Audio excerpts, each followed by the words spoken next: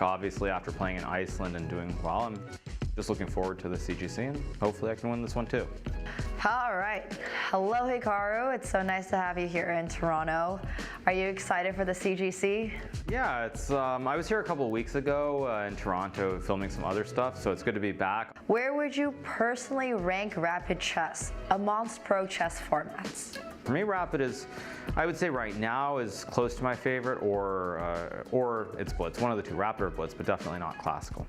I also think that with less time, more blunders occur, so that's why Rapid, I think, is a truer test of your overall skill ability.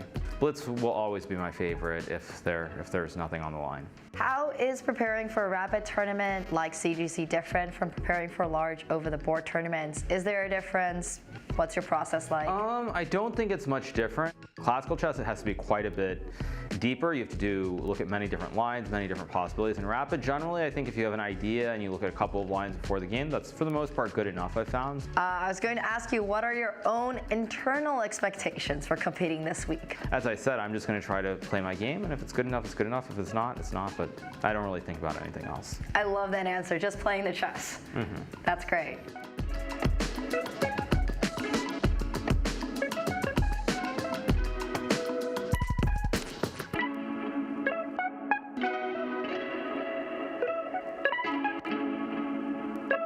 Check out Chess.com's newest mobile release for Android and iOS, now with Game Review.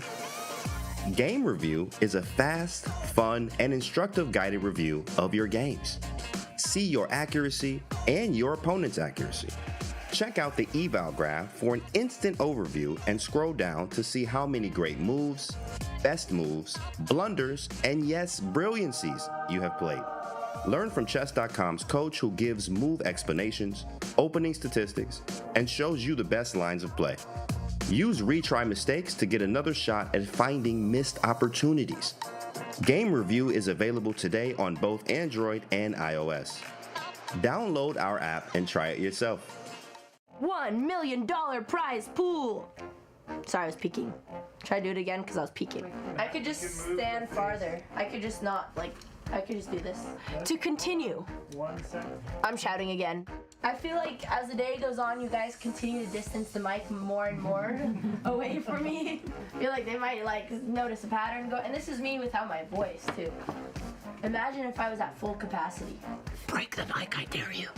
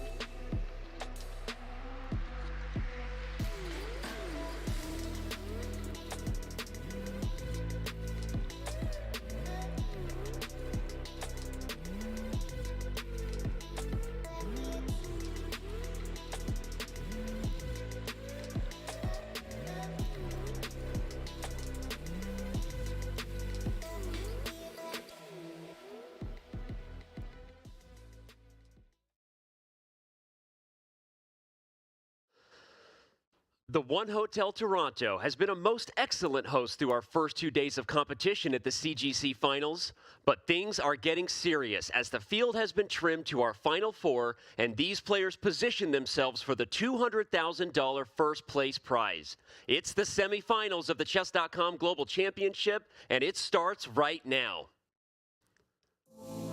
Yes, I was born in Vancouver. Crazy.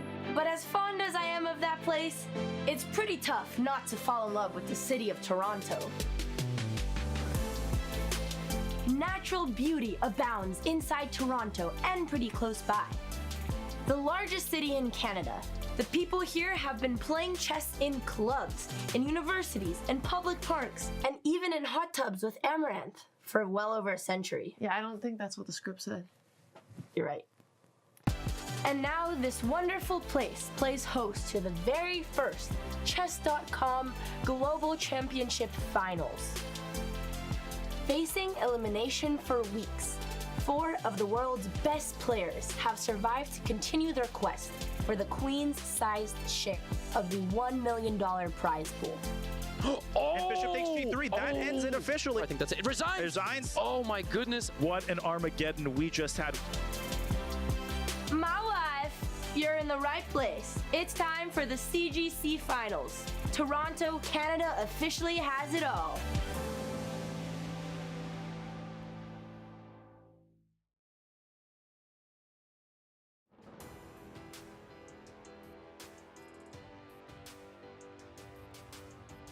Thank you again, Andrea. Toronto has been super friendly to us, as has the One Hotel in downtown. We are pushing to our 2 semifinals matchups, which feature some popular players and should lead to some very exciting chess.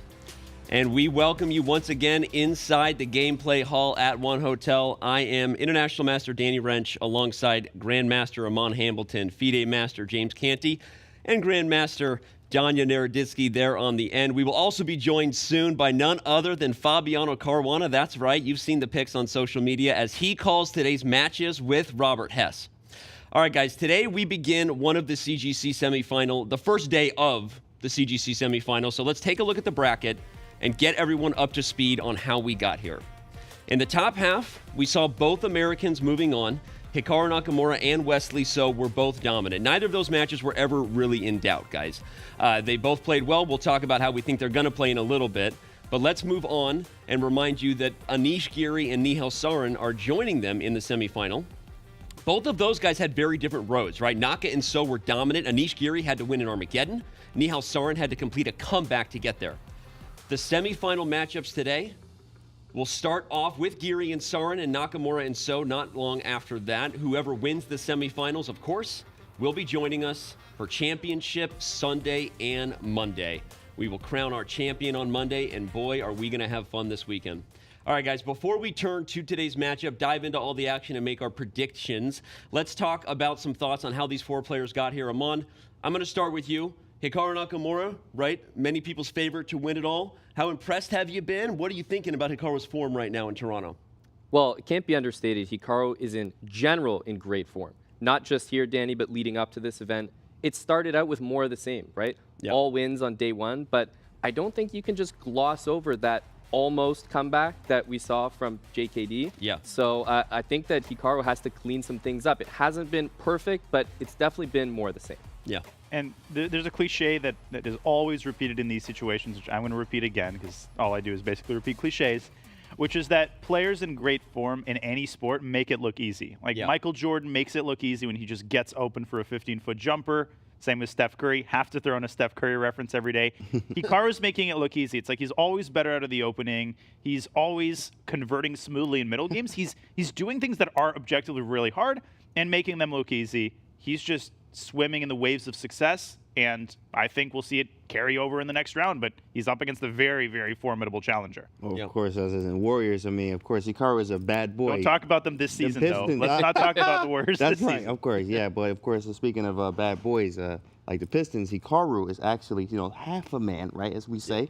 So of course he had some hiccups, right, with the 2 games. Got hit. I can bleed a little bit. Ow, right, hurt a little bit, but now he's back in good form. I think he's just gonna cruise, to be honest. I agree with Amon. His form overall right now is kind of undeniably maybe playing some of the best chess in the world. But maybe I cursed him a little bit when I said that. The commentators cursed because he did stumble against JKD a little bit. We'll see if he cleans up some of the details against Wesley So. But speaking of So, that's a guy who, once he cleaned up that minor detail of missing mate in 2 in game 1 against Andrake, and it's been smooth sailing ever since. Yeah, that's a great point. We heard it earlier from what Canty was saying about bleeding a little bit. I think Wesley got that out of the way the earliest that you could in a tournament like this, right? We had that scare in game 1 for Wesley. He missed the mate himself. It was shaky. He should have lost that game, Danny, but since then, he finished that match with a dominant score. So it's like that never happened, and Wesley's form now looks tremendous. Yeah. Absolutely, yeah. So's looking good. So definitely after that first hiccup he had, and then he was able to bounce back with some wins and able to pick up the match. I think he's going to face Hikaru today. It's going to be difficult. He got a lot of stuff for him to do today, but I think in the end he'll be all right. Yeah. To be honest. And I managed to sneak in a blitz match with Wesley after the commentary, I promise. I wasn't playing from my phone while commentating. But Wesley getting in some warm-up, and I can attest to the fact that Wesley is in phenomenal form. He was seeing tactics. He was playing quickly. Robert made a point yesterday that I want to echo. His time management has been phenomenal. And yesterday in the blitz match, I mean, he was making moves so quickly. He was playing well in time scrambles. Yeah. I'm not the greatest judge of weaknesses because Wesley is in a different universe, but I'm looking forward to this match so much, Danny, because it cannot be stated enough. Both players are in phenomenal form, and we always get the most entertaining matches in that scenario. You mentioned he was engine-like too, right? Yeah, I mean, he was so precise in tactical positions. You could just feel the confidence. Yeah. Well, we've been talking a lot about their form, making the sports references, but they say the great ones get it done even if they're not in perfect form. So we'll see who can find themselves as the road gets bumpy for Naka and So. But all right, let's talk about Anish Giri and Nihal Sarin next. But starting with Anish, that's a guy who has been in pretty good form. He stumbled, blew a 2-game lead, but ultimately got it done in a very well-played Armageddon game. Your thoughts on the Dutchman's performance so far? Well, Danny, I think that's what top players do. They get it done. They find a way to get it done. And Giri did so, I would say, without too many blemishes, but the one that stands out is, when he lost a full piece in a game that should have been a draw, in a game that should have, been close to wrapping up that match. That caused things to go to the Armageddon, and although that was a pretty serious moment, the fact that he was able to have a serious blunder like that and then bounce back and just win the Armageddon fairly convincingly, I think speaks volumes about Giri and his recovery. Yeah, I agree with Aman, and I would echo that by saying he had a day to analyze, debrief, and the greatest players not only display results even when they don't have the greatest form, but they make adjustments during the tournament, during the game. I think we're going to see adjustments from Anish, and he's going to be hungry to get into the finals. Let me tell you something. Giri does not get weary, okay? Giri does not get weary. Very solid, right? Very solid play, of course. He's going to do what he has to do. I mean, Sarin is going to swing at him, and I think he's going to be able to block, Muhammad Ali style, and punch him in and be able to punch him out.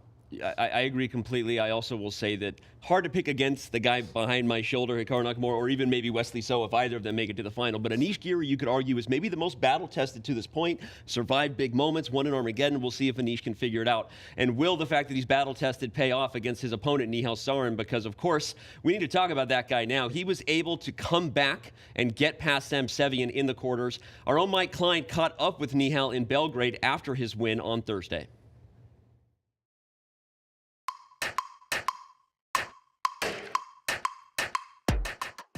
We're here at the Chess.com Global Championship in Belgrade with Grandmaster Nihal Sarin, the only player from Belgrade to advance. Now, every player in Belgrade went into today with a minus score.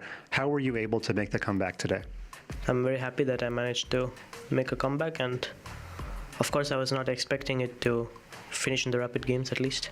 The first game, Game 5, was the key game because you were worse, and then you were worse, and then it turned around all at once. How did that happen? The game changed when he played d5. I sort of expected him to do that, and I was quite unhappy to see d5.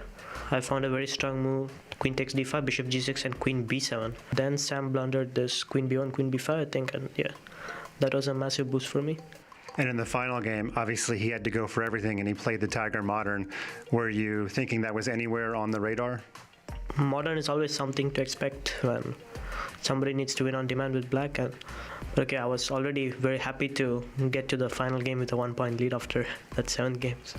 I'm sure you'll take any opening at that point. Finally, what will you do to prepare for your next match? It's a new day, new match, and just start from zero. Mindset for someone so young at age 18. He knows he needs to start fresh and focus on the moment. He's had a great path to get here, guys, and our insights fun fact about him, I want to point out, he's never played into the now infamous Berlin draw in 78 rated rapid games. Canty, I know you're already a fan of the young fella. Yeah, I am. Does that make you even more of a fan? Of course, absolutely. Of course, when you hear like Berlin is a synonym for sleep. So like when you hear Berlin, you're just like, oh, okay. Yeah. That's how the Berlin is, right? So it's good to see that he doesn't play into these, which means he's going to swing all day long. Imagine somebody just swinging at you, Danny. Just literally, I'm just swinging at you, Danny. We were talking about this guy. I mean, he's a fighter. but he's also resourceful. We keep calling him Mini Naka. He stays in every game and manages to swindle his way to victories under time pressure. Your thoughts about Yeah, Sarin? and I mean, don't be fooled by his repertoire. He does play the London. You know, I'm not going to count that against him. You know, usually I do, but you know, I like Rosen's Nihal. here, so be careful. Be careful. Yeah. I'll give him the benefit of the doubt. Oh yeah, he is. Oh my God, I need to watch my tongue. But Nihal plays these openings. He likes to just get positions. He actually bucks the trend that we see in a lot of young players. He doesn't play the topical Italians as frequently. He just likes positions. And I mean, he might be the greatest like flat out middle game player of this young generation. He's so fun to watch. Amon, I know Eric Rosen has the rep for being the London guy, but you're also a London guy. Are you taking any offense to the London comment? Oh, I forgot Amon was here too. Keep it civil. Man, they're all over the place. World-renowned expert over here, but no, let it slide, Danny. Thank you, for Amon. this time. I think we might have to commentate soon. So Yeah. keep it friendly. But I mean, Nihal's been all but impressive, and it's his road to get here that probably isn't talked about enough. Taking out guys like Kramnik, Dingley Ren, like these are huge names, and he's one of those guys that just always seems to get it done. He was down in his match.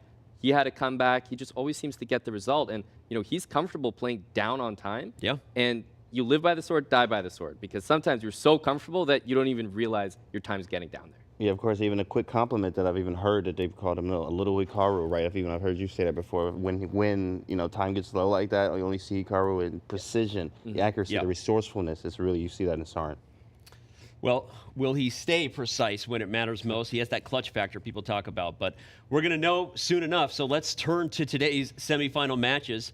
Here they are. Again, you see it, the Anish Giri and Nihal Sarin will lead things off.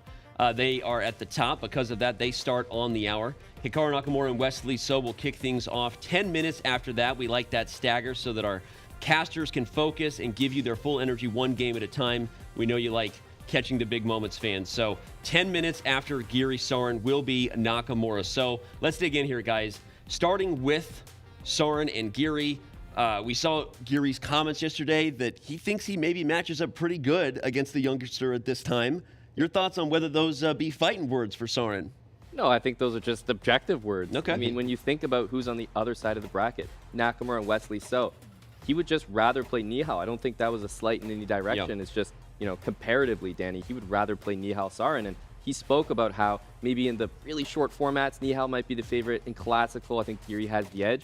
This should be a really even matchup, but I look to Nihal in that time pressure situation. If he keeps getting in that spot, he's not always going to be able to get out of it.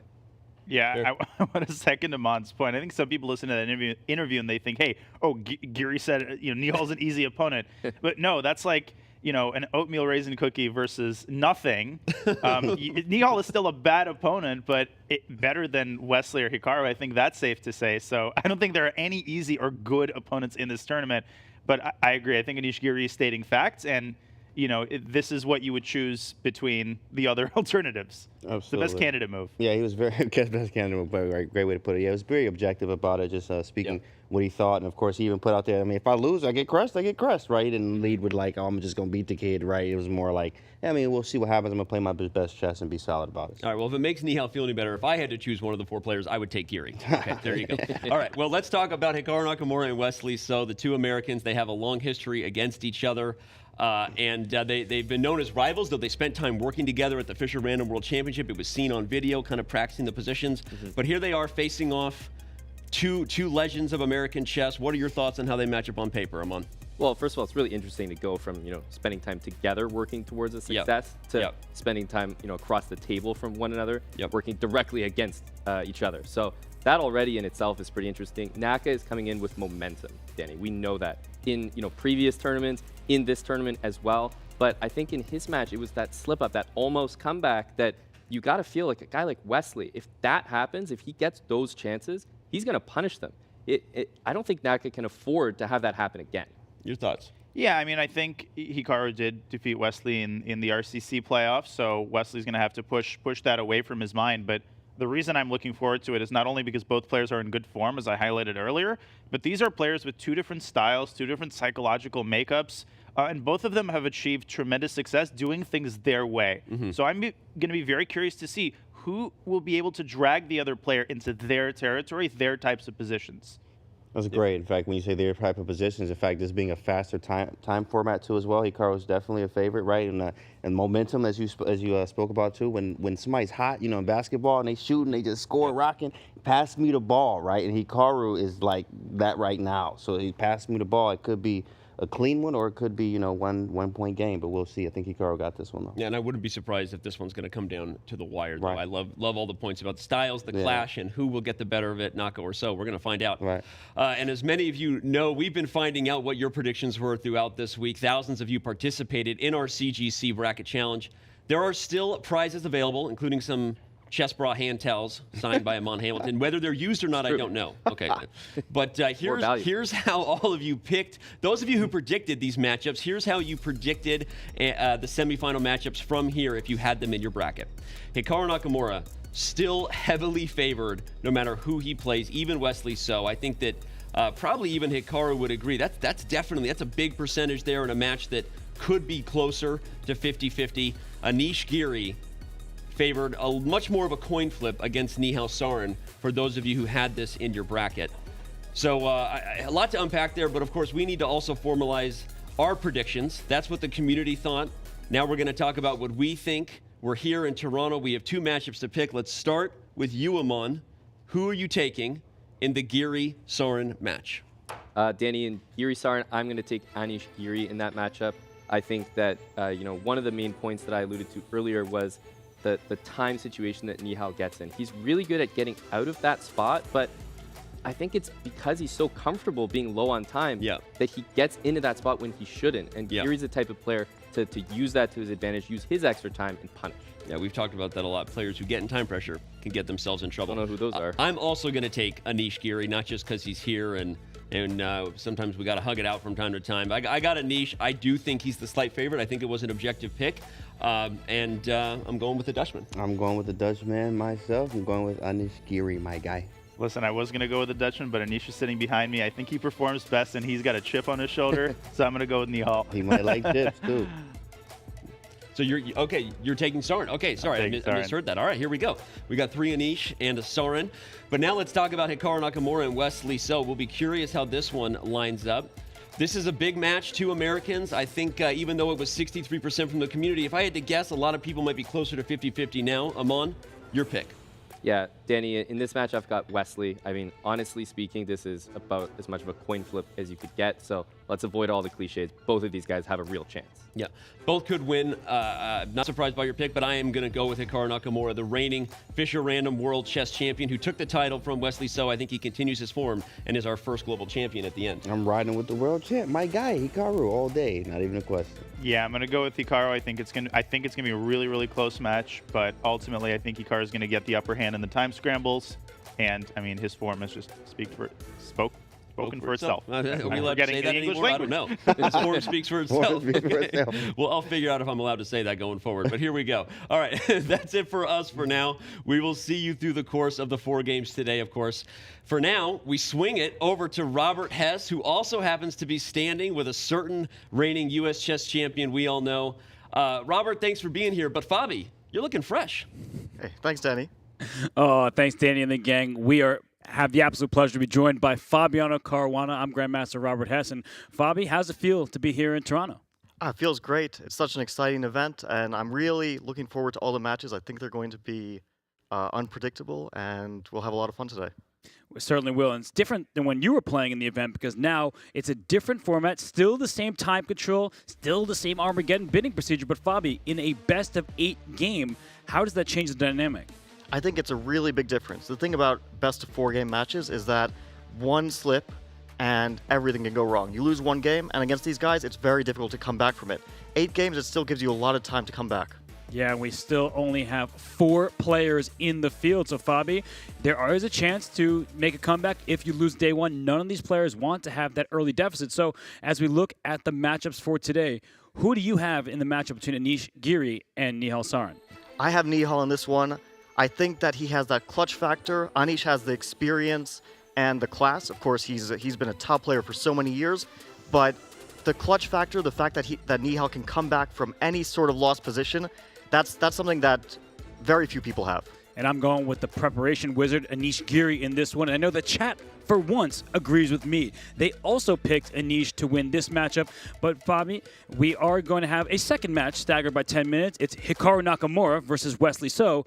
Who do you have in that? I'm taking Hikaru for that one. I think that Hikaru has been on fire recently. I mean, winning the Fisher Random World Championship. But the thing is, Wesley is also a player who works a lot with confidence. If he wakes up today and he just feels inspired, he can be an unstoppable force, even for Hikaru.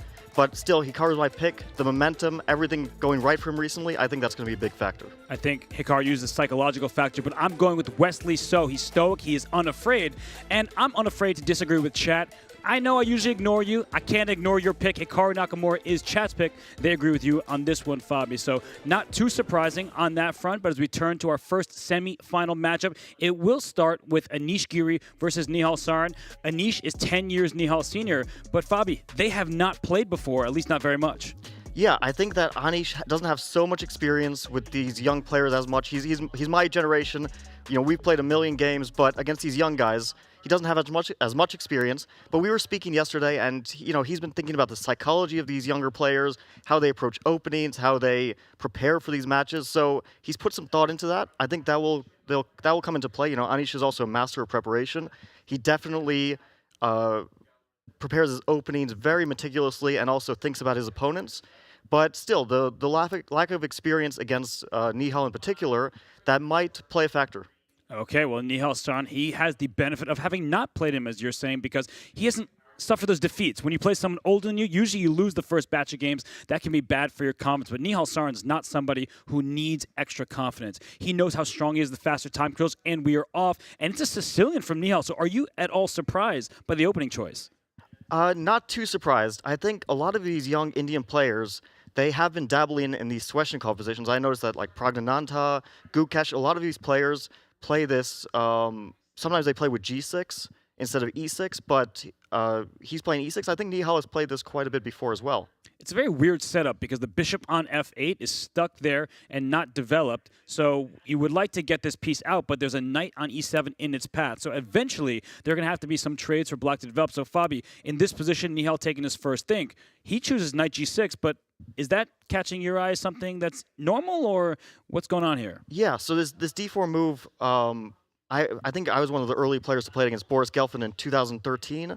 And knight G6 is a slightly more unusual choice compared to A6, where white takes on C6 and creates this sort of totally different structure. Black usually takes back with the B pawn. Here we're not going to see that. White will try to either play C3, knight D2, or sometimes try to get C4 in. But it looks like he'll play knight D2, and then the bishop will probably drop back to E2, and he'll try to get F4. That's the typical plan for white. But the typical plan for black is somewhere to get bishop G5 in. That sometimes is a thing, and Boris Gelfand is a huge expert of these lines. So a lot of the theory of this opening is based off of his games. Okay, well, we see the bishop has dropped back to D3. The pawn on E4 extra well defended. And Fabi raises a really good point that if black can play bishop to G5, maybe you can secure the F4 square, some of these dark squares on the king side. There is a knight on G6. That knight would like to hop forward, but for now, the bishop on E3 is covering its progress. I do like this position for white. If black ever trades on D4, I'm gladly capturing towards the center with C takes D4, improving my pawn formation, and if not, then white just has all of these pieces nice and compactly situated here, ready to storm forward with F4, maybe even F5, and that could lead to a potential attack against the black king. So as we sit here, Nihal, he's spending his time. Fabi, we praised Nihal on day 2 for playing much more quickly. His day 1 time management wasn't very good, but when you see the early lead in the clock for Anish Giri, and where he is the better prepared player, he's the veteran player, I feel like this should be good news for the Dutch #1 as he goes for his queen H5 maneuver. So he's going for a sort of attack over here, F4 next. I am actually very, very concerned for Nihal Sarin's position because, Fabi, correct me if I'm wrong, the attack might come very quickly. Yeah, I'm a bit worried because Anish is playing so quickly, and he's also an expert in these lines with both colors. And yeah, F4, Rook F3, and Rook H3 is the idea. That looks very scary because if black has to play H6, then you're looking at F5 and bishop takes H6 tactics. In the future, of course, this is all way down the line. Black will have time to prepare for this attack. But still, you get those thoughts that this is scary, and my opponent's in preparation. It definitely gets in your head a bit. Now he's thinking, will he take back with the pawn to gain a tempo on that bishop on d3? But on the other hand, then maybe white can use the d-file as well. So he has a choice here. Normally, bishop takes c6 feels like the most natural move. Right, because if you take with the pawn, then your bishop looks a bit silly behind that pawn. You got kind of a diamond, but the bishop on b7 is behind the pawns.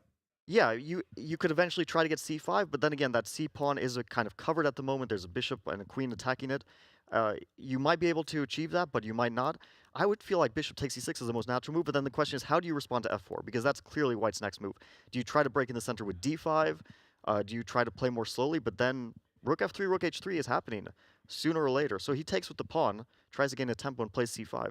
And f4 comes. So look at this. Anish Giri, he's playing instantly, right? He has nearly as much time as he started with. Nihal hasn't spent that much time, but I'm getting worried because we saw this on day one. As soon as he was down to just under a minute, he's the best bullet player on Chess.com. At least his rating is often the highest. But you can't survive the middle game when you're struggling and you're putting his minutes on the clock. Well, the thing is, he's not worried at all about time trouble. That's why he's happy to get there, because he wants to make sure he has as good a position as possible. And most people are terrified when they get into, I mean, I'm one of those guys, but I think most people are terrified when they get low on time, because that's where the blunders usually happen. But Nihal, he knows that he can avoid those blunders. So his main challenge is getting out of the opening with a playable position, because look, Anish is still playing so quickly. He's still in preparation. I mean, he hasn't spent any time on the clock, and he's already up over 3 minutes. Yeah, it's very important to note that this pawn on c5, while it could have been captured, the knight on d2 would have been loose. The bishop on e3, a very important piece sitting here. So that's why that pawn on c5 was not captured. c4 played, that carves out more space for black's pieces, but f5, and I feel like white's just storming forward here. My question is, what happens after rook f3? You're just going to play with the rook lift, okay? Well, you've been taking lessons from James Canny. Lifting is good. That's a mating attack. I mean, imagine rook f3 and play some sort of non-consequential move like rook to c8. Okay. A move where black should probably do something more concrete. And then rook h3, you cover that with h6, and now maybe f5 is coming and some potential sacrifices. Oh my goodness. These things, they become very concrete. Maybe black survives, maybe not, but you have to calculate all this in advance. So rook f3, the other option is maybe the knight will come to f3. Yeah, because then you also prepare rook a d1, so you have multiple ideas going on. Wow, just the queen. You mentioned this. As soon as d takes c6, the rook can come to d1, use the open file. And I'm still looking at f5 because where is this knight going? If you don't want to take on f5, we can show a very direct line. After f5, if you take on f5 and I take back with the pawn, of course I'm threatening your knight on g6. But if you move the knight to e5, I can play f6 here, threatening checkmate in one move, so you can't take the pawn f6, and you can't take, you lose the bishop. Yeah, so this is game over. So after f5, black cannot take. I'm wondering about the option of sacrificing a pawn with knight to e5. Now f takes e6 happens, and black, it looks like everything's collapsing, but there's f6, and that pawn on e6, it is a passed pawn, but it's also in the heart of black's camp, so it might fall off at some point. And the question here is, does white concretely have a way to support that pawn, or to use it very quickly, like maybe knight to f3, and then you try to either play knight d4, or to remove that defender off e5 and break in the center with e5 yourself? Right, the bishop is behind the pawn, so we'll see how Anish Giri goes forward. He seems to be out of his preparation, but two players who are about to show their preparation are Hikaru Nakamura and Wesley So. That game is about to begin. Hikaru gets white in game one, and this matchup between two players from the United States, two players, Fabiano, that you know extremely well. Hikaru, slightly older. Their rapid ratings on Chess.com even, and if you look at their last 10 rapid meetings, also tied. Yeah, these players have so much experience against each other, and they are, in terms of strength, they are pretty much comparable. I mean, they have very different styles, but having been top players for so many years now, for Hikaru, it's already, we can talk about decades as being a top player. I mean, they're very evenly matched, but I wonder what we'll see already in the opening, because these are players who are rather predictable in terms of their opening choices with the black pieces, but with the white pieces, they tend to experiment a lot, so that'll be interesting. Let's see a Berlin draw. What do you think? They did that so many times at the Rapid Chess Championship, and Wesley, he has the black pieces. He would love that. We're going to see either a Berlin or an Italian now. That's my guess. Okay, knight c6, big question mark. Bishop b5. So we are getting a Berlin, and this time Hikaru quickly playing c3 and Wesley striking with d5 in the center. So Fabi, you are an expert on these types of variations. What do you think the players want from each other? Yeah, so this is actually a crucial moment for white here. Does he take on d5, or does he play knight b to d2? Because these are two completely different structures, and both moves are let's say in theoretical terms, roughly equivalent moves. You know, both are kind of equalish, but knight bd2 keeps more tension in the position. And this is actually how Hikaru lost to Rajabov in the Candidates tournament. He was playing with the black pieces. Rajabov played knight bd2, and eventually Rajabov won an extremely important game, it turned out, for the ultimate standings, because Hikaru was close to qualifying for a world championship match if he had just had, you know, half a point more at some point. So he has experience from both sides, and maybe that thought that, oh, I lost to this with black, that maybe there's some chances for white here. So a5 is a theoretical move, and white has a choice now. You can also take on c6 and capture the pawn on e5, but Wesley is prepared for that. You don't sack a pawn in the opening without knowing exactly what is happening afterward. Yeah, that's right. So we can show this variation. Bishop takes c6, pawn takes c6, knight takes e5. Give me your central pawn. But Fabi, how does this variation continue here? Because black is not just handing a pawn with no compensation. I don't remember the exact theory here. I would assume that black plays either rook d8 or d takes e4. Rook d8, it looks like it's sacrificing another pawn, but after knight takes c6, that knight is also in a rather precarious position. So either one of those, if white goes for this, one of those two moves would probably be played.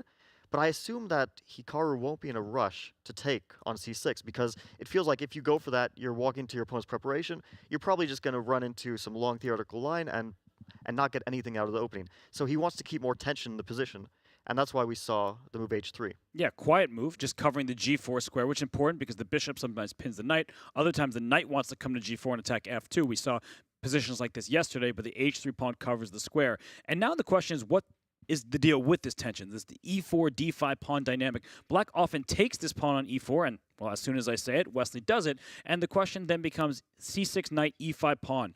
Bishop takes c6 compromises black's pawn structure, double isolated pawns, but at the same time, it gives away the bishop pair. So, in your experience, do you prefer playing this position from the white or the black side? I prefer this from the white side just because white has a slightly more pleasant position. It's a symmetrical structure, but the knight on c6 is a bit misplaced. And actually, we see a funny thing with this knight always. For example, in Hikaru's game with black, and we might even see a transposition to that game, he played knight to a7, kicking the bishop back at some point. The bishop dropped back, and then he went back to c6. So we see that kind of standoff. Very often the knight also drops back to b8 or to d8. It looks like, oh, you're undeveloping your knight. But the knight going to b8 can come back to d7, and it's a slow maneuvering position. You have time to solve your problem pieces, and the knight on c6 is one of them. I assume that we will see d takes e4, and then at some point white will make the choice, do you play a3 or a4? a4 is more like keeping the structure. Okay, he instantly plays a4. But a3 to expand was also another option to play b4. So both guys are very familiar with this position. It's clear from the speed at which they're moving. Right, and so the point is this knight on c6 dominated, protecting e5, but dominated by this pawn on c3 over here.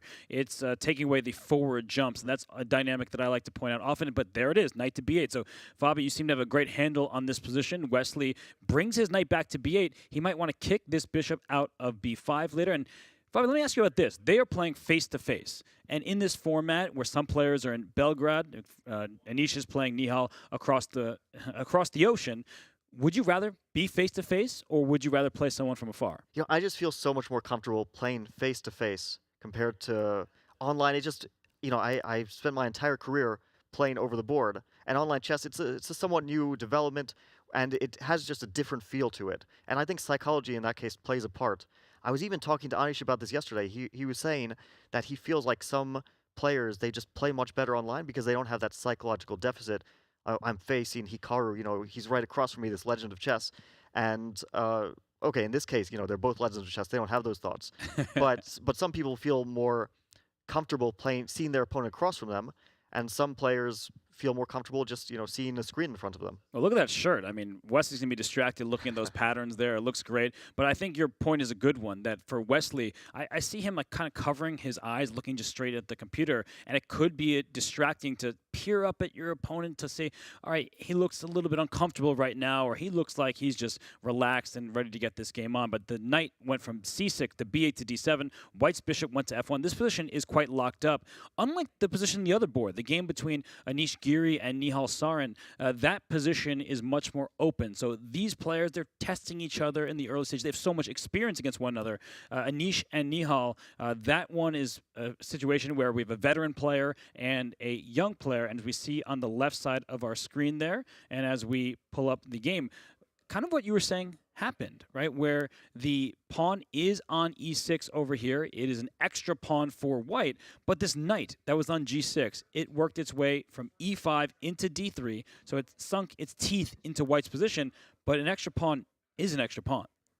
Yeah, this is a difficult position to judge, but definitely white is on the better side of it because that pawn on e6 is not coming off the board anytime soon. And also, white can start putting pressure on the knight on d3 by playing rook a to d1, and you might lose, you might end up losing another pawn. Although e4 is hanging here, so white has to deal with that as well. This next move will be an important one. I don't see anything which is immediately evident what white should play here. Many moves come to mind, but yeah, this is an important decision for Anish. And I think this type of position is good for Nihal. He's a very dynamic player. He loves to calculate. And what the guys over there were saying, when they started the show off, they were saying Nihal loves these middle games. He's really precise in them. So Anish had the opening advantage. Now the clock, the lead that he had, is about even. So I feel like the trajectory of the game is heading in Nihal's favor, even if the position is still better for white. Yeah, I think that overall it is an opening success for Anish. He did get a better position. This is pretty much the best you can hope for. You're not going to blow your opponent off the board. All these guys are well prepared, and they know how to avoid, getting an absolutely terrible position. And for Nihal, he got a complicated position, which is what you hope for from the Sicilian. And time is equalized. So neither of them can be too unhappy with the result of the opening. No, I don't think so. And let's take a look at some moves, because this knight on d3 is such a thorn in white's side. The b2 pawn is loose, so we do want to get rid of it. But rook a d1, the most natural move, does hang the e4 pawn, so we can't get away with that just yet. So what do you think? Are we going to give up the b2 pawn? Are we going to take this knight and maybe let a pawn go to d3? Jančeslav Duda had a pass pawn like that against Hikaru yesterday. I think the pawn on e4 is more essential, because the pawn on b2, it doesn't control as many squares in the center. Like, maybe in the endgame, we're going to talk about the importance of the queen side. But for the moment, it's not the endgame. And you really want to keep that bishop out of e4 especially. Once the bishop gets to e4, there's bishop to f5. There's all sorts of things. That bishop would be a monster in the middle of the board. So white really wants to maintain that pawn. I'm wondering if, like, queen g4 is a reasonable move here. Because, you protect e4, you also put a bit of extra pressure on g6. And black can't kick that queen away. h5 isn't working because g6 is hanging. f5, you can just take the pawn. So I'm wondering about this move. It feels very natural to me, and maybe h4, h5 one day, just give up the queen side. I don't care if you take on b2, because the most important thing is king safety and the potential mate that white would go for. I'm already taking your ideas into account here. Knight h4, let's sacrifice on g6, go for checkmate. Rook lifts here, this knight on b2 not in play. Queen g4 is Anish Giri's choice. So Fabiano, you are a superstar in your own right. Anish is trying to copy your plans here. He plays queen g4, and if you can't take on b2, if you can't successfully equalize the material, it does feel like a position where white is just a healthy pawn up with the attack. Yeah, this reminds me a little bit of Nihal's game against Sam Savian, where he was getting attacked, and somehow he found a way out of it. I was already thinking, that game's over. There's no way you survive this attack. And the computer evaluation was saying the same thing. But somehow he finds a way to defend his king in these types of situations. But now he just has to deal with the threats. Knight h4 is not at the moment a threat, because knight e5 might drop back, but h4, h5 is also a threat. So I'm wondering how black responds to this. Like, do you move your king out of the way? Maybe king to h8? But again, you want to do something concrete, because you're also down material. You have to deal with that factor as well. And the king on h8, it might not be safe either. No, because h4, h5 still comes to mind. Knight h4 definitely to sack on g6 at some point. You mentioned this knight would like to get back to e5, so the knight f3 is doing an important job for the moment. So maybe throw in moves like rook to d1. I just feel like black doesn't have a plan. Black's plan is don't get checkmated, watch out for white's threats, and those are the worst types of positions to be in, where it's an open board, and you're down a pawn, and your king is the less safe one. So, like, what is Nihal thinking here? Like, what's he going for? This is all calculation. Nihal is a calculator. All these young players are. They understand that it's calculation over everything. And so he's just calculating lines. He's not thinking, oh, I'm down a pawn and, and my position is much worse. I mean, he's just trying to find the next move. He's not even thinking about evaluations. I think that's one of the things about young players, is that they don't think about evaluations so much as just concrete moves and lines. And bishop c5, it makes a lot of sense. He wants to play queen e7. He's trying to corral that pawn. Right, go after that e6 pawn, also bring his queen to the defense. and maybe over to G7 later, and we have Anish Giri on camera. He is locked into this position. I feel like I would want to play the move knight d4 to keep more material on the board, protect e6 another time, but he swaps first and then plays knight d4, probably a bit more precise because that b2 pawn was loose. And e6, good luck getting to it. White is just bringing his pieces to the party. And if you play queen e7, bishop c8, that is very time-consuming. And then white can maybe rook lift, rook f3, as you were mentioning earlier. Well, the question is, after queen e7, which is by far the most natural move, how do you respond? Because knight f5 doesn't do anything. It's an empty thread. Just queen takes e6, and you didn't achieve anything with this. And black has a strategic potential. He has the queenside grip. So in endgames, these queenside pawns are quite powerful, and the pawn in e4 is an isolated pawn. So if that pawn in e6 ever falls, white is no longer any better, and maybe we can see like the outlines of black having some advantage. Of course, we're not talking about that right now. That would only be in the future, but it's very important when you have a bad position or a dangerous position that you have something to look forward to. And Nihal has that. If things go his way, they could really go his way.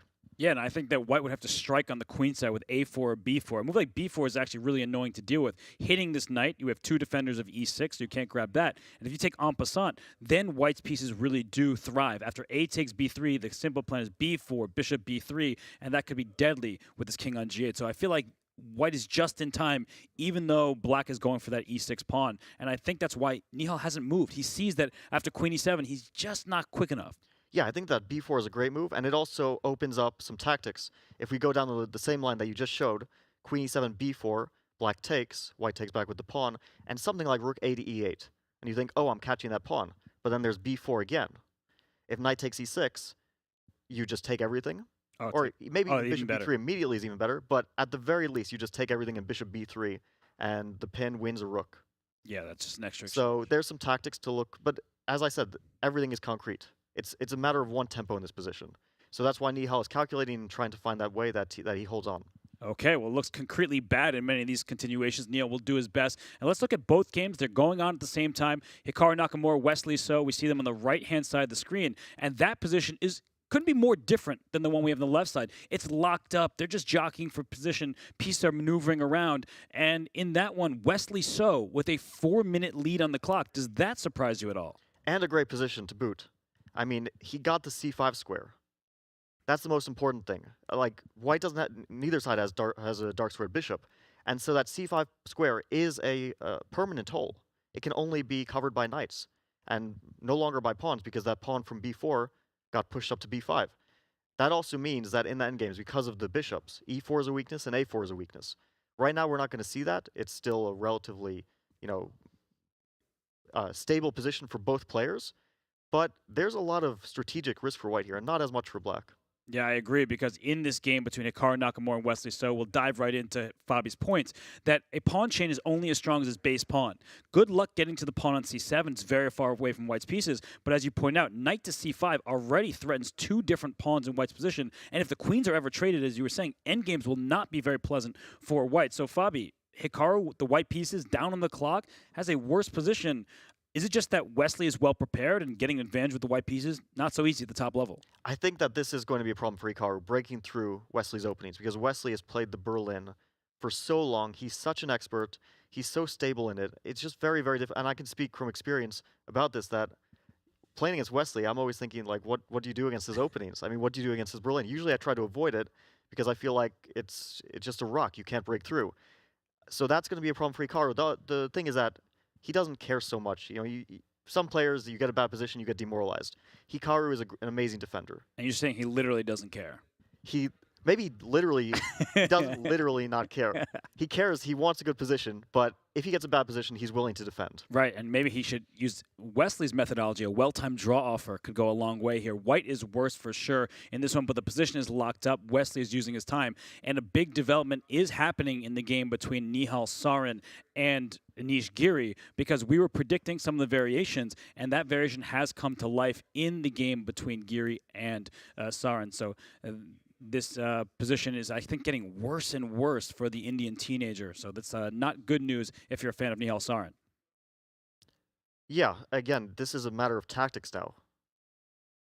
Does b4 work? b4 has been played, and it looks like step 1, b4 had been played, and now it's time for potentially step 2. As you're saying, does the move b3 to b4, kick this knight, open this diagonal for the bishop, and why don't we go look at it? b4, how does black even respond here? I would guess bishop takes e6 because you don't want to play knight e6. Oh, no. Then you're stuck with this pin, and also your bishop on c8 is like obstructing your rook on a8. It just, everything's getting in the way. But bishop takes e6, I'm wondering, it doesn't look losing on first glance. I mean, it looks very dangerous. But after knight takes e6, I guess knight takes e6. Okay. And bishop b3. Bishop b3, and then you have to cover with rook f to e8, I guess. It looks pretty dangerous. I mean, even if white's not like winning material immediately, still you can slowly ramp up the pressure with rook doubling on the f file, trying to get e5 at some point. So yeah, this is pretty ugly for black. Yeah, and you see the weak points in the position. The white rook's very active, staring at black's weak pawns. The black rook's just protecting pieces, so it's not a good situation for Nihal Sarin. And b4 has, in fact, been played. So we'll see if Anish Giri has the end of this game in sight. Bishop takes e6, the variation you just highlighted. And now for Anish... I see a tactic here. What is it? Queen to d1. Oh, no. Because your knight has to move somewhere. It's attacked. And wherever it moves, there's knight takes e6 and bishop b3. Oh, this guy. This is why he's a U.S. champion, everybody. Let's show this tactic. Queen to d1. Retreating is the first step to progress. The knight has to move. It's under attack. You drop back. Knight takes e6. Queen takes e6. And what's the queen doing back home? Protecting the b3 square. That pins and wins the queen, and that's game. That is game. I think after queen d1, he'll have to play bishop c4. Because you're gonna lose a piece. But at least you can try to get that rook on f1 for it. Okay. bc5, bishop f1, and then you try to capture c5, okay. You know, you got a rook and a pawn for 2 pieces. It's not great, but oh wait, is there bishop b3 and knight e6 here? First you give a check to avoid the check on c4. King moves, then knight e6. And you end up a piece anyway. You thought you were winning a rook, but you're losing your rook too. Okay, well, then it might be a couple pawns, maybe some king issues for white. But queen to d1, if Anish Giri plays queen d1, that will indicate that he's in maybe the best form of his career, because this is a very tough tournament. He said Nihal Sarin, of all the competitors left, that's probably the best opponent for him. And queen to d1, just that leaves bishop b3, and that could win him the game. Yeah, I have to say, Anish was in a very good mood yesterday. I think that overcoming Tamor, who in these, rapid time formats, he's such a strong player, and especially since it went down to the wire. Like, at some point, it looked like the momentum totally shifted. Tamor was coming back from the match, but then Armageddon, which is like, Armageddon is always a 50-50. So once you overcome that, you just feel uplifted. You feel like you overcame this huge hurdle. So that those positive emotions might also come into play. Well, let me ask you something. Anish Giri, he's his own biggest critic. He loves his preparation. He said he's honest about it. He has great preparation. He sometimes hardened himself about his calculation. This is a moment where it's pure calculation. Can you take out this bishop on e6 first with a knight, then play for bishop b3? Should you play queen to d1? Do you think this idea is off his radar? Because sometimes a move like that, a retreat, is weird to play. Or do you think he's just trying to find the exact move order and he will, in fact, play queen d1? Actually, I think that Anish does have very good calculation. So he's being hard on himself, but I really think he's a very good calculator. He's trained it since he was a child, like many players have had to do. It's not pleasant work, but it's work that you have to do. But this is a bit different than calculation. This is full board tactical awareness. This is what like Hikaru is just the best in the world at, and obviously Magnus also. And some players struggle a bit more with it, but I would assume that Anish would find this. This is fully within his capabilities. I would say even on a bad day, he should be fully able to find this. But you never know, because knight takes e6 is also so tempting. But he found it. There it is, queen d1, perhaps the move of the semifinals in game 1. But look at Nihal. He understood the tactical sequence would not be in his favor. He goes for bishop f1, king f1. So that's the line we were looking at, understanding queen c5, bishop b3 check, then knight to e6, picks up a rook. So white will be a piece ahead.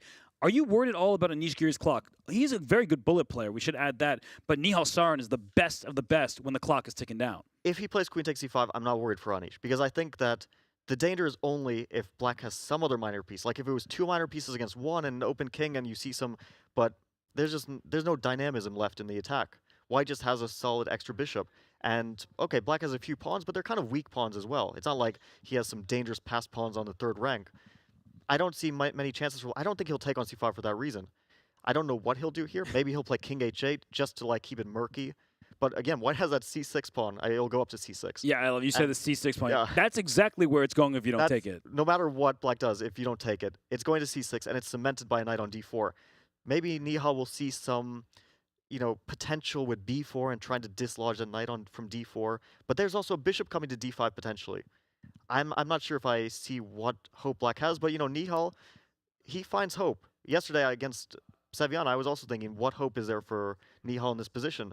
But he found it somehow. He's sort of a magician. I hear this word used a lot with him, but it's very accurate. In these lost positions, he somehow conjures up magic.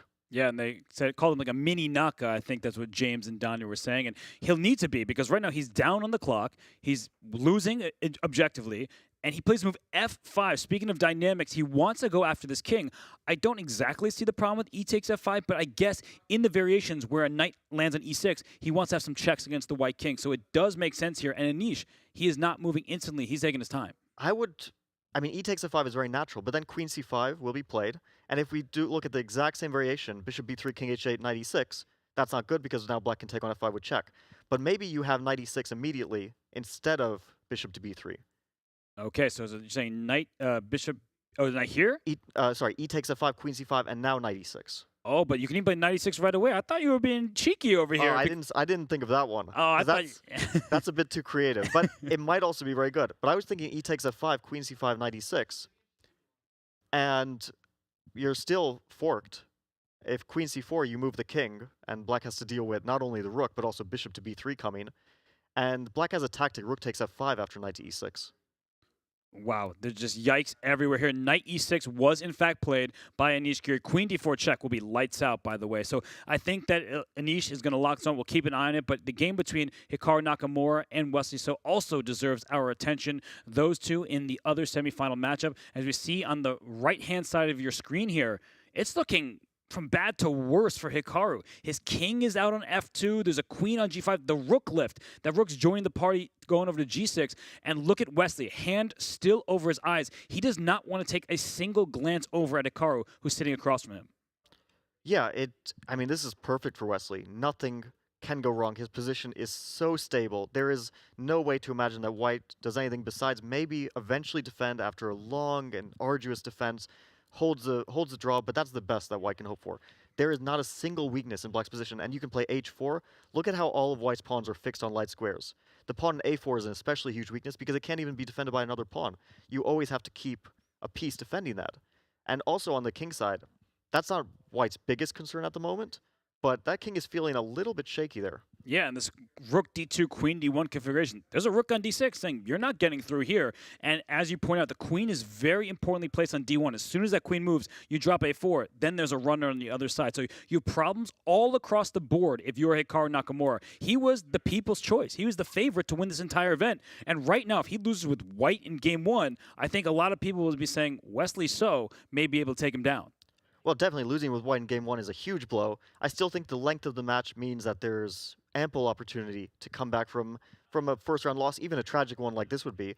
But still, black has to convert this. It's not easy at all. I think that if white can somehow trade rooks, he will be one step closer to getting to a drawish position. But I don't see how he does it, because if he moves his bishop, the problem is that black takes on d2, and then a4 is falling. So that's why he would love to just whisk those rooks away from the board, but it's not so easy. That's why he plays king e2, so he can move the bishop and then capture with the king on d2. Wow, well, he may go on a king run. In the other game, it looks like Anish Giri down under 20 seconds. Nihal Sarin, not much more time. So let's zoom right over there to that one. It is getting down to the wire in game one. And for Anish Giri, he's still up a bishop. His king's on f1. You can't forget about that. The h2 pawn's under attack. 12 seconds, Fabi. This is not looking that easy. Yeah, it could get a bit scary because you would love to play g3 and king g2, but there's f takes e4 and rook f8 tactics. So king g1 makes a lot of sense. You just want to get that king away from the center as quickly as possible. But who knows, maybe we'll see something. If black can capture that pawn on c3, then we're already talking about technical difficulties in the conversion phase. Still, we're rather far from that point. I mean, white is solidly winning in this position. Well, only 8 seconds on Anish Giri's clock, so he is winning objectively. 6 seconds on. This is just a pure bullet game at this point. Yeah, I think that white's goal is to capture those queenside pawns, give up the c3 pawn, and get into an endgame, which is exactly what he's going for, where the time factor maybe won't matter as much, although with seconds on your clock, anything can happen. It doesn't even matter how simplified the position is. We saw that with Anish yesterday against Rajabov. he had reached a completely drawn position and then a last-second blunder. But here he is converting very, very well. He's capturing b5, and what does black really have here? I guess play your rook, just protect the pawn, and it's going to take a long time to win that pawn, and it will require your king to come to the queen's end. If this king goes over here, your g2 pawn will be loose. So I think there are actually some reasonable chances here for Nihal Sarin to survive. My question is, why did the king go to h2? Like, the king needs to go f2 and try to get into the center and, like, attack black's rook so that it'll lose control over the a3 pawn. Why is the king on h2? Maybe it doesn't matter because white has all the time in the world. Wait, bishop to f3 now. That was a really bad move. That's game over. Yo, that's a huge oversight from Nihal Sarin. He gave away the pawn, but that was looking like almost a fortress, in fact, if he hadn't given up that pawn for free. I feel like it was always losing, but you never know with low time. Now there's just nothing that can go wrong. Also, Anish has built up a pretty decent amount of time on the clock, already over 20 seconds. Easily convertible position. I think this game is about to finish. Yeah, these rooks might be traded off by force. The only thing you don't want to have is this pawn and this bishop. That is the wrong corner. So g4, be very careful. If h3 is played, do not take it with your pawn. That's the only trick black has left, but there is a resignation. Anish Giri wins game 1, and a very deserved victory for the Holland player. Yeah, this is a great win for Anish. I mean, getting the momentum right into the match gives him confidence. And I think that's very important for Anish. Yes, he wins game 1, so he takes down the player from India, the teenage sensation. So Anish Giri plays a fantastic first game, great preparation, great calculation, and he now is in the lead. He is, well, he's vibing to the music. He's out of his chair. He's done with that. Yeah, I think we saw that Anish, he has the class. So if he can keep his composure with the last seconds on the clock like he did in this game, then everything can go right for him. For sure, and Nihal Sarin will have to bounce back going forward, but we have Hikaru Nakamura, Wesley So, and this is a locked-up position. This knight on e3, Fabi, you would love that pawn e6 to move, but unfortunately that's going to remain there, and it just feels like you have to shuffle around. Yeah, I don't see how black is going to make progress. I would think the only plan would be to get that queen around, queen h2, queen g1, but of course white will always stop that with a queen to the first rank, and you're not going to get in there, and the only pawn break for black is d5, but I feel like that will be too risky for black to go for. That pawn is very well covered by a knight on e3. A beautiful knight, by the way. Defends g2. It controls d5.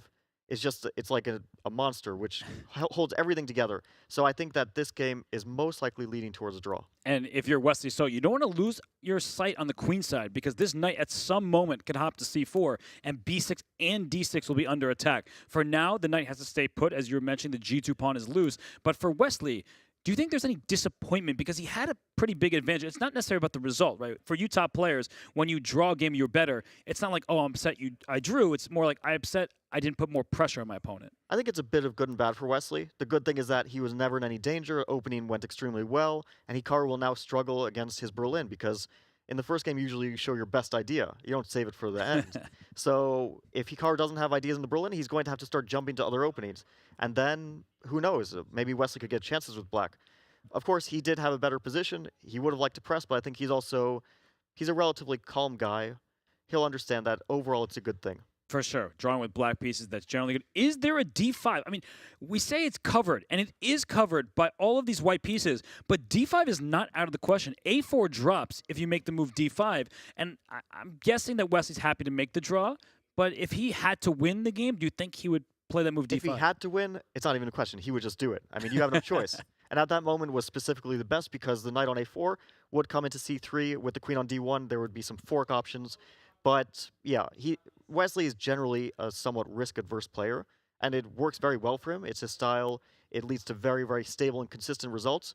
But if he was in a must-win, then of course he just goes for it. I mean, there's no choice. Right, no, for sure. But I think we should show that, because that was a moment that might have passed him by. So if we analyze the position with the queen going to f4, there will be a timely, it was right around, oh, they agreed on a draw. So we didn't even have time to look at it. They just said, nah, nothing to see here. But Hikaru Nakamura and Wesley So split game 1. I think that's a fair result, some tenacious defense from Hikaru Nakamura. Yeah, Hikaru will be very happy, but we know his quality in terms of defense is unmatched. He's one of the greatest defenders, not only of his own generation, but in the history of chess.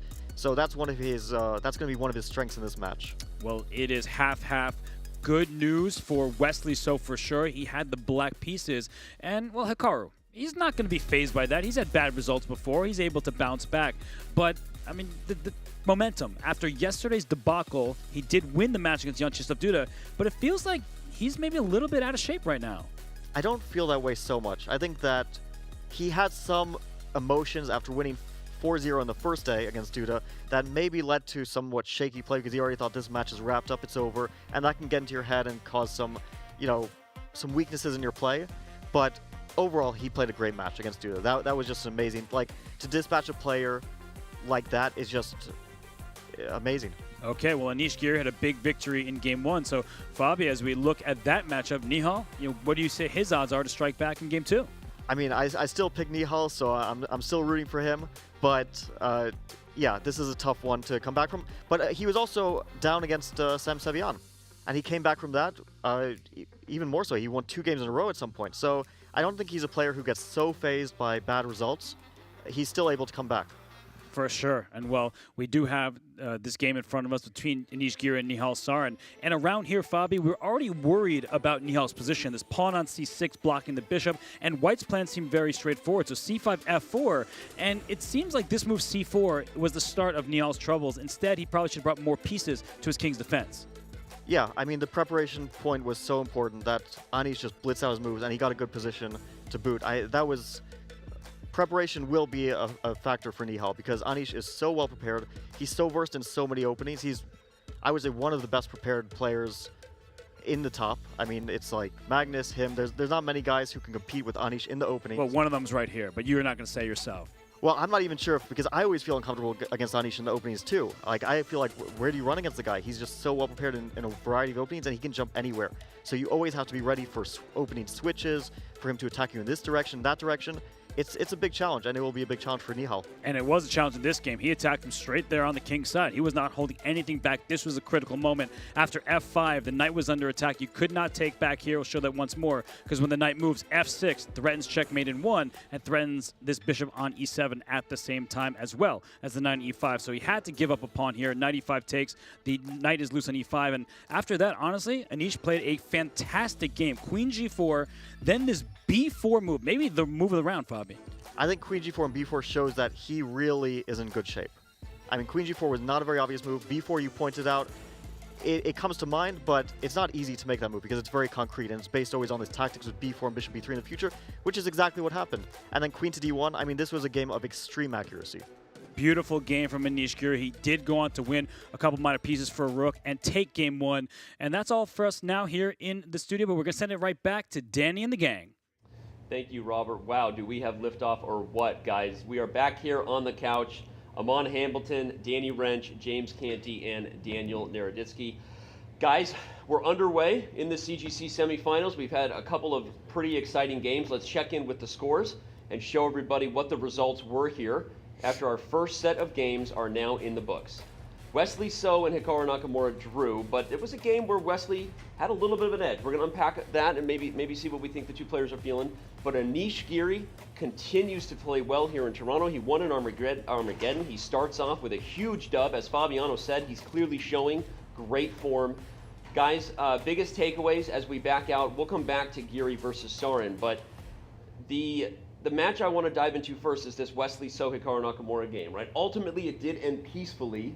But Wesley had some pressure, right? Putting a little heat on Naka. What do you think about that?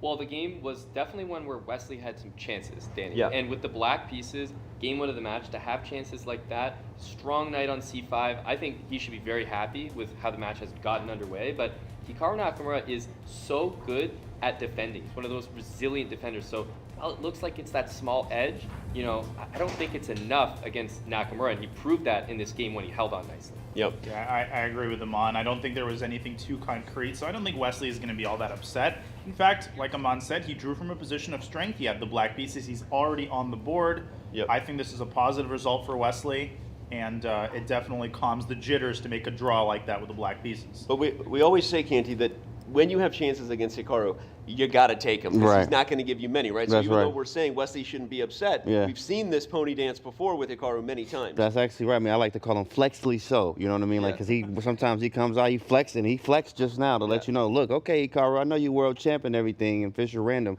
but if you slip, I'm going to hit you in your lip, okay? So you got to be very, very careful here. So you got to step it up just I a love little the bit. rhymes. I love you know? the looks, by the way. And also, I love that you actually caught up with a lot of the players this week in Toronto, right? I did. That's right. I was able to grab a few minutes with each of the players. That included Anish Giri, where it was all about the drip.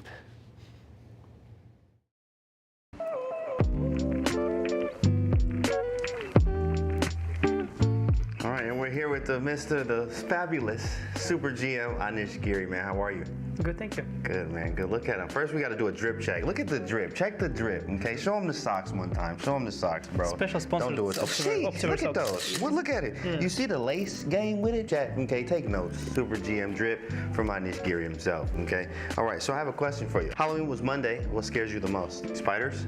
No, not insects. No, insects. Wow. No, insects. No, cute. But Cute. What was the most adventurous thing you've done? I mean, I went like mountain skiing a lot of times, but I don't honestly think it's that adventurous. Like, if you tell me, like, I don't know, you become a CGC winner if you go bungee jumping, okay, I'll do it. But, Right. Pre-game rituals. I have this playlist called like, you've got these soundtracks, yeah, like of these epic movies, yeah. Yeah. Bad Boys. You've got this Inception type, the Inception, Dark Knight Rises Dark type. Knight, right. I tried that, didn't really work. So. How do you handle high stakes pressure? 200K on the line, big fella. That's a lot of money. Yeah, honestly, like you don't think about money so much. I think nowadays with like the bank accounts, wire transfers, and all that, you don't really get the feel. Like I imagine if you had like you would have to pack all these dollar bills into your bag from every tournament. Yeah, like you want to buy like I don't know a car, and you just come with these big bags, and cash. put it down. And all right. Well, thanks so much for being with us today. All right, and congrats and good luck to you in CGC. Thank you.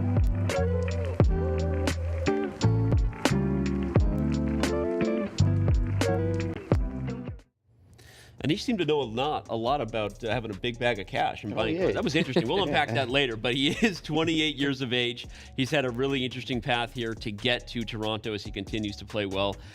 One fun fact, he has the highest percentage of brilliant moves in his games that were played on Chess.com. Danya, unpack that for me. Yeah, Anish is like always underrated. And I think the reason is that when you think of Anish Giri brilliant games, you don't necessarily think of one game in particular. But Anish has been so consistent now for years and years and years. We sort of take that for granted, but he's always at the top of the tournament standings. He's always beating the top guys. He never seems to have like a truly bad event. So all these like intangibles, again, that we take for granted are the reason that I think we're seeing yet another excellent performance by and that Anish. consistency may be the undoing for Sarin. He's up one game here in this match. Your thoughts on what Sarin would have to do to turn things around right now? Well, shoot, you gotta play better, obviously. But Giri playing good. I mean, it's really hard to do that. I think what he said is reset. Remember when he came in, he was like, "I gotta reset," right? So of course that reset every game is a thing. I remember Hikaru actually says you need to have short-term memory loss, and when it comes to this kind of stuff, right? So it's easier said than done, but I think that's what he's got to do. Yeah. First of all, did you hear that point of contact on that Giri and Canty? Right. Oof, You know that what was I'm saying? smooth. But seriously speaking, in that match, I think what we're looking for is, Giri, he's hot right now, right? He's playing out of his mind. Yeah. Like Queen D1, that whole combination was seriously impressive. Incredible. It's not that Nihal is, lacking in certain categories. I think it's that Giri's on another level right now. So, I mean, if he keeps at that level, Danny, I don't know how Nihal's going to handle that. Well, and you saw he also was up on the clock throughout most of the game. As Fabi said, the shuffling of the queen from G4 to D1, the timely B4. He is on form, fine form, and he's looking fresh. And he's very well-dressed. Grip check. He's going to be a tough man to slow down here in Toronto, even if you are playing from Belgrade. So, all right, well, before we take a quick break, let's get a reminder from our sponsor. Brave means private browsing and so much more. By default, Brave blocks ads and trackers on every page and video you visit, even on YouTube. No ads means up to 3 times faster page loads, faster streaming, and faster playback. It also means 35% longer battery life while saving on mobile data and internet bandwidth. For Android, iOS, and desktop, get the best browser for gamers, streamers, and creators. Switch in 60 seconds at brave.com/chess. Much more to come from day one of the CGC semifinals. Our first games are in the books with our Game 2s right around the corner. Twitch subscribers, we have plenty of exclusive content for you during the break. Don't miss it.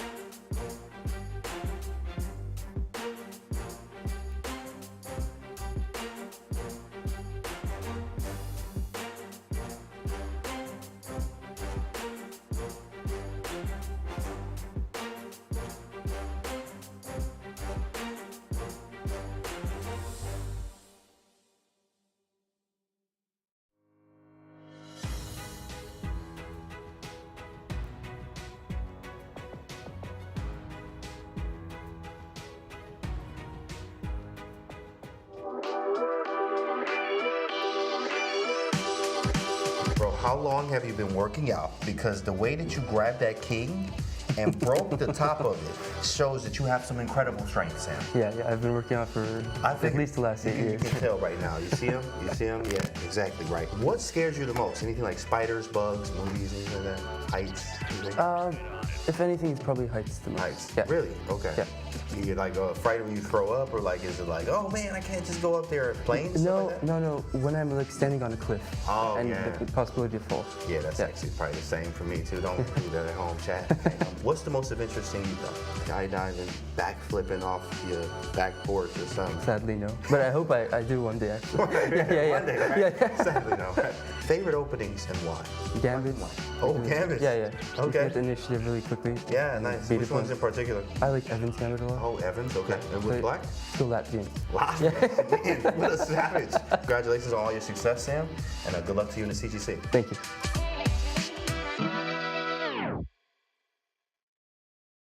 Chess Kid is fun. Chess is great for the brain, but it's also fun to play. And Chess Kid makes it easy to have fun. Whether your child is a total beginner or a prodigy, they can hop on and find a well-matched opponent from around the world at any time. Chess Kid is the safe, parent-approved way for your child to play chess online. Chess Kid is educational. To kids, it feels just like playing, but chess is a great way to learn patience, strategy, and critical thinking. Chess Kid features a comprehensive training program that guides kids to level up on their way to mastery. There are more than 50,000 chess puzzles and a whole library of entertaining videos that teach strategies, tactics, openings, and endgames specifically for kids. Chess Kid is easy. Whether you're a parent helping your child, a coach managing dozens of kids, or a school of hundreds. Signing up is free and easy, so what are you waiting for? Try to write a little more legibly this time. Yeah.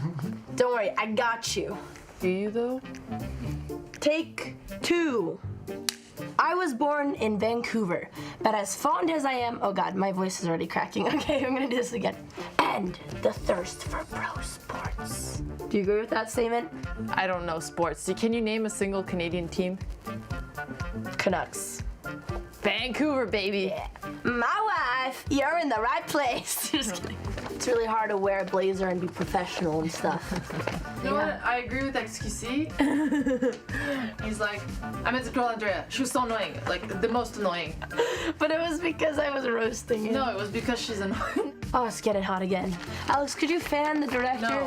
Please, I can't do it. I need you to fan me. Can you go? I can't do it anymore. Andrea. It's too hard. I'm just gonna keep bothering you. Stop. You're gonna break something, sister. You're gonna break something. It's already a little broken in there. Let's go. All right.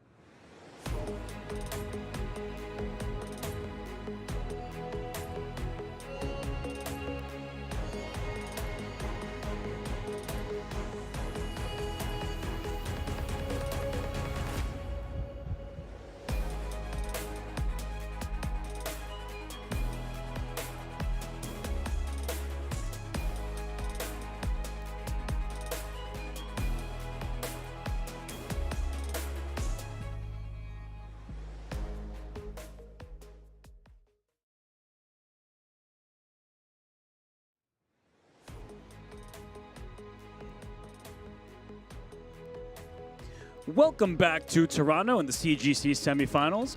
Back inside the gameplay hall, you see the CGC Championship Trophy, which will be awarded on Monday. Also to be awarded, the $200,000 first place prize. Here's what we have given out thus far.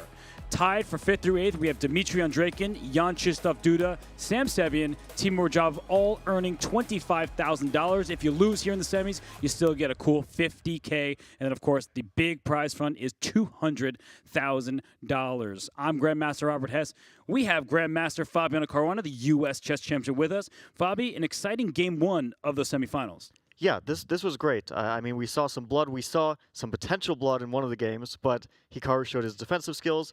In the other game, Anish came off to a blistering start, showed his preparation, showed his accuracy and calculation and putting up pressure. So yeah, it was a great first game. Yeah, I think that Anish Giri is going to be the happiest camper, probably followed up by Wesley So. But as you said, Hikaru Nakamura, a tenacious defender. When he has an iffy position, he makes it seem like no problem at all. But Anish Giri, he wins game 1. Nihal Sarin, this is going to be tough for him. Yeah, it will be tough. The good news for him is that it's a long match. He has a lot of time to come back from it, and he has experience, recent experience from coming back from deficits. If he needs inspiration, he just has to go back to yesterday. Yeah, for sure. And Wesley So, he will get the white pieces against Hikaru Nakamura, so that's good news for him after a good start. And well, our first matchup, we have them staggered by 10 minutes, will be Anish Giri and Nihal Sarin. This time, Nihal gets the white pieces. As we dive into the insights of these two players, look at that average accuracy. It's even for both, but Nihal prefers those wild games, Fabi. Well, that's not a surprise to anyone. I mean, Nihal is known for his unconventional openings, his defensive abilities, and also his wild games. And the wildest thing that can happen is you get into a lost position and somehow come back from it, and we have multiple examples, even recent examples of that happening to Nihal. So I'm not surprised at all to see that his wild games are so high compared to other players. And they both have a high percentage of end games. Anish Giri there, he is, as you said, good at all elements of the game. His preparation is stellar. His calculation is up there with the best. And then in the end game, he is able to win and convert those advantages. So for Anish Giri, settling in for game 2, sometimes you feel like when you win game 1, you get even more nerves because you're like, I need to keep this up, and you may lose your objectivity at all. I think that can definitely happen near the end of matches, because then you're thinking the goal is in sight. I'm already so close to the final, but still, we're at the start of the match. I don't think that Anish will be nervous yet, and he's also so highly experienced. I mean, he's been playing chess at the top level for more than a decade, so this is not a new experience for him. He's not going to get psyched out or anything. That's for sure, but there has been a lot of critics out there saying Anish Giri hasn't won a super tournament with him being so close right now. He is in the semifinals. He has a 1-point lead. Do you think this matters to him more than, say, Hikaru or Wesley? I don't think so exactly. I think that Hikaru cares so much about these things. I mean, like, especially coming off a Fischer Random World Championship win, he'll think, I mean, I have the momentum. I want to keep showing the world that I can win these huge events. Anish, of course, he doesn't have as many of these successes as Hikaru has, for example, especially in these fast time control formats. But still, I don't know if he'll let that pressure get to him. I think he's a relatively stable person. He understands. He puts things in perspective. So I don't think he's going to let that get into his head. And notice we haven't talked about Nihal Sarin. He's the teenager. He really wasn't expected to necessarily get this far. He beat Vladimir Kramnik. He beat Ding Liren. And now he'll need to beat Anish Giri in game 2 to even up the score. And we see knight f6, knight f3. Will we get a London system? We have the start of a potential groove on knight d2, Fabi. Yeah, I actually played this so many times with white that I'm not too surprised by it. At some point, I was playing a lot of games against Jan Nepomniachtchi, and I didn't want to fight against his Grunfeld, so I was playing also against Maxime Vachier-Lagrave. I was playing these kinds of knight d2 and b4 or knight d2 and b3 setups, so I'm not too surprised to see that happen. I think it's a good way to get a game, and also one thing that Anish mentioned yesterday was these young guys know how to play somewhat offbeat lines that are good at getting a fighting position, and this is exactly the type of opening where you got a fighting position. For sure. We already have tension in the center of the c4, d5, now c5 and d4 pawns. These pieces are all staring at each other, and you don't want to release the tension too early because if, say, black took on c4, in comes a knight. You improve your opponent's pieces with these captures, so both sides, they're going to leave the tension until they feel the moment is actually perfect. And Bobby, is it that moment? Or will we finally see a capture? You know what I think shows Anish's familiarity with his line is that he didn't play e6 because it's so automatic to at some point play e6, but he played knight d7 c5 in a particular move order that makes me feel like he knows it not only in like where you're generally supposed to put your pieces, but in a very specific fashion, like concretely, I make this move here and I make this move at this moment.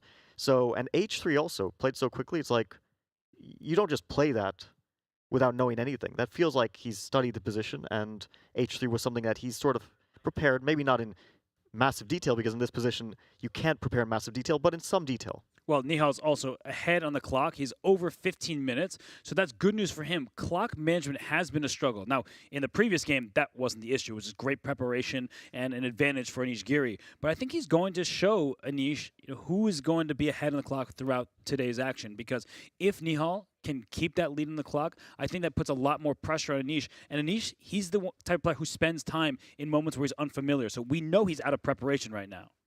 Overall, yeah, I think that despite him being out of preparation, it is still a good opening for Anish. I mean, he might not know this position so specifically, but still, he has a very, very stable, close to equal position. And is this the position where it's easiest to outplay Anish? I don't think so. I think that Anish has some weakness in chaotic positions.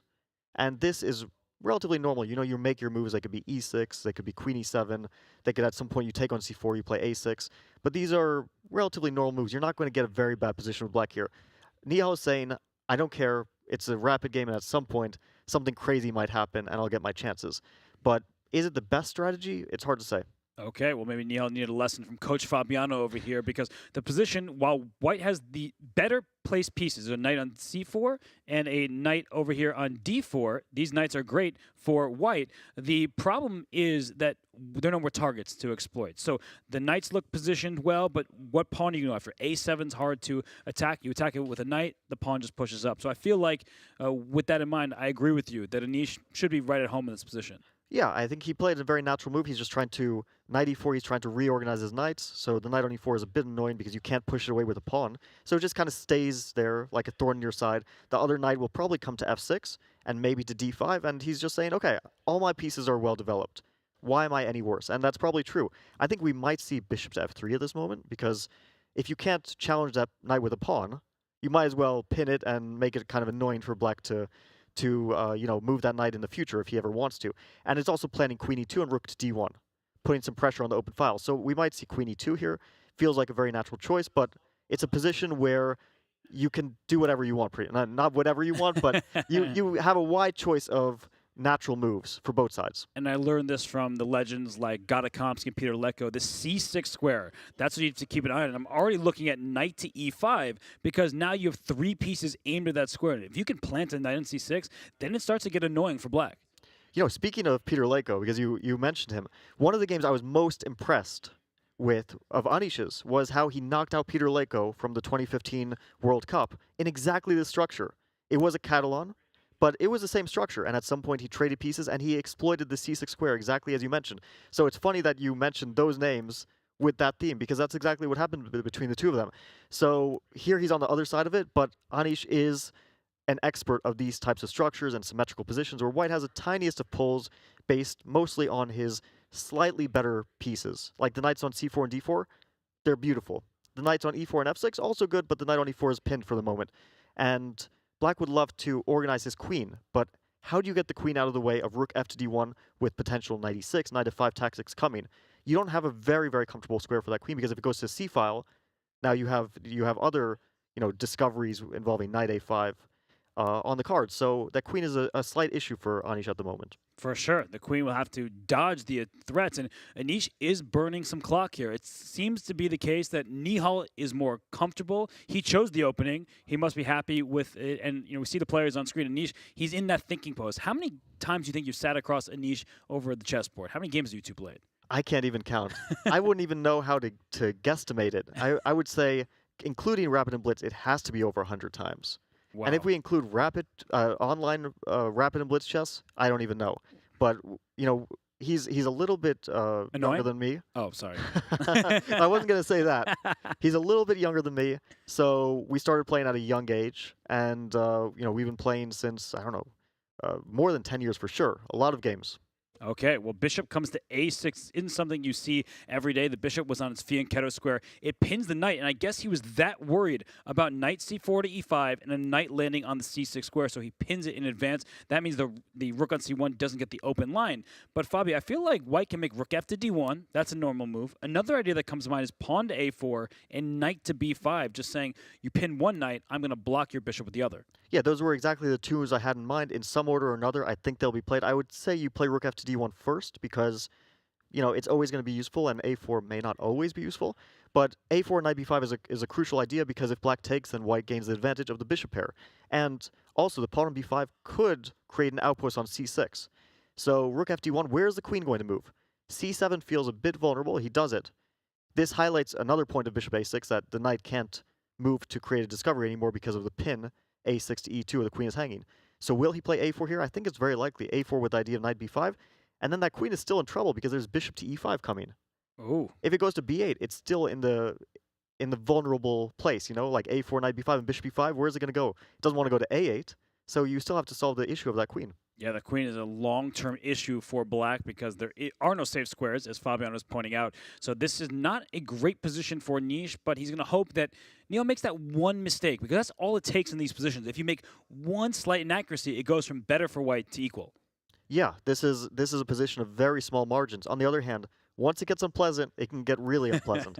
I am somewhat wondering about the move a4 knight to g5 because you would love to get rid of that bishop, but I have a feeling there is a tactical issue with it.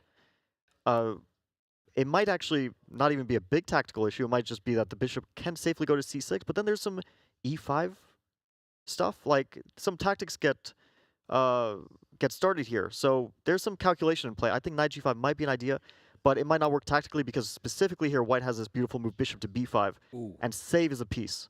Right, because the knight on d4 was under attack. If that knight moved from d4, the c6 bishop was loose. So bishop b5, bishop's dragging in the wrong direction. Bishop b5 will attack the bishop on a6, so it either has to take, and if it does take, in comes that knight from d4. So that's actually a nice tactical sequence that allows white to get away with it. And the move that was just played in the game was a4. So a4 played by Nihal Sarin. He wants knight to b5. I'm going to be honest, Fabi, this is starting to look really, really good for him. Yeah, I think maybe queen c7 was a mistake because that queen, if it were on e8, it couldn't have been attacked by anything. It's not a great place for the queen. It's kind of gets in the way of all the other pieces, so it's very natural that Anish didn't want to put it there. On the other hand, at least you're not going to like potentially lose your queen or get it trapped in a corner or something, or have to move it around 5 times and waste all your tempi. While here, where does that queen go? I mean, knight b5 is coming pretty much no matter what. I mean, unless black like makes some sort of threat. And then bishop to e5 is always an idea. I'm wondering if he can like try queen c5 here. It looks scary and crazy to do so, but it's based on this tactic that if bishop to a3, then you have either bishop c4 or queen takes a3, and the queen on e2 is in the way of all these tactics. That's why it doesn't work for white. So specifically here. Okay, queen c5 might be a viable option. We'll see if that is indeed played by Anish Giri as he spends his time. But the second game of the round here is about to get underway. That's the other matchup between Hikaru Nakamura and Wesley So. And let's check out those opening moves. Fabi, we have the insights between these two players. Wesley slightly more accurate in fewer games, but Hikaru Nakamura, when it's down to the end game, that's when he thrives. Yeah, from what I know about Wesley and his accuracy is that it is among the top of players in the world. So he has that, but accuracy doesn't always mean that you win games because you can be very accurate and then at the critical moment, you make a mistake. And sometimes some moves are more valuable than others. So Hikaru does have that factor that when it gets low on time, he is arguably the best player in the world. With seconds on the clock, it's hard to match with Hikaru. Okay, well, that's why Wesley So would like to make the most of the time control. 15 minutes to start with for each player. Does not want to have under 10 seconds a scramble, but we have an anti-Berlin from Wesley. So it feels like these players have a similar opening repertoire. We just saw this. What's going on? Did they make a mistake? Did they get the same colors in? No, you see Hikaru laugh. It's because Wesley has a similar repertoire to Hikaru, and that sometimes happens. Yeah, they both play the Berlin. They're both very staunch supporters of the opening, and I think that it suits their style because they like to get a stable position and then play a long game where their strength really shines through. And I remember there were days when Hikaru was playing the Najdorf, and of course he is a very sharp player. It would seem like the Najdorf would really appeal to him, but he was having some theoretical problems. And in the Berlin, you don't really get those theoretical problems because it's very hard to break through. No matter who you are, if you have the best preparation in the world, you can't really put a dent in this opening. So that's why both of these players feel so comfortable in it.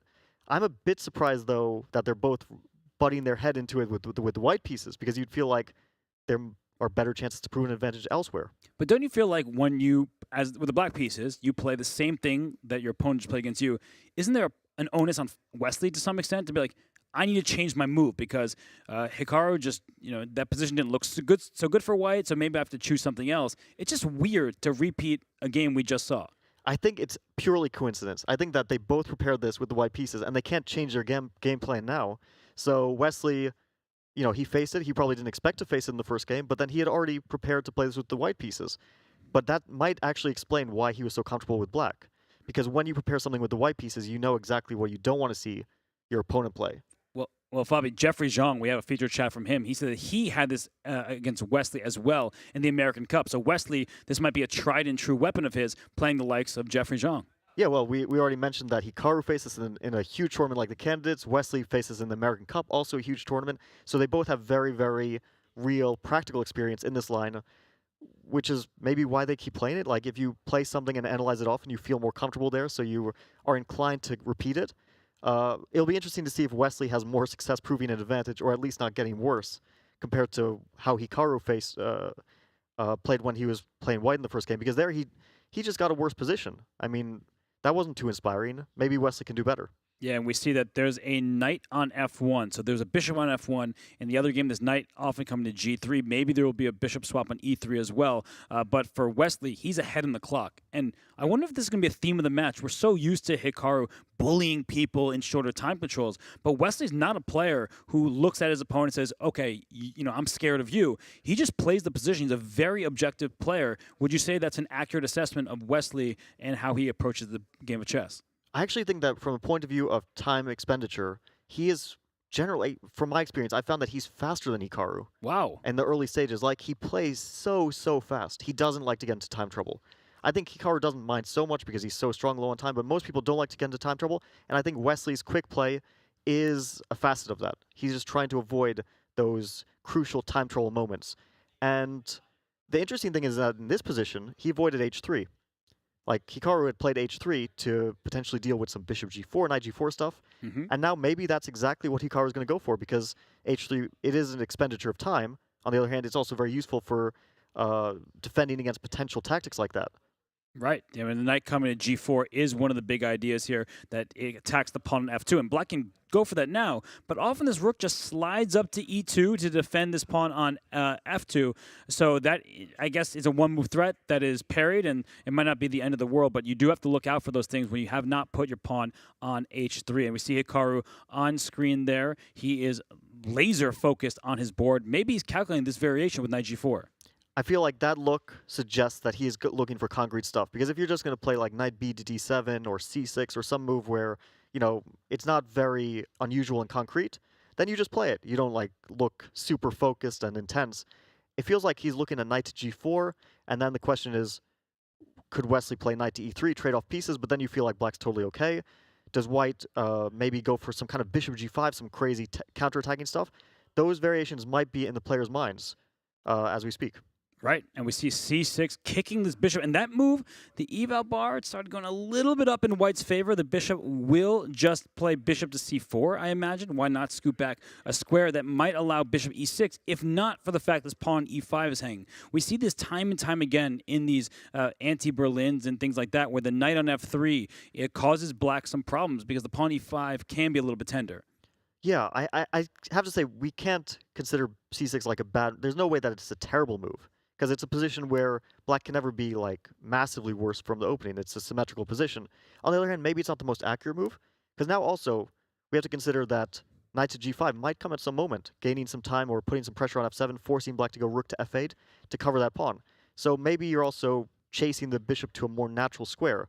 On the other hand, if you play like knight b to d7 here, and even knight g5, rook f8, and then you kick the knight out with h6 later, how bad can it really be for black? It's a good question. So both sides, they have their flaws, but the position remains solid, not many trades, and we're going to see this kind of struggle between these two powerhouses. But let's go back to the game between Anish Giri and Nihal Sarin, because both of those players, they are struggling here in Game 2 because of positional battle. The dynamic is over there on the queen side. We see that the knight did reach the b5 square, and white is missing a light square bishop. So it's 2 bishops for black, and in return, you have great control over the queen side. Well, now it's just 1 bishop. Well, Anish probably felt like that bishop on a6, yeah, it's a bishop, and you might think the advantage of the 2 bishops, but on the other hand, it's getting under attack of knight c7, and if it doesn't take on b5, what is it actually doing there? So he thought, I have to get rid of it. Now, the thing is, it's very concrete. If he can consolidate somehow, he might be okay. On the other hand, white is threatening rook to c7. That's very, very dangerous, because you might start dropping pawns on the queen side or the e7 pawn. And the other thing is the stare down of the bishops, e5 and g7. This is favoring white, because if black ever wants to get rid of that active bishop, he has to move the knight and potentially allow rook infiltration, like rook to d7, rook c7, into the position.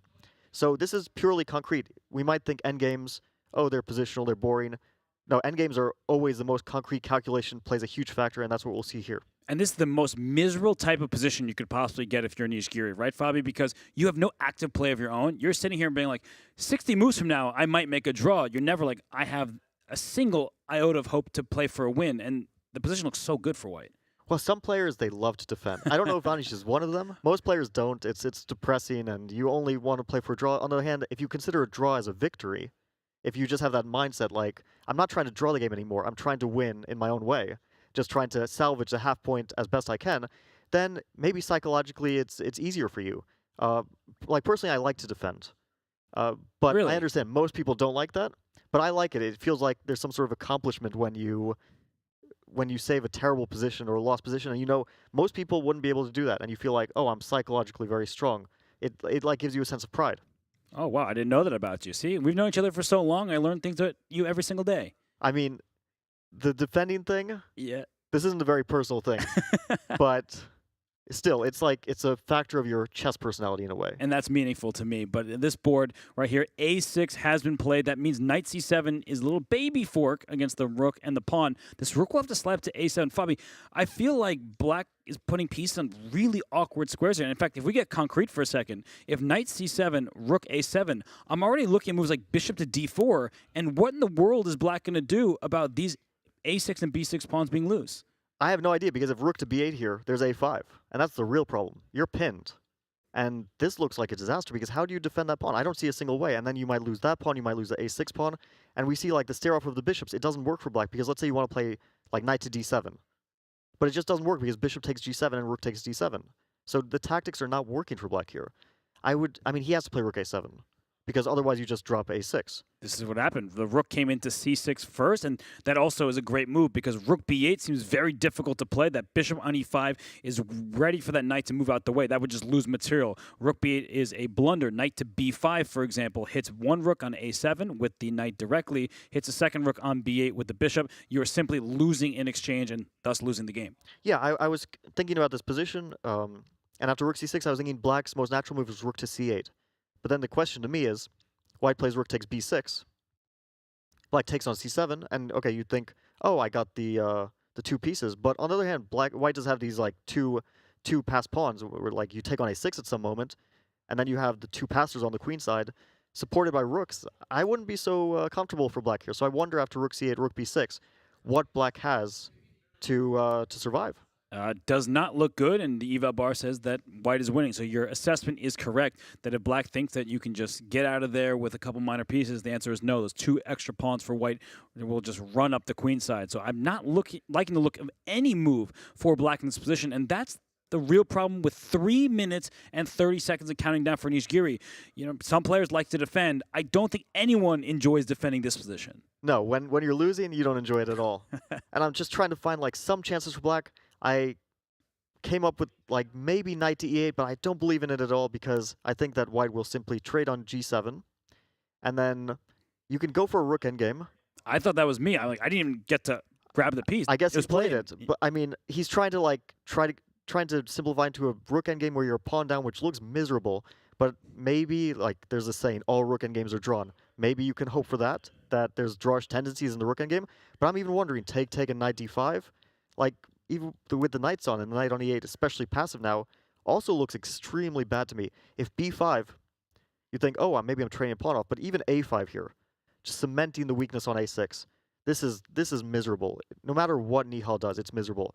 Anish's only hope is, if I defend well enough for long enough, maybe I'll get chances. But the problem, in addition to everything you just stated, is that Nihal is like 5 minutes ahead on the clock. So you can survive for a while, and that's all good and fun, but every move for black seems a bit difficult. Whereas for white, you have like 4 different options that all seem good for Nihal. And after bishop takes g7, he hasn't even recaptured. That just goes to show that he's considering knight takes g7, but then in comes that rook from d1 to d7, bringing more pieces into the game.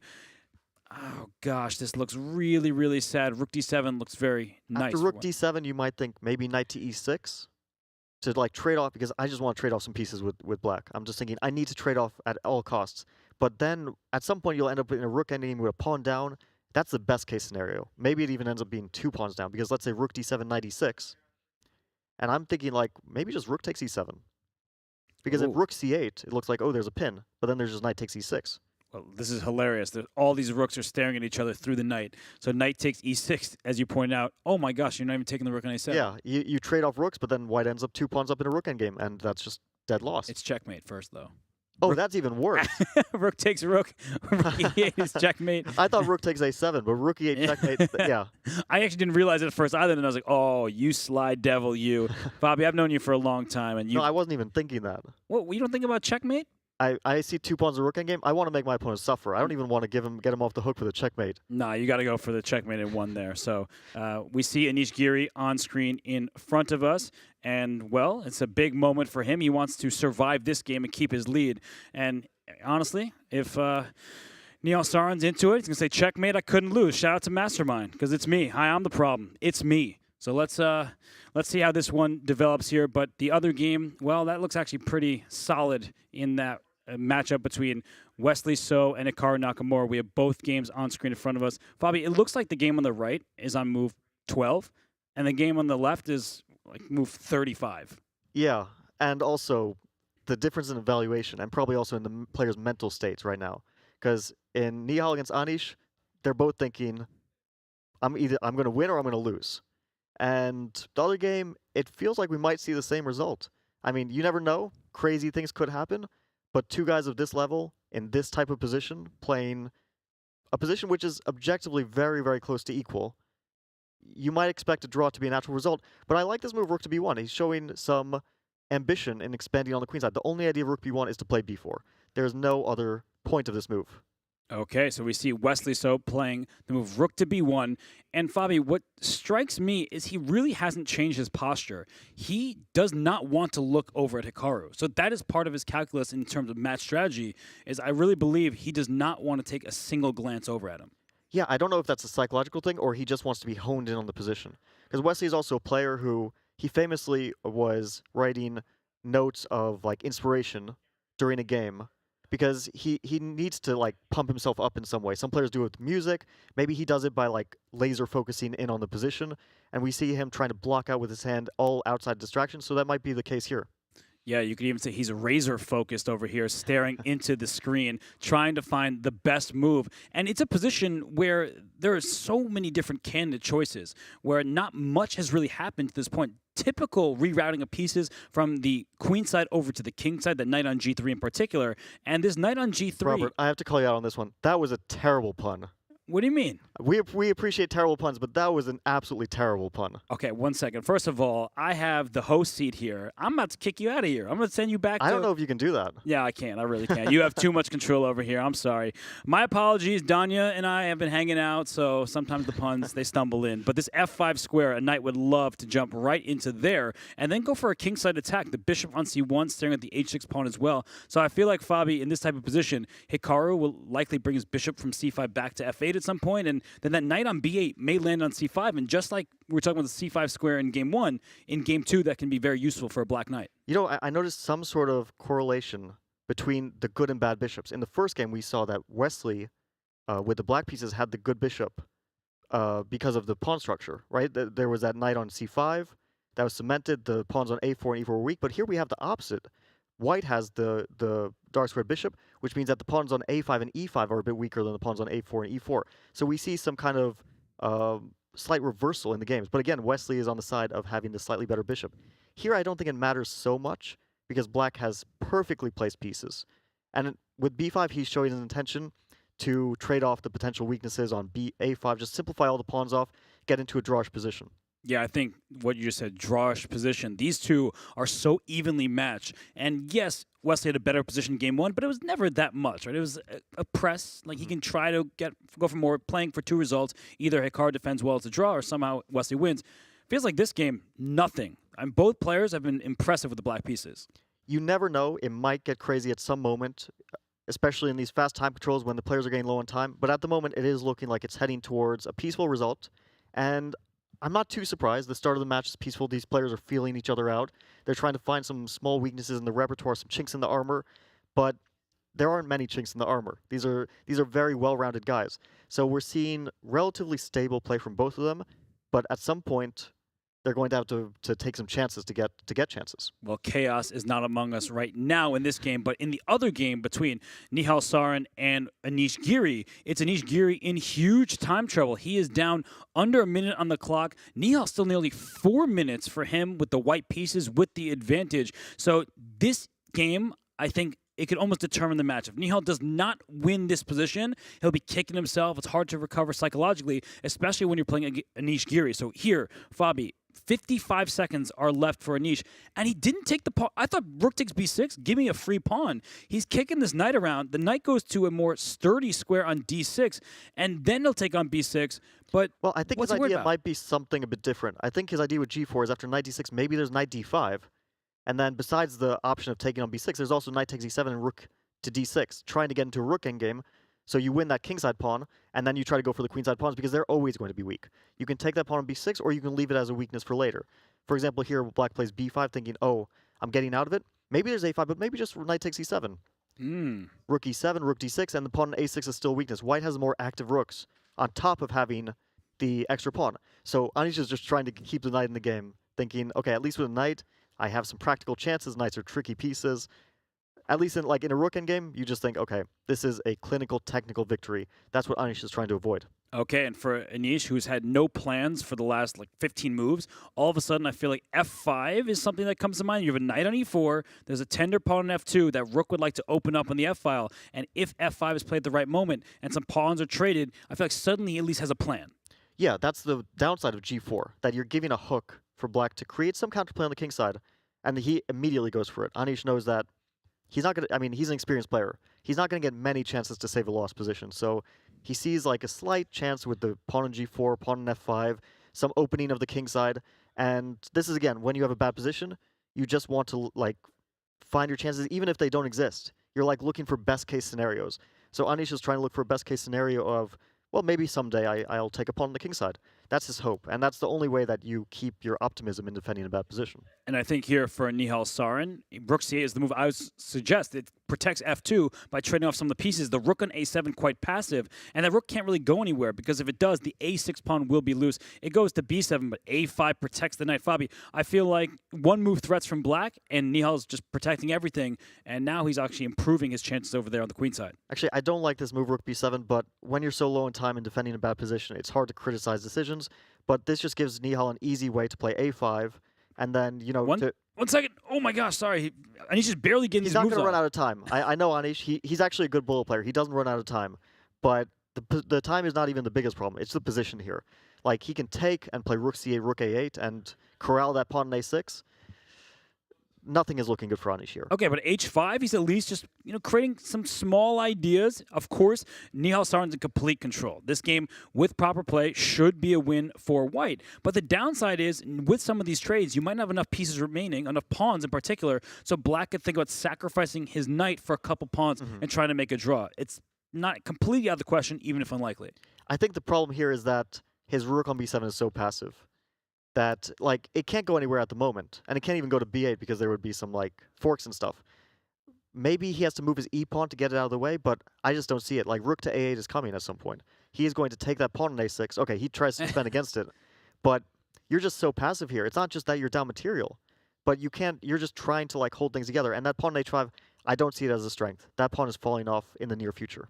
Okay, so white in complete control. 3.6 seconds, left for Anish Giri. And the rook on a7 does defend a6. Now, we're told when up material trade, but the move rook to a8 here, I wonder if that's actually a good move, because after the swap of rooks, maybe there are not enough pieces remaining. Maybe this king can just venture right over to the queen side. It's a risky decision. That's why Nihal Sarin is calculating it. He's not just going to intuit it.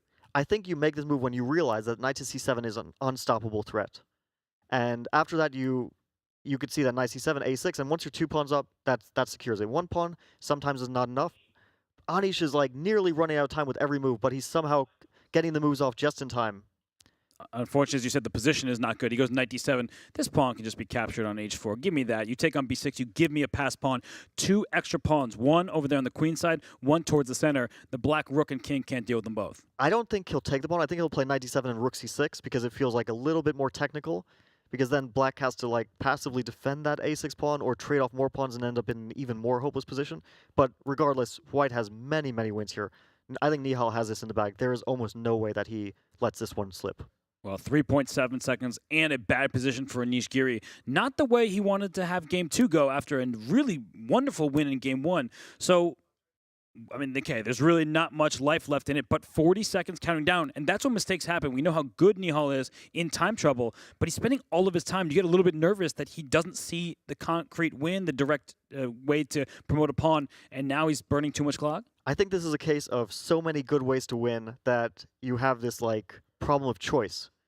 And some players are just very good at, okay, everything's winning, I'll just pick one, I won't even think about what's more accurate. And that's probably the right strategy, but some players are perfectionists. They want to find the absolute most clinical way to win, and that can lead you a bit astray. He's getting low on time, but still, I believe that Nihal is just such a good bullet player, and he has such a winning position. But look at this, king f6, rook g7 check. All of a sudden, at least, Anish has some squares for his pieces, something to attack, and I know the evaluation bar is through the roof, but both sides in time trouble. This is the best chance Anish has had in a long time, I have to say. At least his rook is active. That rook was passive the whole game. At least it's on h3, rook e3, rook e4. Ideas are in the air. But look at this, though. Knight's coming to c5, protecting everything. That is super accurate. Now you can just play f takes e5. You can't even take that pawn back because rook e6. You're going to be 4 pawns up. That's 4 pawns. As long as he doesn't blunder a rook here. King d3 would blunder it. That's why the king went back. If the king went up, knight takes e5 would have been a fork, but now a6 falls, and there's nothing that Anish Giri can do. He brings his knight in, hoping for some checks. Now watch out, because there are some drawing mechanisms, but I don't think he has it in this position. Not in this position, but sometimes there is this perpetual, the knight check and going back. But yeah, the king can escape. I think it could escape to either side, so Anish just elects to grab a pawn instead. Still, pawns are getting a bit more limited. There might be some hope. If he wins another pawn, there's some hope. But it's going to be hard. At least white's king is in a slightly vulnerable place where it's open to checks, so you never know. Oh, and it can't go to the queen side because I want to see when there be rook c2 check. The king's in the corner now, and he goes rook But c2. A7's over. That pawn is promoted. Rook Rook A6. That's game. That's it. Nihal Sarin takes game 2 here. Anish Giri just trying to find the resignation button. There it is. And Nihal, you got the little head nod. He ties it up. Yeah, that was super impressive. I mean, such a clean game, getting almost nothing from the opening, but a little bit of an advantage. Echoing exactly what Anish said, that somehow these young players, they're very good at finding chances in the opening. Like, some players think, oh, Anish, he's like a solid rock in the opening, you can't find a chink in his armor. But Nihal just finds a playable position and accurately increases his advantage. A great win, a great comeback. That was a wonderful game from Nihal Sarin. We were saying at the opening, not much there. Anish Giri had it under control, but he made small improvements, gained some squares for his pieces. He earns that victory. He definitely didn't just win by accident. That was a nice game from Nihal Sarin, but we do have one more game going on. It is Hikaru Nakamura versus Wesley So. And this game, again, slightly better for black, but not too many pieces remaining. But there's a bit more life in the position. At least there's some intrigue left. Like, there is some imbalance, bishop and knight against 2 knights. You could say maybe the bishop is a slightly stronger piece in open positions. Of course, I would say Wesley is not the type of player who will lose this position, but against some people, Hikaru would be getting optimistic. Right, but against Wesley, as you're saying, too strong of an opponent. Knight takes e4. That is a pawn that is hanging right now, but direct calculation shows that white will regain it right back. Knight takes e4. Knight takes e4. Queen takes e4. Thank you very much. But after the move rook to e1, you hit the queen, you hit the pawn behind it, you have a knight on f3, and that just trades off a bunch of material. So I feel like in this game, wouldn't be too surprised if we see them just make those series of liquidating moves. I think Hikaru is going to keep a bit of tension in the position. Yeah. Because he can't be worse here. And I don't think that Wesley is going to be ambitious here. So Wesley will be a bit happier to make a draw. Hikaru realizes that. They both understand the psychology of how it works. Wesley getting a slightly worse position, he'll start to see maybe some ghosts. Of course, he'll still, I think, solidly defend the position without making any mistakes. But I don't think that Hikaru will just go straight for the draw. I think he'll want to play this a little bit. Okay, we see his eyes darting. Oh, but there that is. That look is like, I don't really have everything I want. And hey, Fabi, can you just answer this question? I think chat wants to know, who was right? You were right, Robert. Oh my gosh, that feels so good. Wow. Well, Hikaru Nakamura, he'll feel good about this draw in Game 2 with the black pieces. I know he may look disappointed, but it's mostly that there's not more life in the position. No, this is Hikaru's faces for the most part are an act. Oh yeah? I think so. I mean, he has a bit of showmanship, especially as he's known as one of the best chess presenters in the world. So there's a bit of showmanship involved. I don't think he's disappointed because, I mean, he never had anything with black really, and it's a solid draw with the black pieces. You can't be upset.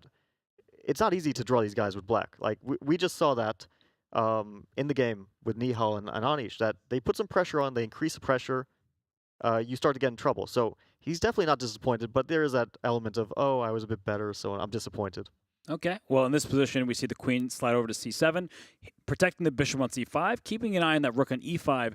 And the issue is there aren't too many pawns remaining, no weaknesses to go after, and both players are keeping their pieces defended. The pawn on b5 is eyed by the queen on e2 and the rook on e5, but I think that we might just see pawns get traded on the queen side. There is a way for black to get in trouble here. Oh, yeah?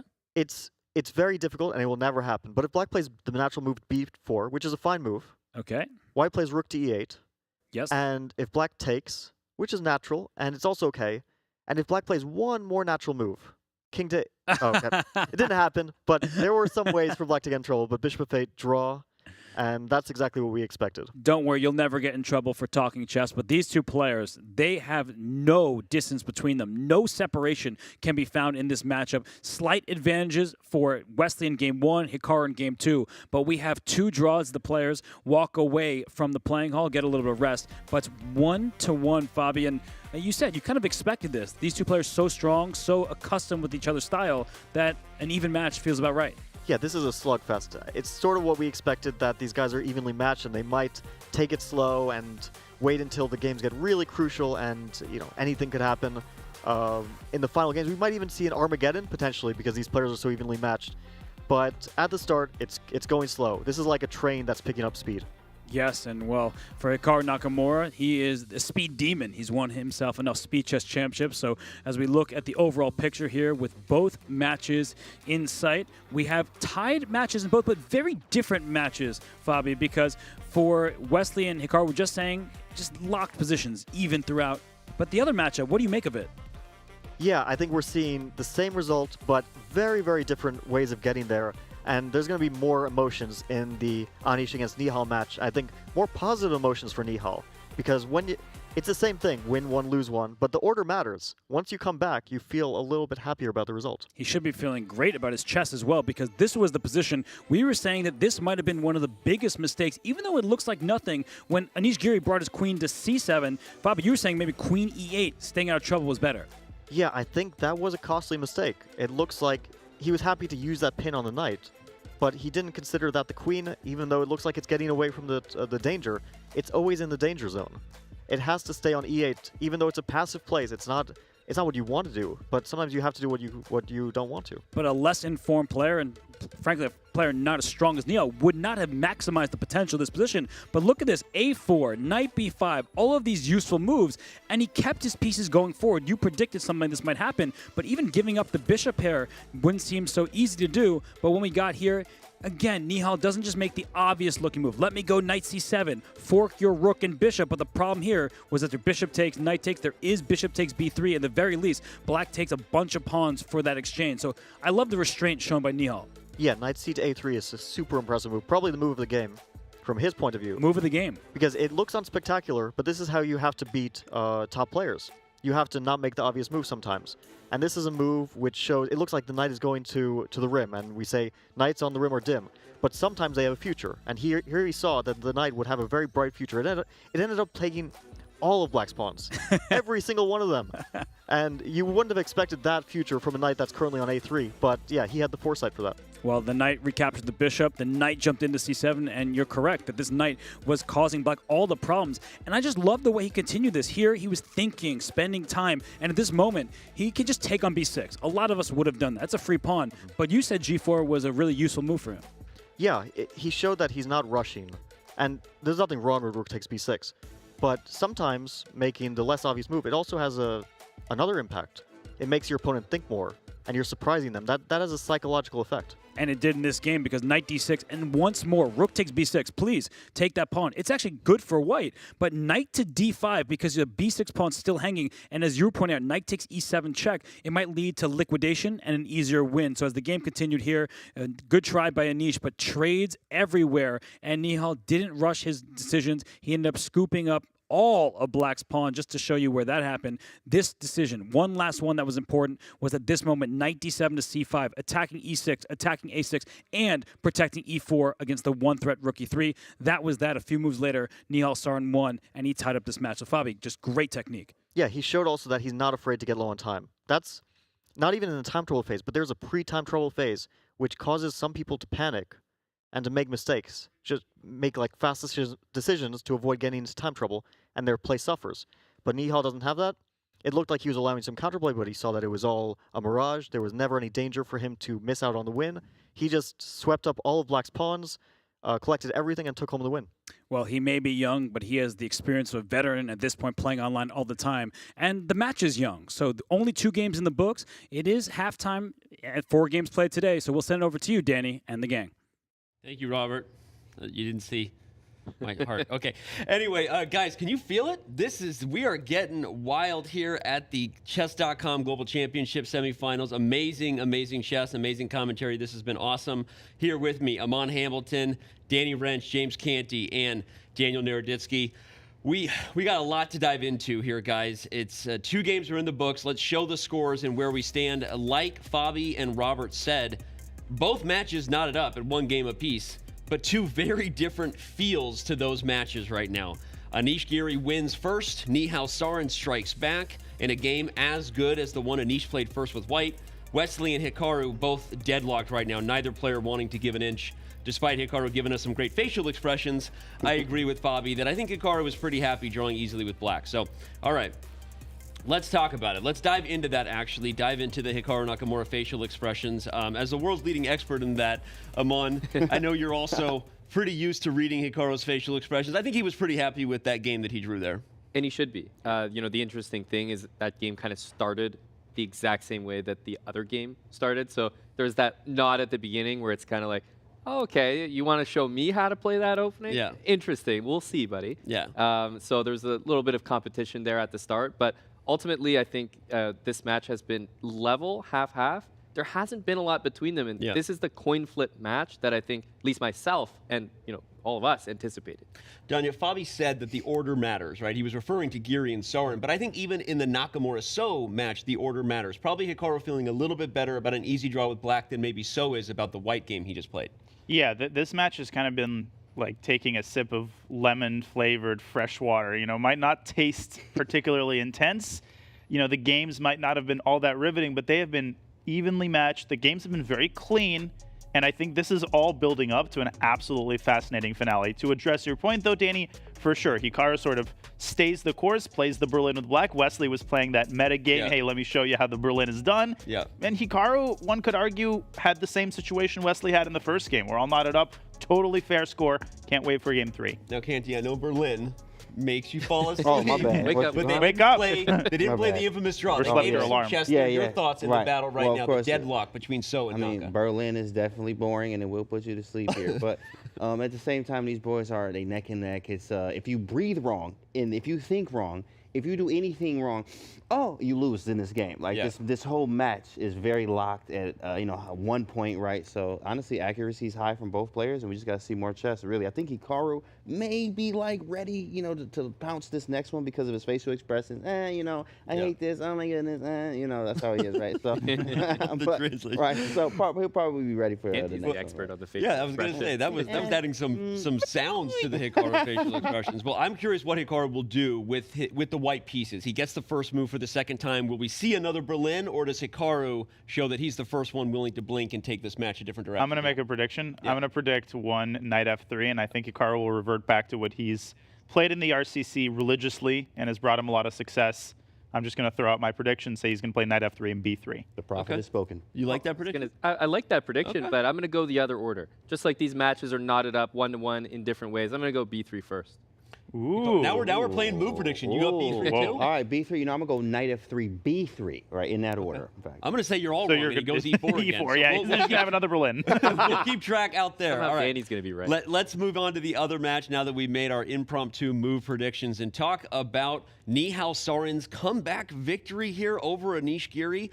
Giri plays fantastic with white. Sarin says, anything you can do, I can do better, even at the age of 18. We're deadlocked. What do you think about Nihal's performance, staying cool under pressure, showing he is wiser than his youth? Your thoughts, Don? Well, beating Anish Giri is tremendously impressive, period. The way he did it, making Jose Raul Capablanca proud, just a clean, crisp positional game, making it look easy, winning like a 0.4 endgame against one of the best defenders, players of all time. We take that kind of stuff for granted. There was no point in chess history at which like an 18-year-old grandmaster could do that with such regularity. That was a phenomenal game by Nihal. It should be studied by anybody who wants to improve their positional understanding, their endgame technique. And I'm so excited to see which direction this match is going to go. I can make a case for both players taking the upper hand in the next round. Candy, I know you keep talking about that Indian water. You trying to get some of that? I see all the meds you got. You got all the powders, I got the and zinc, proteins. I got the D3, I got the creatine, and then I need some Indian water as well. Like just straight from India. Whatever they drinking over there, we need that because of course Sarin been sparring. You know what I'm saying? Like he's been really out here sparring, whoop, whoop, ducking and weaving and then hitting, right? And he's playing some good chess. The kid is actually really strong, as we see, taking down Giri, and he's like, "Yo, I'm coming for you, big dog. I'm coming." Well, your thoughts on Sarin?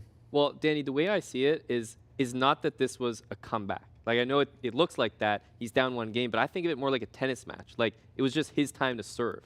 Okay. In tennis, you can be down a game. Sometimes you even have those weird break points where it looks like you're behind, but I just feel like he was waiting for the white pieces. His game with the white pieces was just as nice as Giri's was. These guys are both playing at the top of their game, so I just feel like it was like just waiting for the white pieces, like, okay, now it's my turn. And the technique that he displayed was incredible. Well, Don, you think Giri holds serve as well? I think it's likely that he is. I think we're going to see a lot of white victories in this match, and I totally agree with him on. I don't even think the players are thinking of it that way, or that Nihal was panicking after game one. Fabi made this point at the start. It's a 2-day affair. It's an 8-game match. Yeah. The players aren't necessarily too broken up over one loss. I think when the lead gets to 2 points, that's when we start talking about like a potential comeback. 1 point is nothing to these guys. Absolutely. And 1 point is nothing. I mean, Giri can stabilize and come back there. There was a hard hit from Sarin there. And like you said, a 0.4 position, which is like really not a lot. He was slightly better from there. But I think Giri, now switching colors here, has to strike back and need to strike fast and hard here.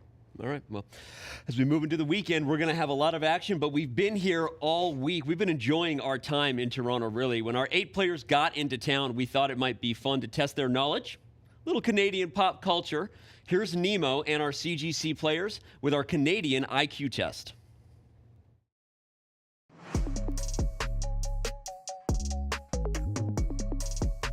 Are you ready for the trivia questions? No, but let's do it anyway. Who is the current Prime Minister of Canada? The current Prime Minister is, of course, Justin Trudeau. Perfect. I didn't even have to run through the multiple choice. I was like, looking. Oh, it's multiple choice. Okay, Justin Trudeau. Yeah. Like, I only know one Canadian politician, so if it's not Trudeau anymore, then I'm done.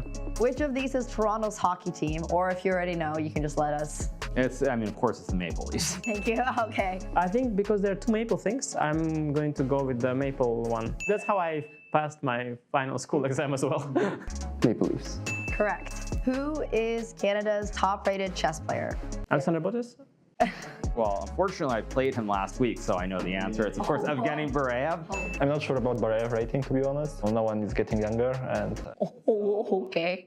I also he's not as good as he used to be. So, I guess Erik Hansen. I'll go with Eric. Which of these celebrities is not Canadian? So I knew the first two are Canadian, so it must be Danny Ranch, yeah? But Yeah. is he a celebrity though? Oh, why? Well, I would choose between Drake and Danny Ranch. I can't see any of them being Canadian, to be honest, and maybe they're both. Drake is actually like the icon of Toronto. Really? If this is a trick question, I'll go Avril Lavigne. Obviously, it's Danny Ranch. But I think his singing skills are somewhat behind the other contestants. That's okay, you know?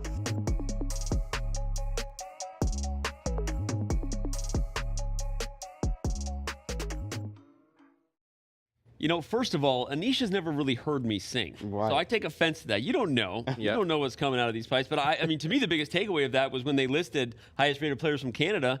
Our boy here made the list. Look at it. Just happy to be considered. Yeah, I got a ballot. That's all I know. It was awesome. I was also impressed with both Hikaru and Anish just pulling Justin Trudeau out of thin air. Right. Would you have gotten that, Danya? I would have gotten that, but I'm like a geography type nerd, so I like useless trivia. I watch Jeopardy.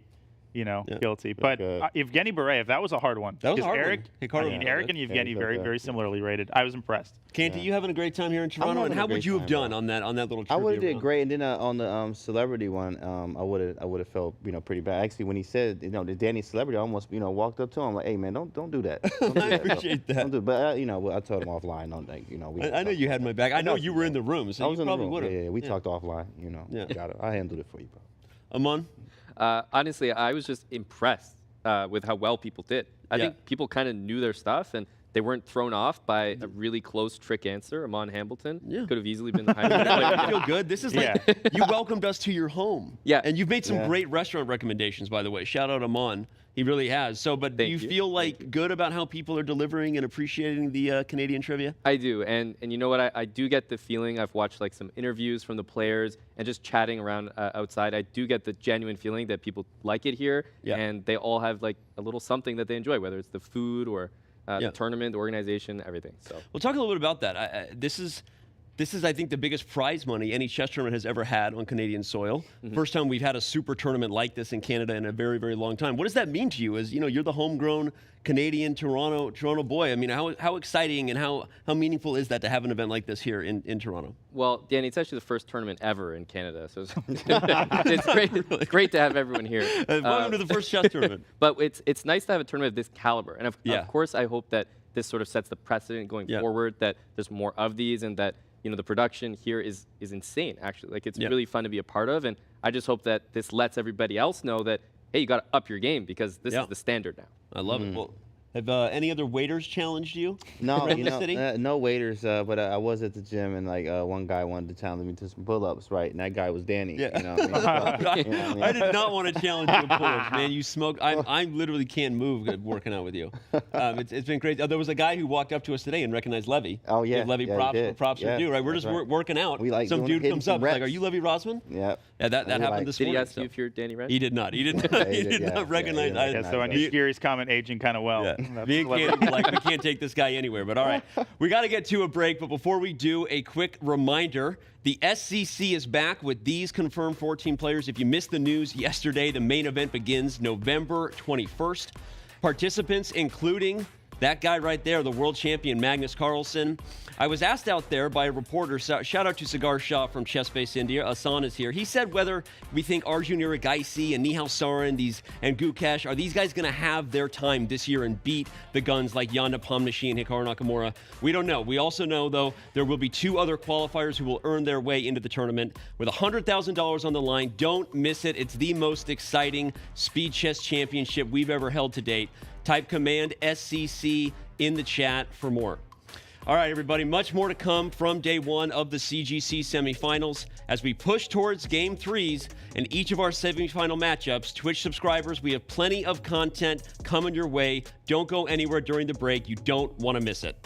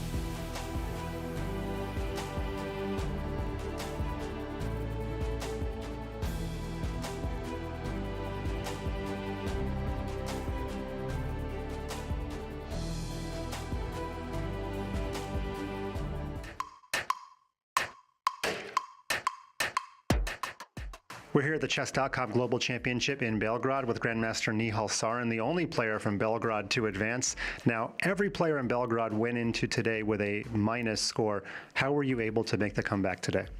I'm very happy that I managed to make a comeback, and of course I was not expecting it to finish in the rapid games at least. The first game, game 5, was the key game because you were worse and then you were worse and then it turned around all at once. How did that happen? The game changed when he played d5. I sort of expected him to do that, and I was quite unhappy to see d5. I found a very strong move, queen takes d5, bishop g6, and queen b7. Then Sam blundered this queen b1, queen b5, I think, and yeah, that was a massive boost for me. And in the final game, obviously he had to go for everything and he played the Tiger Modern. Were you thinking that was anywhere on the radar? Modern is always something to expect when somebody needs to win on demand with black, and okay, I was already very happy to get to the final game with a 1-point lead after that 7th game. So. I'm sure you'll take any opening at that point. Finally, what will you do to prepare for your next match? It's a new day, new match, and just start from zero.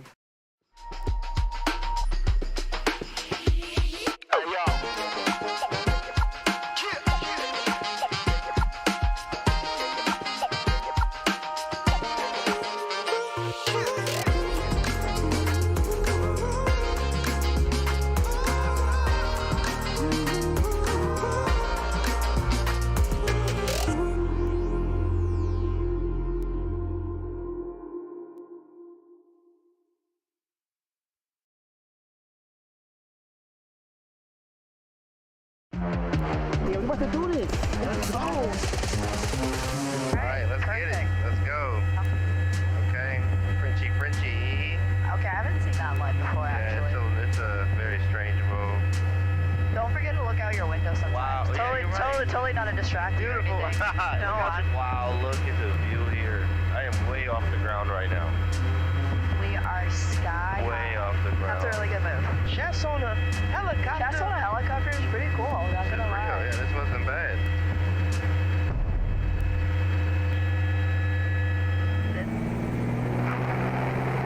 Fire. Oh, that's a good move. Yeah, goodbye IG or Bishop? Who won? I did. He won. Can we watch the balls? Yeah, sure. Yes. Yay.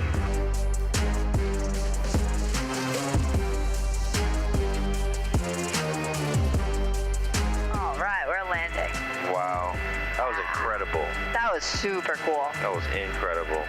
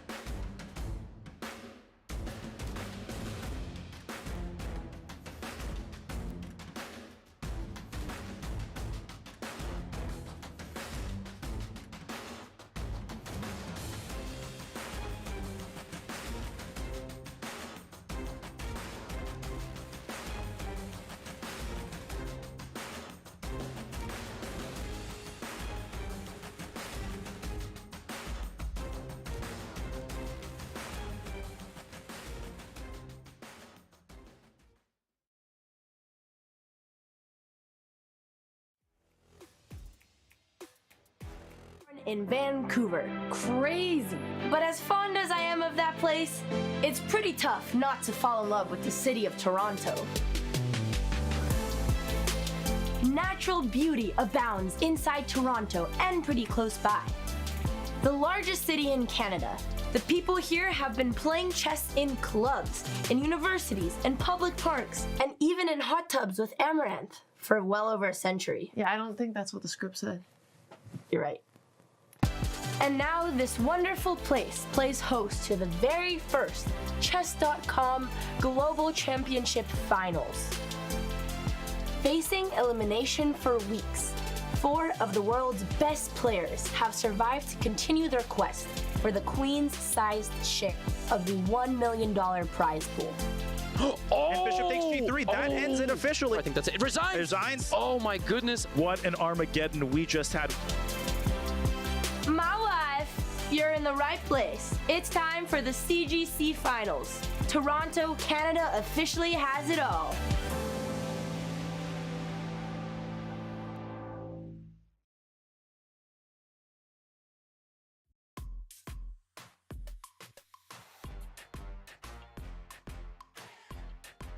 Welcome back to Toronto and our coverage of the CGC semifinals. Whew, it's been an amazing day so far as we see Anish Giri getting ready for Game 3 against Nihal Sarin. Oh my god, we've got so much action to review because both matches between Giri and Nihal, as well as between Wesley and Hikaru, are all knotted up at 1 apiece through 2 games. Okay, I'm Grandmaster Daniel Naroditsky here alongside International Master Levy Rosman once again. Can't wait to bring the 2 games that remain today to you. Levy, how are you doing? How are you feeling? Are you excited? I'm super excited. I went out and got some really fancy dress shoes today because we had to up our level from yesterday, and I realized that you can't even see my shoes, so you're going to have to wait until tomorrow or check social media. These matches are so close and in such different ways. I'm so pumped for the afternoon. I'm incredibly pumped as well, and it's not a surprise that the matches are tied. We are waiting for Anish Giri and Nihal Sarin to start their match. Both players winning 1 game, and Nihal coming back from that 1-point deficit. And Nihal Sarin, we have been saying that name so many times, Levy, and for very good reason. As we review his bio, I am most mesmerized just by the path that he took to Toronto. He beat Kramnik, he beat Dingley Ren, Rauf Mamedov. That guy has won a couple games and tournaments in his life. Levy Rosman, this kid is a phenom. Yeah, he's amazing, and we watched him beat Sevian in the way we thought that he would. It's just amazing defensive prowess, but that's not how he started this match against Giri. In the first game, he was blown off the board, which is something that we thought about potentially happening, and then he struck back right away. Let's see what happens here. Let's see what happens. The game is underway. Fasten your speed belts. Whoa! And they better be fastened tight because we have knight c6 and d6. Wow. Channeling Magnus Carlsen against Anton Smirnov at the Olympiad. Yes, this is a really interesting move order because essentially Nihal Sarin is playing a Pierce defense. That's what he's doing, right? But why didn't he just go d6 on the first move? Because there are more aggressive setups for white. So he move orders Anish Giri into what's called the classical setup, which is very stable for white, not super aggressive. And when you say the word classical, what you mean is that the f-pawn is no longer capable of moving out to f4. That is the Austrian attack, and that is considered one of the most dangerous systems against the Perk. But here we see the downside of developing the knight to c6 this early. You're actually provoking white into playing d5.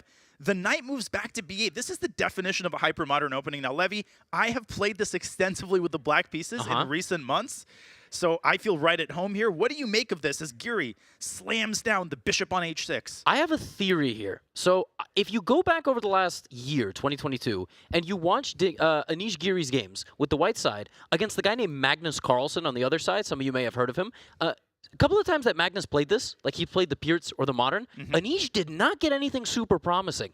And I think that's Nihal's inspiration. It's a very annoying opening to play against when you're playing on the white side. And look at this. I mean, Anish is playing a very aggressive setup here, but he can't even castle long because queen takes f2 is a free pawn. Yeah, this pawn is under duress. The b2 pawn is literally hanging. You definitely don't want to play the move b3 here. That's the last thing you want, because the way that Anish is playing, he's essentially committed to castling queenside, and there he goes. He castles queenside anyway. He sacrifices the f2 pawn. He says, yo, go take it. And Levy, I should point out that knight g4 may look like it wins the game here, but it does not, because the queen slides into g7, attacking the rook on h8. Yep. And if you move the rook on f8, this position is still not entirely clear, but I think the move knight g5 leads to a devastating attack against this rook on f8, which is now feeling mighty uncomfortable. So Nihal, he says, I don't care about the f2 pawn. I care about development. Bishop g4 is on the board. Interesting, because queen takes f2, if I just back up for a quick moment and kind of show this with an arrow, that's a free pawn, no questions asked. But it does put development second, and that's probably not something Nihal is interested in. It's so fascinating to the untrained eye, because that just looks absolutely free and there's no questions asked. It is the second best move, but bishop g4 is the best one, and that's why it's on the board. And one of the benefits of bishop g4 is that, of course, you reserve the right to take on f3. Now, this is not a devastating positional threat, but one thing that bishop takes f3 does is, of course, it ruins white's kingside pawn structure, and it often makes it more difficult for white to push this h-pawn up the board. Black can actually put the knight on h5 in these lines and orchestrate kind of a blockade on the king side. As for the queen side, there's nothing going on just yet. But hey, give black 3 moves. Knight comes to d7, rook comes to c8. When the c file gets opened, you could have Sicilian-type ideas like a sacrifice on c3. So Anish Giri can't fall asleep here. He has to keep the ball rolling on the king side and in the center, and he does with bishop c4. And Nihal Sarin, by the way, will probably just keep his king in the center of the board, unless white's queen is somehow evicted, but that's probably not going to happen. Signed a lease for many years on h6. That's exactly right. Now, there are some very nasty attacking ideas still with queen to g7, because black's kind of stalwart bishop here on g7 has been traded. Very key idea in the position for white, but I agree. I mean, this is going to happen at some point, and then when black captures on f3, you ruin the structure for white, and e5 suddenly is not so scary. So, I mean, Nihal absolutely has claim to the position, and it's probably just bordering on equality. I mean, I think if you showed this position to any world champion or grandmaster before 1990, maybe, they would just, you know, have the same reaction that I do when I see, like, mayonnaise anywhere. Just get this away from me. You don't like mayo? It's my... do you think I do like it when I just pointed that out? Well, what do you put on sandwiches? Mustard, horseradish sauce, sriracha. I just put a ton of sriracha on our lunch. Anything that's red. All right, now we need a chat poll. Do you put mayo on a sandwich? You can't have mayo. You can't have a sandwich, no mayo. I hate mayo. Chat knows I'll throw away a burger if it has mayo on it. They already know that. See, I'm an open book. What if it also has sriracha on it? No. No? Nothing will compensate for aioli or mayonnaise or anything of that nature. This is the high-level chess commentary. Are we supposed to commentate? Yeah, we have a job to do. Well, I mean, listen, if they want us to commentate, they should make a move, right? Hey, so I moonlight as a restaurant critic. Which one of those two guys do you think likes mayo more? Which one of those two guys? I would guess Anish. Okay. I mean, Anish has sort of a European palate, I think. So. Yeah. Okay, now, do you think Nihal Sarin will play knight bd7? Is he going to snap off the knight on f3? This is the first substantive think that either player is taking here. Might he be actually revisiting the topic of queen takes f2? That's a move that you have to consider on every move. Like you said, pawns don't lie by the side of the road. What do you think he's I did not say angling for? I don't think I said those words. To paraphrase the great Levy Rosman. Yes, to paraphrase. By the way, I'm wondering, Queen F2, can you just get completely just obliterated somehow with Bishop F7 sacrifices once I capture, and E5, just Queen G7? I'm very scared. I think Nihal is probably choosing between Knight BD7 and the immediate capture. Bishop takes Knight is a huge commitment, right? So it's a massive commitment, right? You can't undo that, and that's why you want to be as flexible as possible. I'm predicting Knight BD7. But something else is catching his eye. He would have already made that move if, there was nothing else on the horizon for Nihal. Maybe after Knight BD7, he's asking himself whether White can circumvent Bishop takes F3 in any way. Maybe the Knight G5 move or something. He did take. Yeah, and he did take. Maybe he was afraid of something like this and Bishop takes F7. Whatever it is, Nihal decides not to allow it. He switches up the move order. He takes on F3 first, and there comes the Knight to D7. Now, something you did say, Levy, is that E5 is now harder to achieve. You did say that, right? Yes, that I did in fact say. And that means for the first time this game, I think Queen takes F2 is on the docket should Giri let this pawn hang for one more move, which is why I'm not ruling out a move like Rook HF1. Yeah, it's a move you kind of don't want to play. You're putting a rook behind 2 pawns, not just one. Like, at least if you put a rook behind a pawn, you can push the pawn. In this case, you would need to push the pawn in front of the pawn and then push the pawn behind the pawn. And then you wouldn't be able to push the pawn behind the pawn again. Yeah, exactly. So, and then your queen can't come back on the diagonal, but it might be really a necessary evil. But queen retreating also possible. It is, and I think Nihal has stabilized the position. It's a complicated middle game. We will keep a very close eye on it. Love the opening choice, but we have another game to watch. As much as I hate watching weak players, Wesley So against Hikaru Nakamura. You see them on camera there on the right side of your screen, getting ready to start. Pensive expressions on their faces. 2 draws to kick off the match. 29-year-old Wesley So once again displaying phenomenal form. So clean, Levy. His play is so darn clean. Yes, it's very clean. I feel like that fun fact. We gotta talk to Wesley a little bit. Let's get a little bit more fun of a fact out of him. Yes, he has the highest draw percentage, but I feel like that's to conserve energy and then crush people, right? So he's done that. He did that in a match against Andraken. Exactly. I was going to say that it doesn't sound flattering, but he weaponizes the draw for. He uses it as a tool when he's scared of his position. Yep. So it served him well thus far. Okay, Hikaru getting ready. Hikaru will have the white pieces. Will we see another Berlin? I predicted one Knight F3. My comment didn't age well. Levy, I never thought I'd say these words in the booth, but Danny was right. Yes, we do have a Berlin, an anti-Berlin, and a delayed D5, right? So we had D5 on the previous move, didn't we? Yeah, we had D5. Well, we also Duda played D5 before castling, if I'm not mistaken. So we're not going to get a super sharp line here, but these lines are very, very tricky. And they're all the rage. Yep. Everybody's playing this structure. Everybody. Yep. So H3 there by Hikaru Nakamura. You often see the knight from D2 Levy coming out to E4. That's how you get that symmetrical structure. You have the knight trade on E4. And you're right. Neither side is playing for a big advantage here. They're playing for minuscule little development, subtleties. Nobody's playing for checkmate in the foreseeable future here. Yeah, it's going to be a long maneuvering battle. White's queen is going to decide whether to go to C2 or E2. White's rook is going to decide where to go. White will decide what to do with the expansion over here. You notice in that Duda game, Hikaru got to move all these pawns forward. That's why he won the game. Exactly. In the endgame. Wesley's like, you ain't playing this against me. And there's a silver lining to the fact that they keep repeating the Berlin. Of course, you can take the pessimistic view, oh, these are boring positions. But think of it this way. Both of these players are specialists in this opening. They're blazing new trails, right? In terms of developing new theory and new ideas, these are the players to do it. So it's actually exciting to see 2 players who know this opening backwards and forwards duking it out. Let's see who prevails in the end. So far, they've made 2 draws. Will we finally see something more decisive in this game? H7, H6. Yeah, slow move. I just wanted to add here that when you associate boring chess with the word Berlin, it's because we think about the endgame and we think about all the draws and we think about all the forcing lines. But this is anything but, right? Like there's tons of theory still going on here, and if anything, there's still 7 pawns per side, a lot of tension in the center of the board, still plenty to play for, and nobody's trying to kill the game off, and that's because the move 4D3 is played, right? Like, that's an anti-Berlin. Yeah, it's called an anti-Berlin, so anti-boring.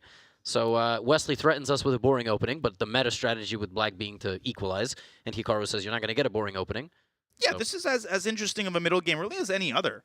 just because the structure is symmetrical after knight e4, knight takes e4 doesn't mean that the game is a draw. You know, these players think a lot more deeply than that. Rook e1 is on the board, as is rook e8, defending the pawn on e5. So I keep waiting with bated breath for white to put the knight on e4. Hikaru has been delaying this, trying to keep flexibility.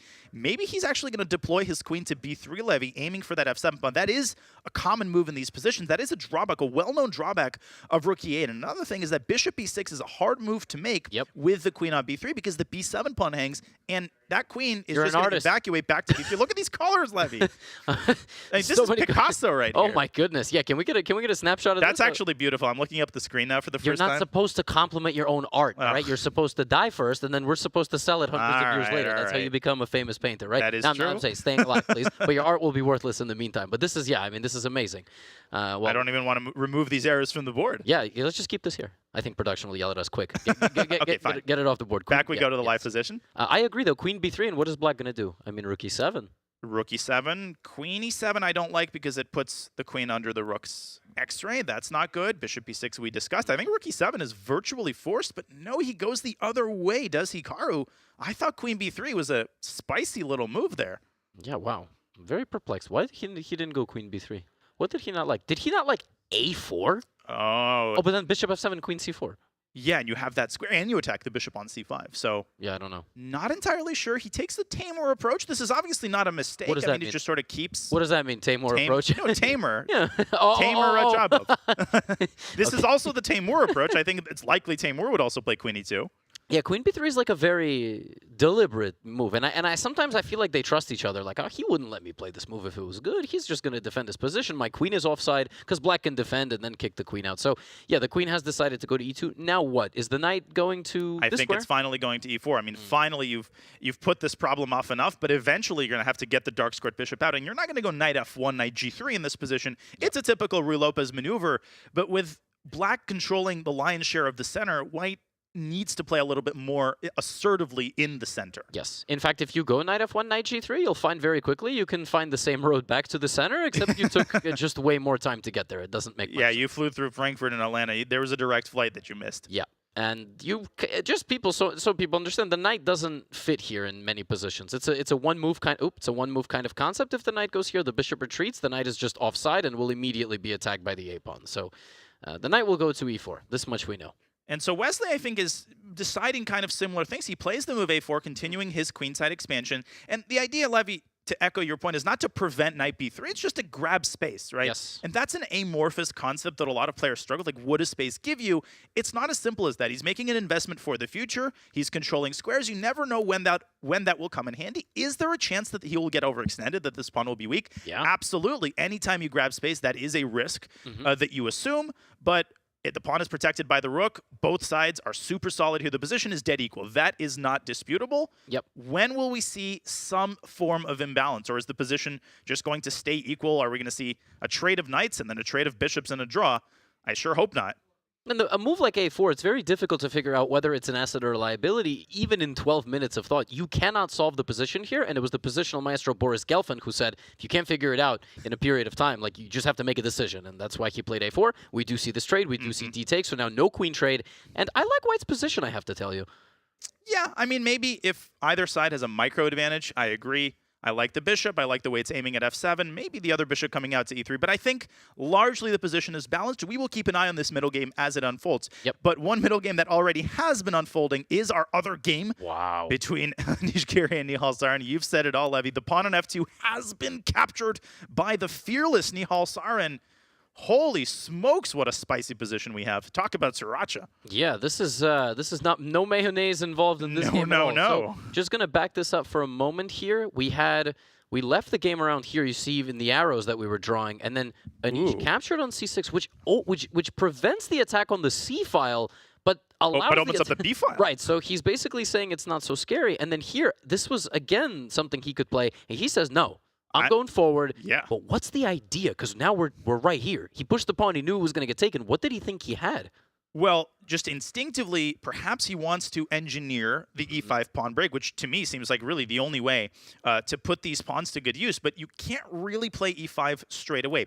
If you play e5 straight away, then first of all, d takes c5 doesn't look that scary, but there's also the move knight to g4, and white is experiencing logistical problems. This is why you often put the king on b1 in these situations. Yep. Queen g7 looks mighty good, attacking 2 pieces at once, but black takes on f4 with check, and after king b1, black could perhaps even get away with taking another pawn or just castling queenside. Wow. Just because there's some damage doesn't mean that the king isn't safe here. It's actually quite safe on c8 with white's pieces sort of scattered about the board. So that's not really an option. And, Levy, if you take that tempo to prepare e5, I'm not entirely sure what black is going to do with this tempo. Maybe this is the way to go. But perhaps knight g4, trying to disattach the queen from the pawn, that still looks pretty scary. Yeah, you still go knight g4 to remove the queen from the defense of the pawn, and if the queen tries to hang on, I'm sure there's ways that you can just get in there with the knight, attack everything, and threaten checkmate. So that's precisely right. Knight e3, that's a fork. You can't go rook d2 because of queen takes e1. Yeah, you save one rook and you lose another rook and bishop and everybody. That ain't good, Levy. No. It's anything but good. I don't exactly know what was missed. Okay, he does go rook e1. Ooh, this is a big moment. Knight g4 looks mighty scary for white here, because if you don't go queen g5, that means you go queen g7, and that means you give up another pawn on f4 with check. Then you'll never be able to go e5. Yeah, then you can't go e5, but I guess he's saying he has an attack. Well, he's actually saying, I've messed this up a little bit, so I'm going to go all in. That's what he's saying. I think I've understood. I've deciphered his idea. So after knight g4, queen g7, okay, I guess I can make these moves on the board. Knight g4, queen g7, queen takes f4 check, king b1, rook f8, you go rook f1, but what about skewering the queen to the pawn. But you have something to say. Yeah, I was going to say, what you said long castle is an option, right? First of all, long castle is an option. Just to finish this thought, I'll let you share your line. Yep. Even here, queen e5, worst case scenario, big deal. You give up f7, you go king d, the rook is defended. White basically has to accede to the queen trade, and that's a terrible sign.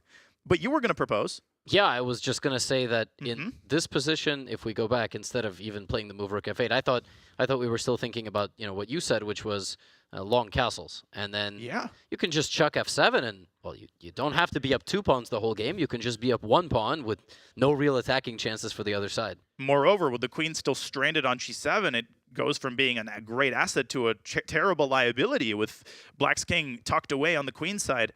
I think what Nihal is asking himself here is this too good to be true? Could Anish Giri really have bungled the attack to this extent, where by move 15, I've not only repelled the attack, but basically stand to win? Yeah, listen, being better with black in 15 moves at this level is incredible, especially when you play a pretty offbeat opening. So I remember what I said about Anish struggling against the Pierts when Magnus plays it. This has worked out absolutely perfectly. I think Nihal might even play this again, given an opportunity. Yeah, and people often ask me, not that I'm qualified to answer, what does preparation look like at this high level?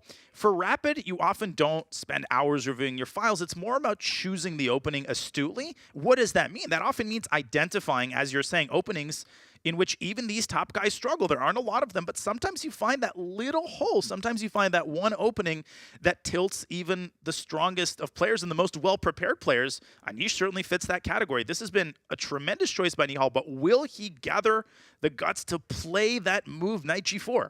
It's not a difficult It's not move. a gutsy move. It's just a natural move. And he's done it. He's done it. He gave it some thought and went, is this really happening? It is. It is. And I have actually one more question.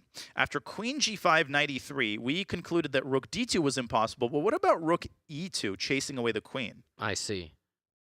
Because now black is experiencing the same problem. Okay, it's a moot point. I think there might have been the move h6 here, maybe counter-attacking the queen. Maybe it was that missed. But I guess, okay, quick. In any case. He went to g7. But he went to g7. So queen g5 was never his idea. And now the question is, will Nihal take on f4 with check? He's winning a pawn with check to be up 2 pawns. And then he will deal with the situation of his rook. Yeah, take first, eat first, think later. The craziest thing is the computer is saying you should go rook f8, which is just so, that's not human. I mean, who plays this move? To not take a pawn like that with and check? Defend your king, and it's check. Exactly. How do you not... I guess the point is that the pawn on f4 really cannot be defended by what? Because there's a crazy subtlety here. LPDO, one of my favorite chess acronyms, loose pieces drop off.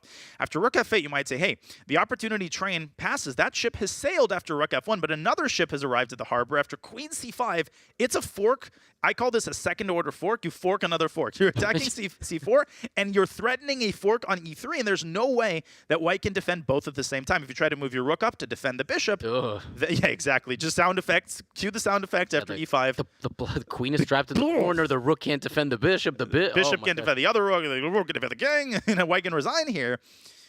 This ain't good. If Nihal plays rook f8, we see the eval as something like -3, and that's not one of those -3s that, oh, it's contingent on you finding a bunch of moves. Okay, he's taken on f4. Yeah, he took on f4. What I was going to say is what's contingent on playing against this opening that black is playing is that to prove that 0.7, 0.8 in the beginning, or that +1 that the engine sometimes likes to show when a person plays the Pierce or the modern defense, white has to play aggressively. You got to use that f-pawn, right? And so the move order that Nihal chose in this particular game made Anish develop more naturally, hoping for a king's pawn response. But Anish, even still, is not the type of player to go ballistic attacking, right? That's not the style that he plays. Literally, his style is balanced. And this is why the Pierce is actually a great weapon when Anish gets 15 minutes on the clock, because he has to prove it. And you see, when he tries to improvise, sometimes things can go crazy wrong. And taking the Levy approach is Nihal castling queenside. I totally co-sign your point. And you could argue that Anish has risen to the challenge. He did so yesterday in the Armageddon game. He has shown his willingness to play outside his quote-unquote comfort zone when the occasion demands it, but that doesn't mean he wants to repeat that. And, you know, Nihal forced him to repeat it. Anish did play aggressively. He sacked the f2 pawn, but, you know, it's darned if you do, darned if you don't. He did it at the wrong moment.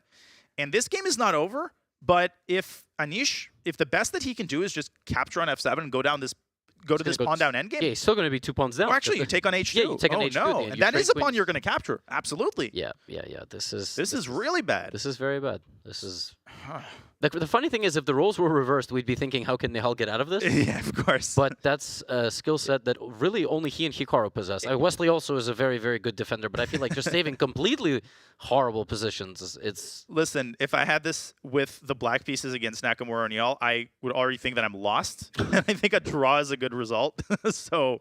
You'd just be happy like to go into an endgame up a pawn, draw it. Yeah, barely. Exactly. We see Anish Giri there deep in thought. He senses, we can tell, he senses that he is in crisis mode. If he loses the second game in a row with the black pieces, Nihal is so solid with the white pieces. And I was just going to show... Not good. I was just going to show that, you know, you have this check, and then after king to b8, you can think, oh, I'm going to come back, and I'm going to attack the king. I'm going to come back, and I'm going to attack the king, Levy. And then just knight c5. But queen b4, checkmate. Yes, queen b4, and mate on b7. Oh, my gosh. Yeah, king goes here, and actually, who's attacking who? Hello. Yeah. There's no mate. There's no mate. Your bishop's hanging.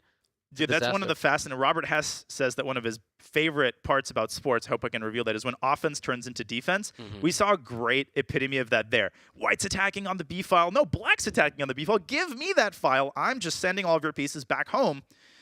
Anish Giri, rook to f1. Queen e5, I think, is going to be Nihal's response. Yeah, just queen e5. I mean, don't let the queen out. And we've been saying this time and time again. Yeah, I won one of my pawns back. Now I just got to win. And now you get triple forked.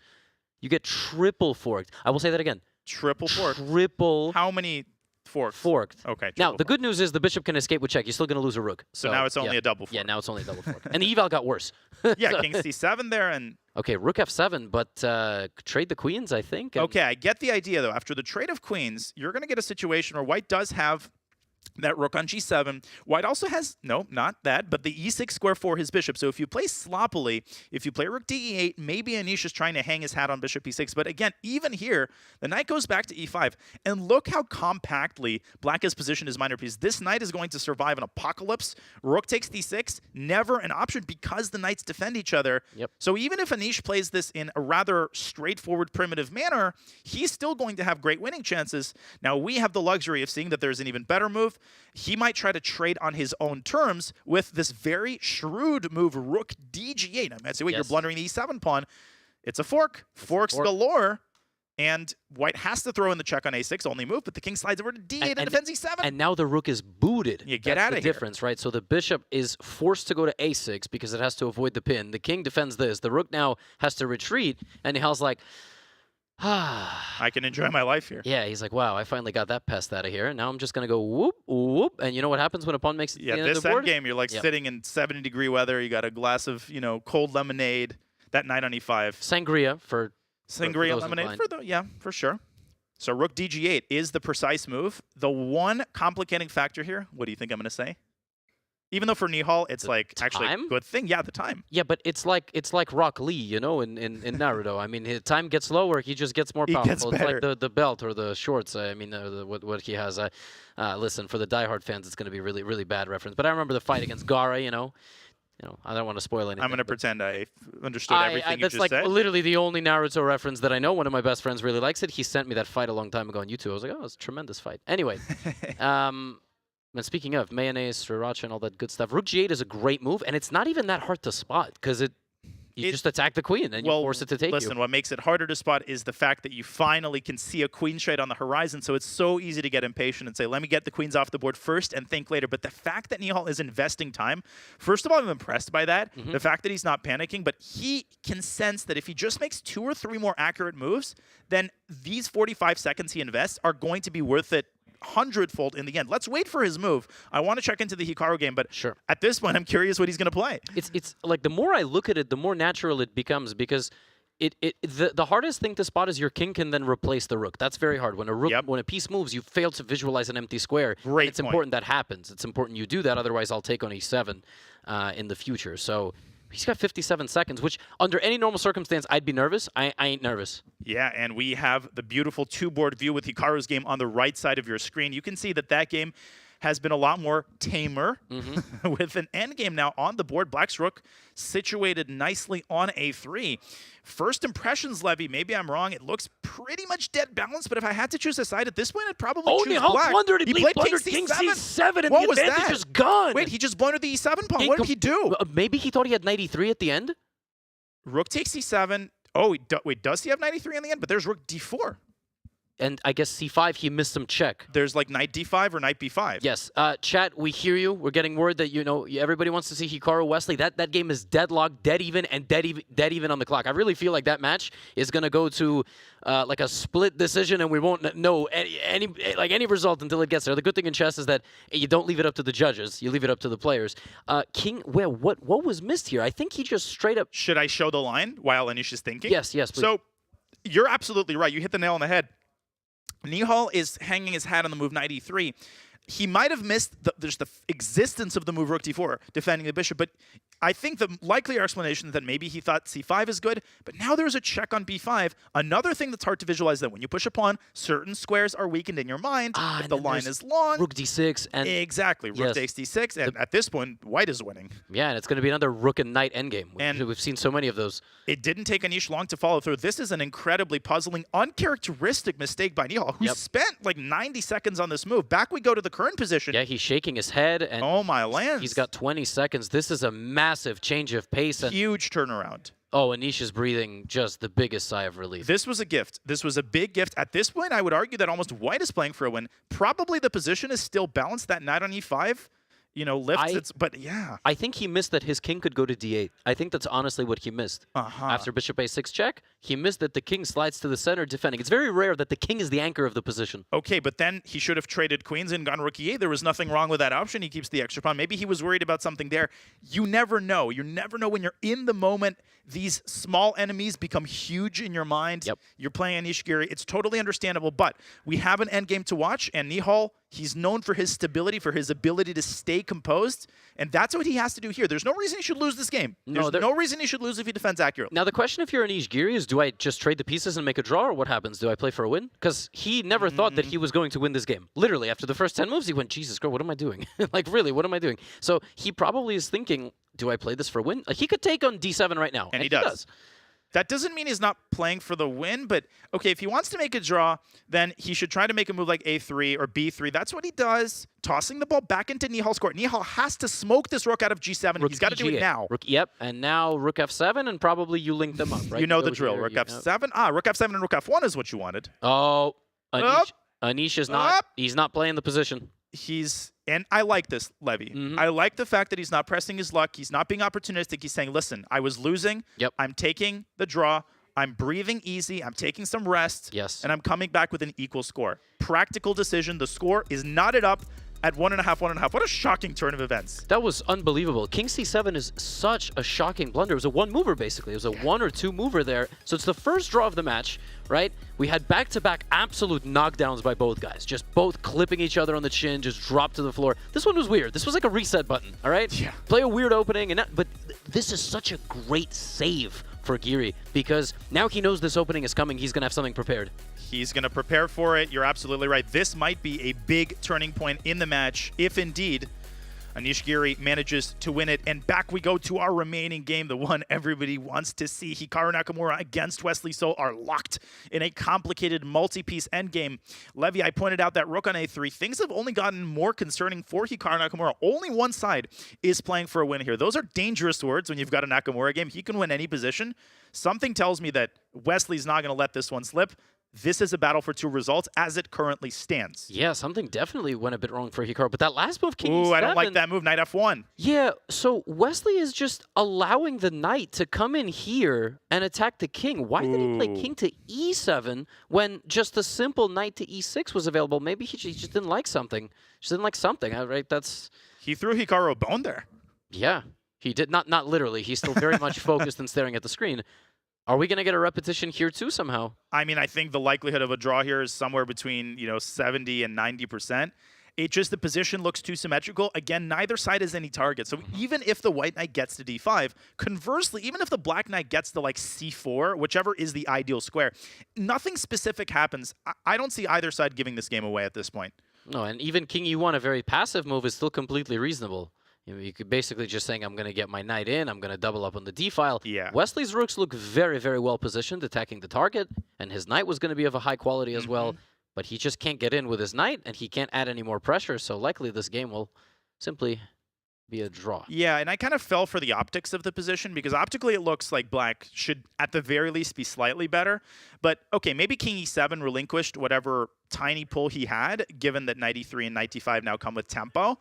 But the more I look at this, the more it occurs to me that there is nothing to attack. There are no outposts for the knight.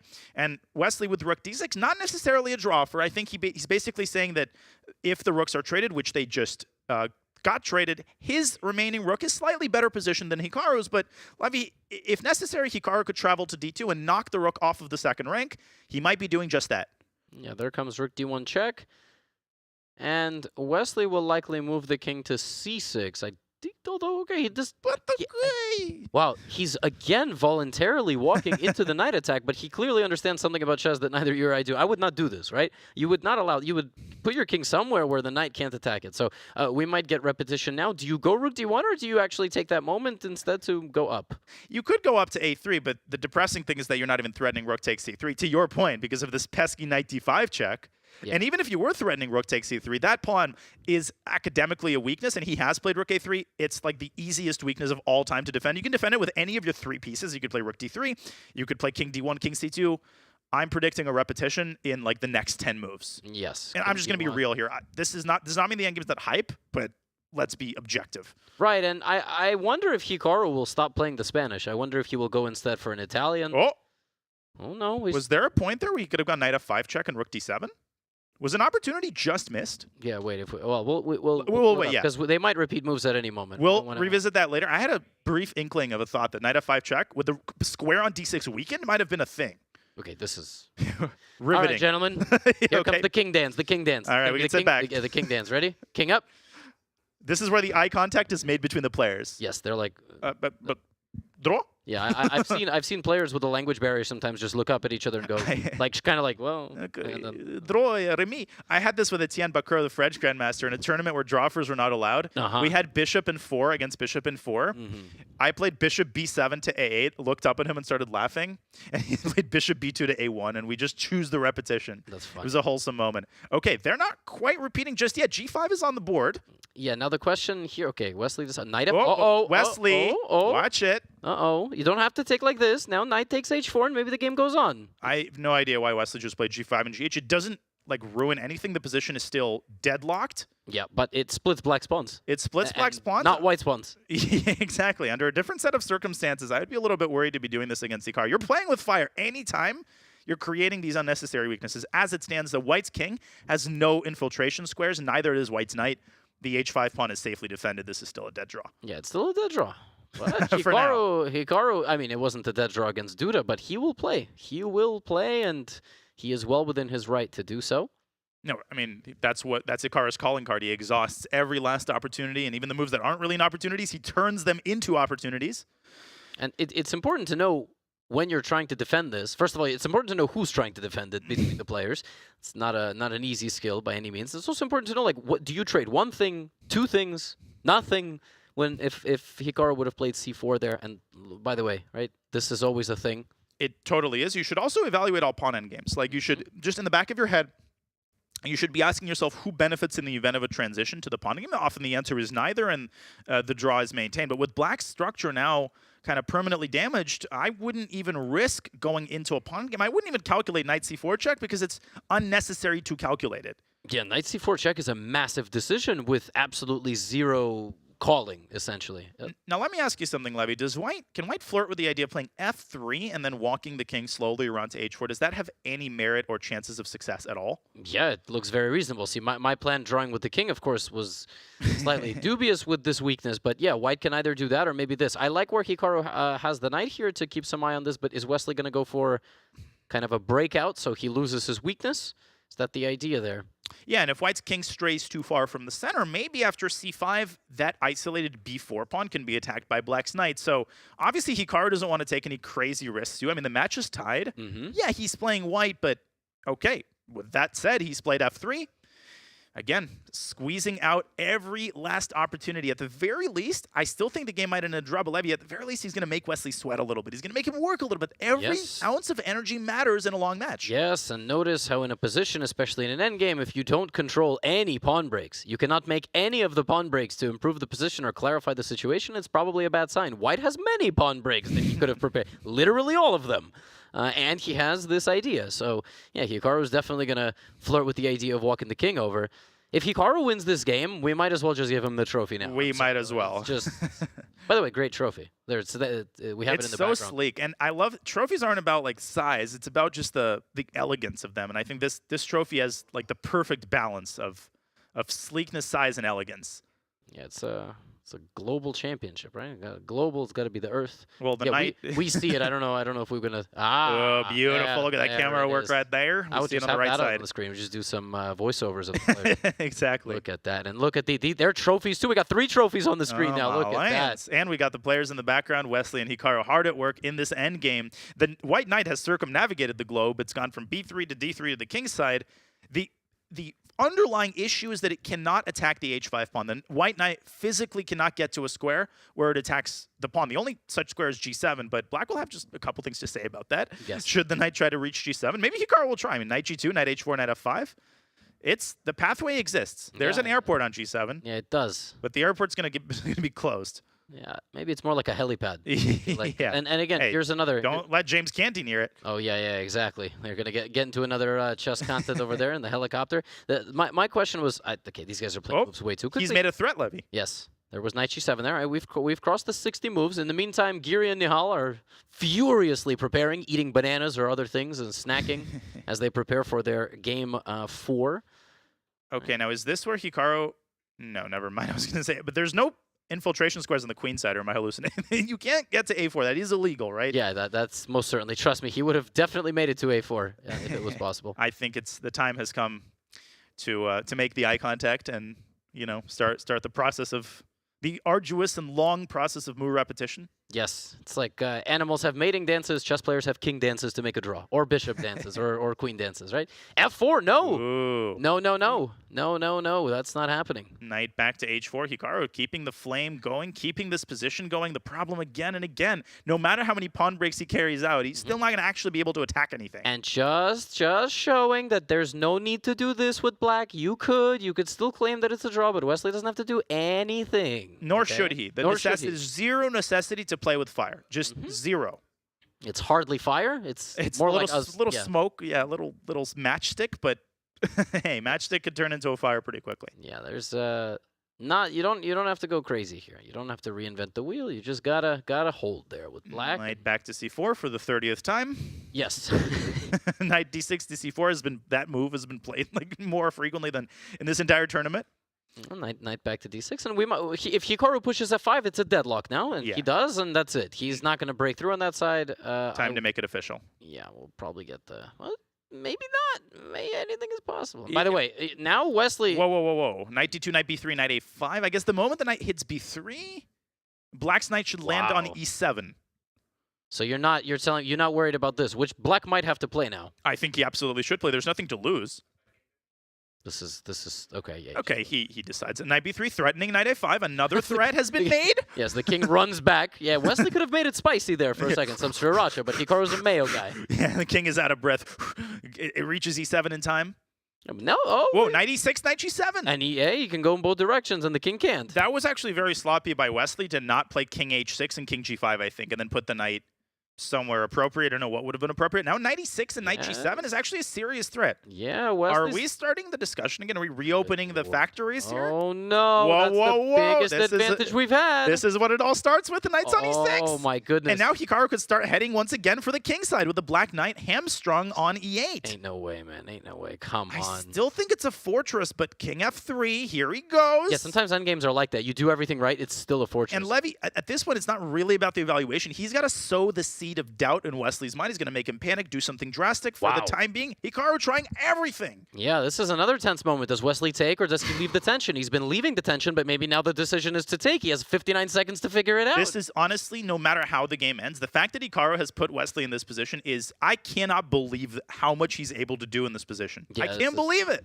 It's very, very absurd, let's put it mildly. Wesley seems to have an incredulous expression on his face. Like, really? I'm still defending this? Yeah, why am I still here? Well, you see, he's here because his position's unpleasant. Okay, king back to f3. We've seen this before. So the reason Hikaru isn't, well, he does go king g2, but I think now the knight should go to d6, and it does. Yeah, but now king h3, king h4. Oh, but knight e8, knight g7, just in time. Yeah, he's making these moves with shorter and shorter margins. I know. 40 seconds on the clock now. Yeah, you only move. Yeah, you have to go knight e8, knight g7. It's very unpleasant to do so, by the way, because your knight is really passive. And after the knight gets to g7, you're going to have to reckon with the move knight to e6. It turns out that because of the f5 pawn break, the pawn endgame is fine for black. But Wesley has 30 seconds left. Okay, he finds it just in time on the 87th move to hold the integrity of his position. And now all he has to do is shuffle his king. The knight on g7 is self-sufficient. And there's no way for white to attack the pawn on h5. Again, crazy. Just because the geometry. Yeah. He's trying. But I don't think there is a way to attack the pawn. Yeah. I think it's finally yes, going to be a draw. Maybe he'll try g4, but then black loses his only weakness, basically. And you know what this all started with? Wesley going g5 and g takes h4.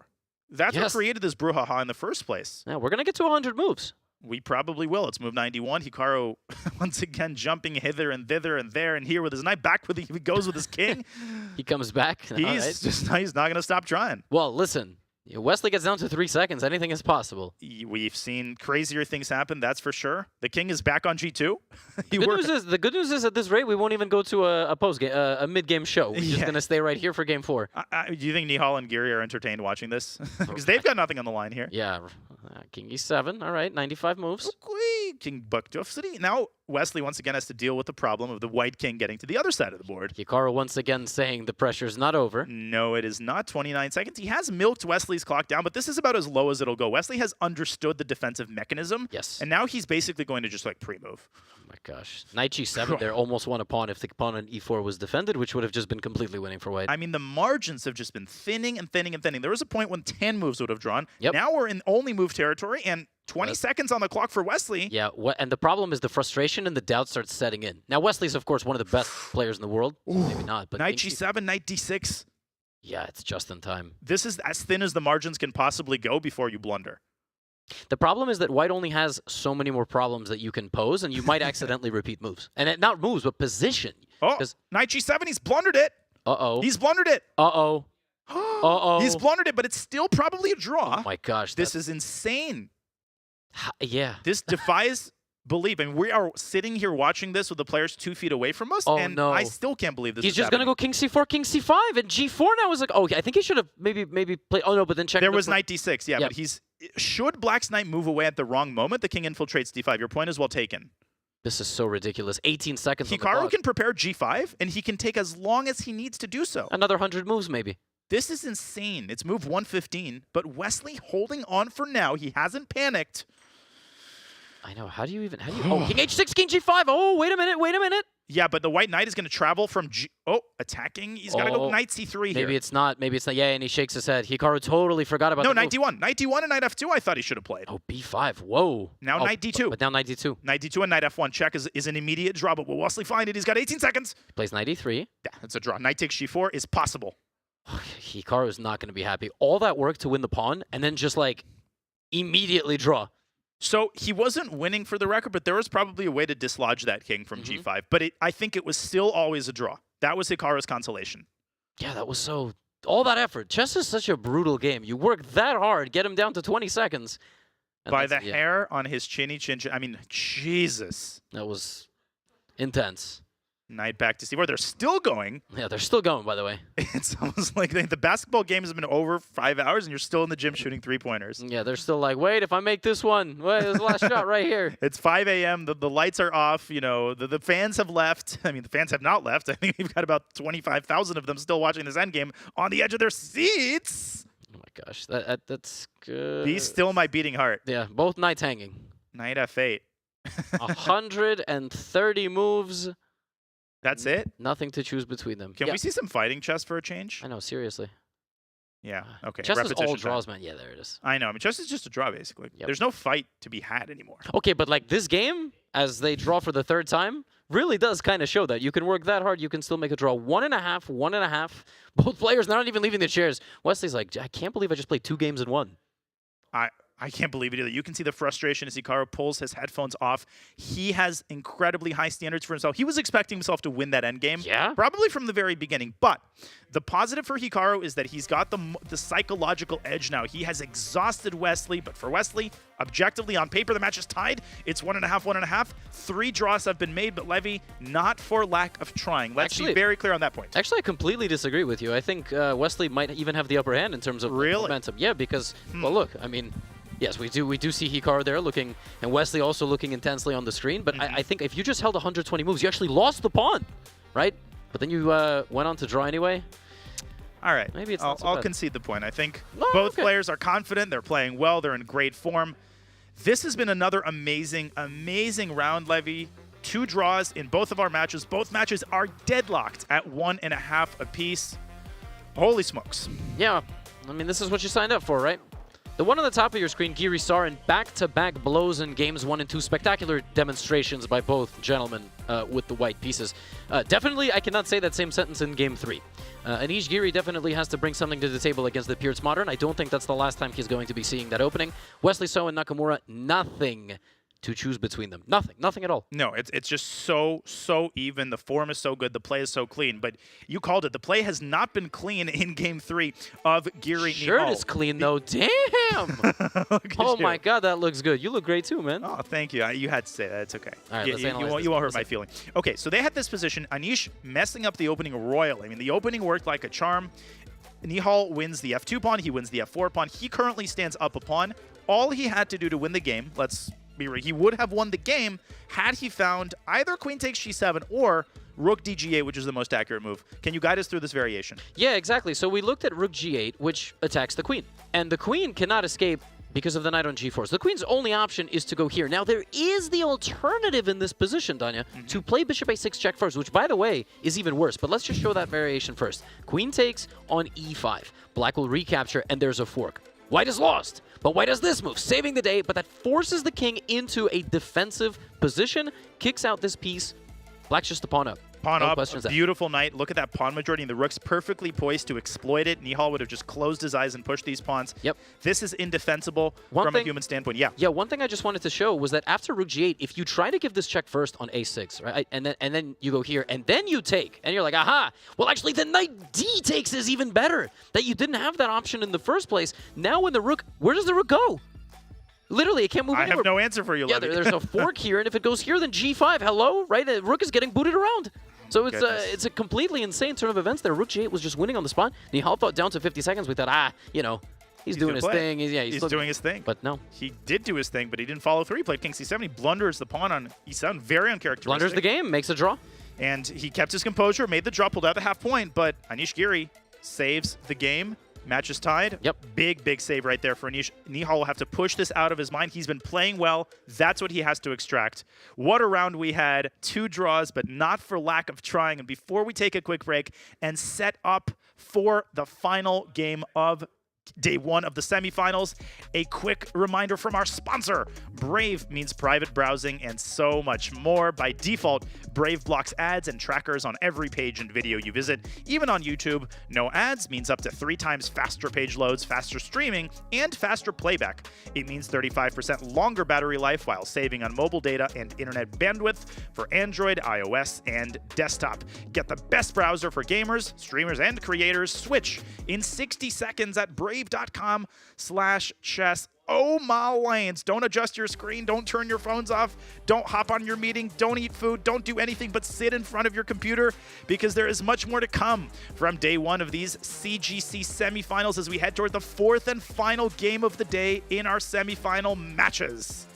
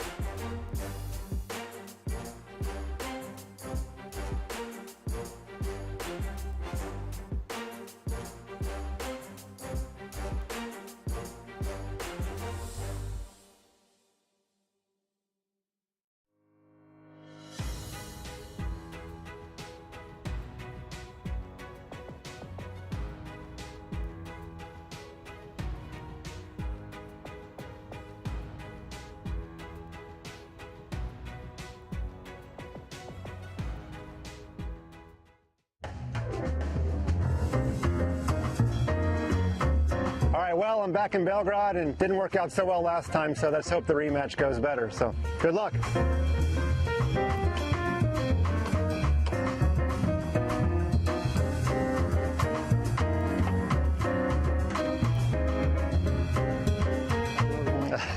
Thank you for the game. Yeah, I guess I'm even in Belgrade, but I had a very good player here today, so great city to play chess in. Hey everyone, GM Daniel Naroditsky here. We asked the Chess.com community to show us their best games from the CGC qualifiers, and we're here to highlight some of the exciting chess that our awesome community members cooked up in these competitive CGC games. So here we have Stevis 5 with the black pieces against AKAC, the Pro 12, and he might be a pro, but he got squashed in this game. So Stevis put together and carried out a lovely maneuver in this endgame. The maneuver starts with knight d7, pushing the bishop back. Now the knight travels to b6. What could be the point? Where is the knight going? Well, it's going to a4. It's attacking the pawn on b2. And this pawn is almost impossible to defend because the b1 square is covered by black's bishop. White ends up giving that pawn up and trying to open up the center. Stevis happily accepts this other sacrifice, and after rook fb1, it looks like white is winning the b5 pawn. But the knight drops back to a4, and after rook takes b5, Stevis captures yet another pawn on c3, and this move comes with a fork. Bishop takes c4, and knight takes b5, and Stevis very comfortably converted his material advantage. Lovely display of typical endgame plans, and a smooth victory for Stevis. This has been GM Daniel Naroditsky with another community highlight from the Chess.com Community Global Championship Qualifiers.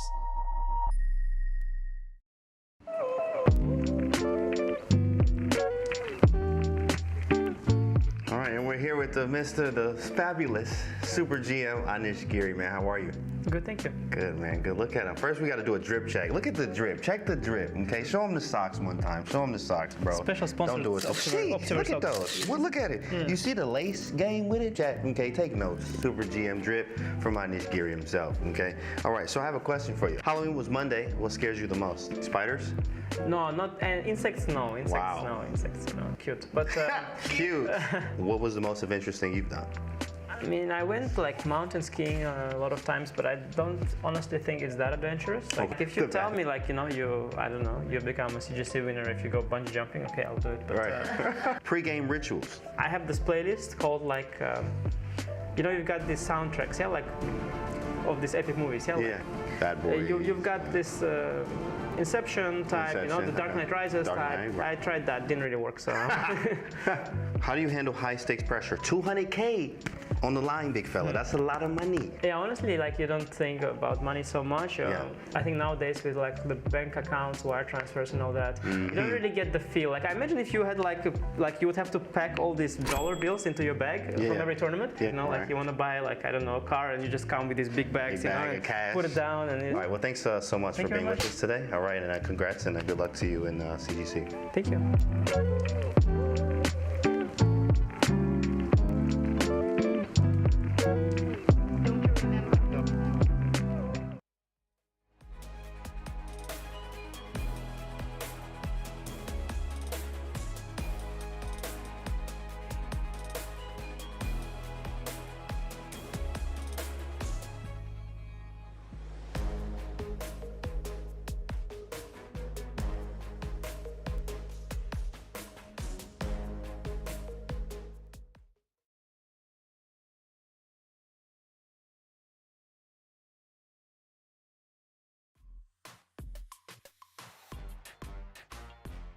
Welcome back to Toronto and our coverage of the CGC semifinals. Our players are getting themselves settled to head into the fourth and final games of the day. Both matches between Anish Giri and Nihal Sarin and Wesley So and Hikaru Nakamura are deadlocked at 1.5 apiece. These have been fascinating, high-quality matches, and I cannot wait to jump into the final game of the day here alongside the one and only international master, Levi Rosman. It's been a pleasure covering the games with you, Levi. How are you feeling before our final game of the day? Yeah, so there's two storylines here. 1.5 to 1.5 in Hikaru versus Wesley. We expected that. I can't say we didn't. It's deadlocked, and nobody's really even had the upper hand. It's going to take 7 or 8, if not 9, if not 10 or 11 or 12 behind the scenes to figure it out. Nihal Sarin and Anish Giri traded blows in games 1 and 2, then sort of chilled out a little bit, but almost didn't.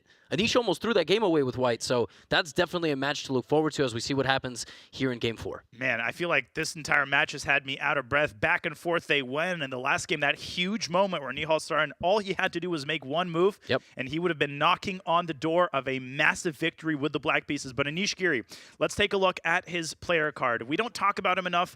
Fabi mentioned when we were talking before the games that Anish, one of the most perennially underrated players ever. There is a good reason that the guy is like 2770 FIDE forever, Levy. Yeah, in 2796 Chess.com Rapid, obviously he's defeated the reigning women's world champion to get here, Raunak Sadhwani, young talented Indian player. He beat his round of 32 and 16 opponent 6-1. And then he beat Rajabov in a nail-biter in the quarterfinals, obviously. Highest percentage of brilliant moves in the field. He's definitely going to need some here with the black pieces, but I actually think he just wants to stabilize. He'd be cool with 2-2 and go on to tomorrow. I agree. I think he's gone through the emotional roller coaster today. Anish, he delivered yesterday in the Armageddon, showing nerves of steel. But what opening are we going to get? What kind of Nihal Sarin are we going to see? Well, we're about to find out. He repeats the opening from Game 1 and again, B3 rather than B4. Yeah, G6. Game 2, rather. Yeah, G6 is a great line to play against London players, and it forces them into this, whatever the heck this is. Kali-ish. What? Zucker the Sarin opening? Yeah, the Sarin opening. H3, right? You know, normally you play H3 in the London, so the bishop comes here. Now, they're repeating the exact move order that they went down in Game 2, so there's no question in my mind that Anish looked this up. The ball is in his court. He was the one who lost. Right. Now, I'll be totally honest. I'm not entirely remembering whether they had this exact position or something very similar. Yeah, who does any single person in the chat remember if the knight was on C4, the bishop was on C4? The structure is the same, Levy, and just visually, this looks dead equal. I think it is dead equal. Yeah, it is dead equal, and there's lots of play. There's a lot of flexibility, and you see Anish already there. That was his longest thought. He thought for more on that move than any of the others combined. Staggering 20 seconds on that move. Yeah, 17 seconds, but all the others were 0.5, 0.4, 0.6, 0.7. I mean, somebody had that up. That's definitely not 17. So he thought for a while, and now after Queen E2, White is better.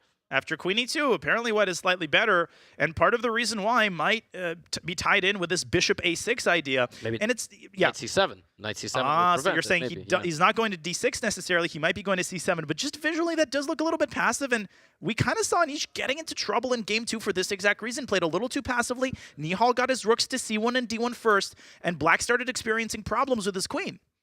Yeah, it's never easy to tell if guys are still in their preparation, but sort of gamesmanshipping one another, which is they're totally allowed to do that. Like, oh, I'm going to think for 17 seconds and play this move, but I've actually studied it for 6 hours prior. So he knows the move.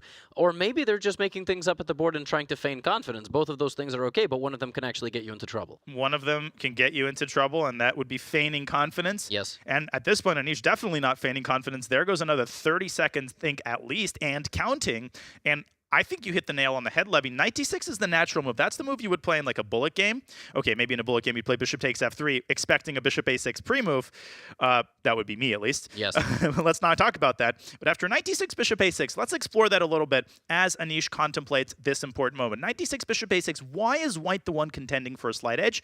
We won't have to play these moves in the analysis board. Knight d6 is on the board, as is bishop e6. Yeah. Cut the analysis board. We have this on our real board. Yeah, we have this on the real board. Very tough decision there. Do you allow the white queen into a6, essentially? With black, you can say, oh, that's really dangerous. I don't want to be under pressure. You can also say, that's not dangerous at all. What a bozo. Why would he put his queen on a6? I don't know if it would go exactly like that in Anish's head, but it might go like that in mine. Okay. I have a concrete idea. It starts with bishop takes a6. Looks incredibly counterproductive, as you're saying. Queen on a6, attacks a7, reminiscent of Giri's queen on h6 in the last game. Now black plays c takes d4, and if the knight recaptures on d4, I think there's this move knight d7 to c5, exploiting a tactical foible, which is that queen takes a7, rook a8. Tactical what? Foible? I don't know. I just wanted to use a fancy word. How do you spell that? Idiosyncrasy. No. F-O-I-B-L-E. Foible. It's like a peculiar characteristic of a person. Can I get or Google a here? thing. Can we get this up on a monitor? Foible? when did you learn that word? I mean, I've got a lot of foibles, including liking fancy words for no reason.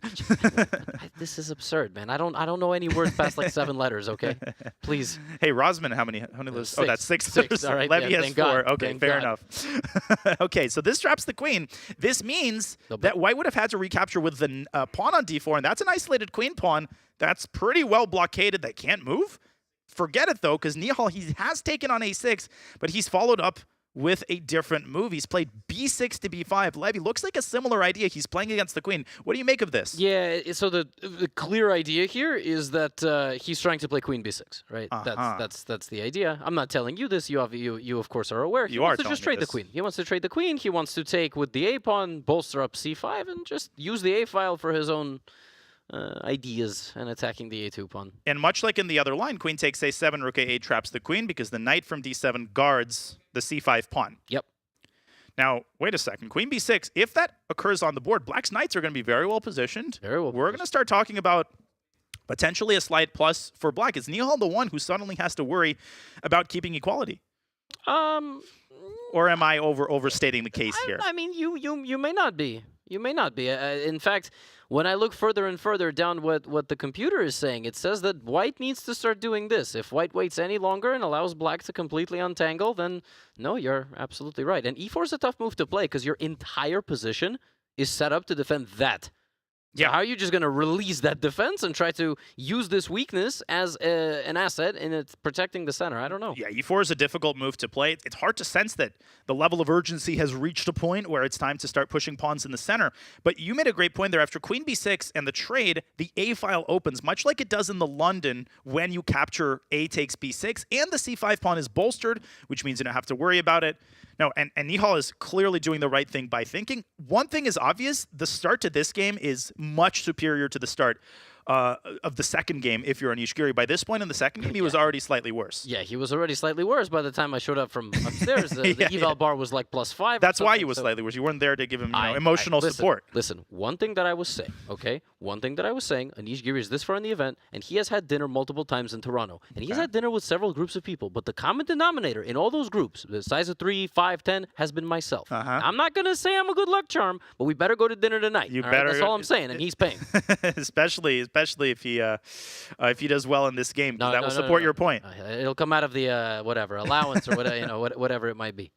But knight e5. So Nihal does not choose e4, e5. He instead shoves a horse in the center of the board. Ooh. What happens if we just do your idea of taking on d4? Yeah, well, obviously, first of all, queen b6. It's actually not, like, impossible for the reason people might think, because knight d7 blunders the queen. Right. It's impossible because if queen takes b6 and then pawn takes c5, forking the knights. That's pretty savage. Forking the horses. Now, you're proposing c takes d4, eliminate the pawn. Oh, but I just realized there's knight c6, which could be unpleasant. Yeah, knight c6 looks nasty. Oh, of course, you just take it. Rook takes c6, of course. I mean, totally natural move.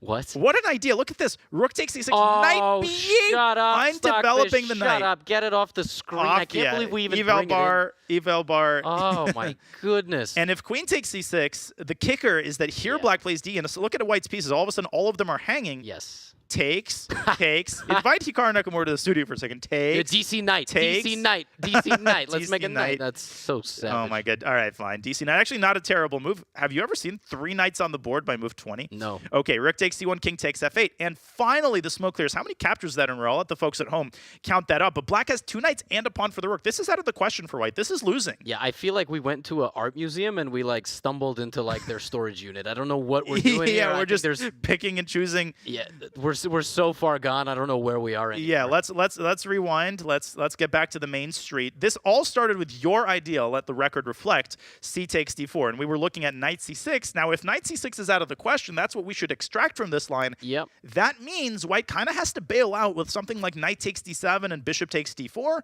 And at this point, I think only black can contend for a slight edge. I think this is very drawish. Yeah, but if anybody's gonna win, it's black. But this is like right up Anish's alley. This is what he wanted. He wanted a risk-free position, solid. You know, he's fine with the draw, but here you can keep stepping on the gas pedal if this happens. No, I'll listen. I'll tell you right now. What Anish Giri is calculating is CD, knight c6, rook c6. Like certainly he must be calculating. Yeah. Now is knight takes e5 out of the question? Knight takes e5 and knight f5. Knight e5. No, I don't like that because the rook can come to d1. You also lose 2 pawns. Well, the knight on d2 is hanging. Oh my gosh! Oh my gosh! Oh my gosh! You saw that. You were just making sure that I No, understood I did why not I see suggested that. That's too many pieces coming off the. That's crazy board vision. Look at this. This is why you have the GM title right here. I don't really know why I have the GM title. I think some people might have something to say about that. You're like the kid in class, all right? I didn't even study, and then you get the highest grade. Oh, I just don't know. I stumbled into the A+. I didn't even study. Yeah, okay, let's put that up on the board. You're right. If you can't take any of these pawns, what are you just going to play knight f3? No, rook fd1. I'll set up the trebuchet right there. Okay, and so then perhaps put the knight on e4. Yeah, you got this, and these are still weak, so I guess. Queen b6. Yeah, and then the computer is trying to say that this is no longer good. I mean, it was good for like 10 moves, but now all of a sudden it's no longer good. I think it's because this pawn e5 restricts, and pawn on e3 restrict the key central squares. Yep. And on demand, white can play this move g4. I wouldn't play it yet. I would play something like, you know, maybe even e4, chasing the knight away, because knight h4 loses its luster due to g3. So this endgame definitely a lot more palatable for white than the other version of queen b6, queen takes b6 that we saw. But the fact remains, this is a very big moment, and Anish Giri continues to ponder this critical position. He's down to 9 minutes, plenty of time to make his call. I feel like when you think this long, right, if you spend 25% of your clock time, which is sort of what he spent, you may not play c takes d4. I actually feel the opposite. I feel like there's a sunk cost effect where the longer you think, the more tempted you are to make the committal move. But then the argument against that is if he already proved that c takes d4 works, then why hasn't he played it? What is he digging for? Right? Yeah, that's an interesting type of logic. I'd be very curious to know what is going through his mind at this very moment. But that will have to wait because our other game is about to get underway. Hikaru Nakamura and Wesley So are also deadlocked at 1.5 apiece. All 3 of their games have ended in a draw. We're going to take a quick look at Hikaru's card. He's 34 years old. We don't need to talk about him anymore. Hikaru Nakamura is Hikaru Nakamura. Yeah, I mean... Very deep point right there. No, it's a very, very deep point. He had a very solid run in the quarterfinals. He's been basically just jumping over every opponent thus far. And I look forward to seeing what happens in the 4th game. I mean, right now, there's just nothing to choose between these 2 guys. It's very interesting to see if Wesley's going to go for E4, D4. There's just so little air. I mean, there's so little margin for error. As Canty said, you breathe long and these guys punish you. And are we going to have yet another Berlin? Finally, a deviation. The bishop doesn't reach b5. He didn't have the strength to push his mouse all the way up to b5. Instead, we have a mainline Italian. Yes, oh, the joy. amount of move orders are like the winding streets of a small Italian village, you know? It's like very... That was so poetic, Levy. Have you been to Italy? I have once. I haven't. I played in Italy once. And just made that reference. I can assure you that the winding streets of Little Italian Village do indeed resemble the Italian. That's what it was named after. Really? No, I don't think so. I have no idea. Just go. You take it away, man. Yeah, you just accidentally like named the reason why the Italian opening. Okay, I think we're backing ourselves into a corner in some deep dark alley of an Italian village. A4 is on the board. Now, this is a move. Talk about all the rage. Everybody's pushing the pawn up to A4. There was a time and a place where nobody was making that move, where the bishop was calmly sliding down to B3. Now, the sort of battle has transitioned to the queen side, and A4 and B4 is kind of de rigueur for GMs in the Italian. Yeah, and I've seen positions like I remember the game Nordirbek Abdusatoro versus I was thinking Pintala of the same Harikrishna. name. Right, but the pawn was on A5.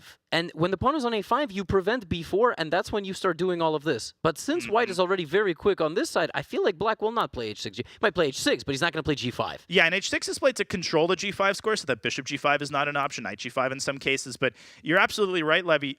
Usually we see this maneuver, knight E7, knight G6, assembling pieces on the king side. That's often the next stage of the game, and white does the same. Knight D2, knight F1, knight G3. This position looks extremely similar to yesterday's game 5, Giri Rajabov. And then Rajabov played knight G6, knight F4, G5, and just got obliterated. But okay, this is also very common. And extremely. And D5 now. Yeah, these guys hate bishops. They just hate them. I think I've seen this exact position. Something tells me that D5 is like the main move for black, but no, he takes on E3. I mean, black can still play D5. Yep, black can play D5 now or on the next move or on the next move. Yeah, and that's like always the question. Do you play D5? Do you keep the center closed? Levy taking... Now you named Hikaru, Levy. I mean, you should be having a blast. Yeah. I'm confusing with Hikaru, Wesley. I mean, Hikaru taking a... Chad is not going to let me go for that. He gets the knight to G6. Is white slightly better here? Is there a case to be made that white is the one who holds the pawn breaks, white is the one who can put the knight on F5 first, or do you think this is dead balance? I never know how to evaluate these positions. I never know. I always like it a bit more for white. The problem is I have to make moves. I can't just sit there and go, it looks nice. Okay, C4, right? C4 is a move. Expanding on the queen side. Okay, Hikaru kind of does the same. Yeah. Normal stuff. Yeah, it's hard to comment. I mean, 5 lots of queenside pawn moves. Yeah, basically they're preparing the structure of the position in the long run. That's what they're doing, and yeah, no, it's yet to be seen. Well, I really like this for white. Yeah, there's just like no piece-to-piece contact yet, so it's sort of hard to comment on this from a tactical perspective. They're investing in their future. Finally, some piece-to-piece contact. The pawn moving over to D5, striking at the center, and white doesn't have to react to this. White can keep the tension. You don't have to play CD. You don't have to play ED. You don't even have to play C5. You can make a general improving move. You often see white play G3 in these types of positions to restrict the knight. And if you try to do something like, well, I heard somewhere queenside majority, 3-on-2, and I'm going to... Yeah, you're just worse. Yeah, I'm going to exploit that majority. How are you going to push any of your pawns? Yeah, you just gave up 2 pawns in the center. Black will maybe move one of the knights somewhere, and queen D7, bring the rook. Yeah. So got to be careful how you capture these things. We don't have to tell them that, but we do have to tell the chat that. We most certainly do, and I similarly don't like C takes D5. He plays the move C5, so he locks up the queen side. Yeah, so that's not the same C5 as I showed because the tension in the center remains. It remains, and if black is the one who resolves it, that gives the knight, it hands the knight a beautiful pathway to this D6 square. So it's not that D4 is always bad. D4 is often a good move if black follows up by attacking the king side.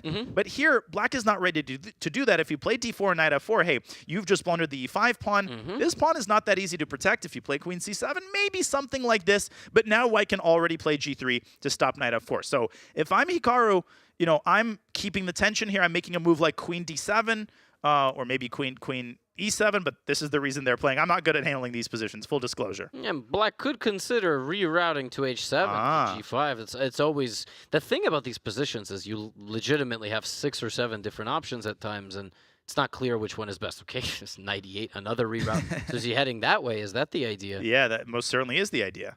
Knight C7, Knight B5. Maybe just Knight C7. Yeah, man, why are they making any bishop moves? I don't know. I miss the bishops. Yeah, What's whoever the taught these problem guys how with to the develop bishops? their bishops. I know. Okay, so what if white plays rook AD1 and tries to exploit the fact that your knight has left the center by pushing D4 really quickly? Is there any merit to that idea? I like it. Rook D1, D4, let's go. So He's let's backing up. I'm going forward. D4 looks very interesting. Yeah, D4, and my idea is that if black plays E takes D4 and says you're going to lose your E4 pawn, I can play ED. Yeah. 5. Zwischenzug. Little Zwischenzug, and after knight D5, knight takes D4, little X-ray going on the queen. This gets unpleasant. Knight takes E3. knight takes this is e6 or no? Get me out of here. Apparently not, because knight c2, and that doesn't quite work because at the end your rook hangs. Wait, it doesn't? Knight e6? No, knight c2, and then your rook on e1 is hanging. Ah, yes. Knight takes it. The rook is overextended. Yes, exactly, Levy.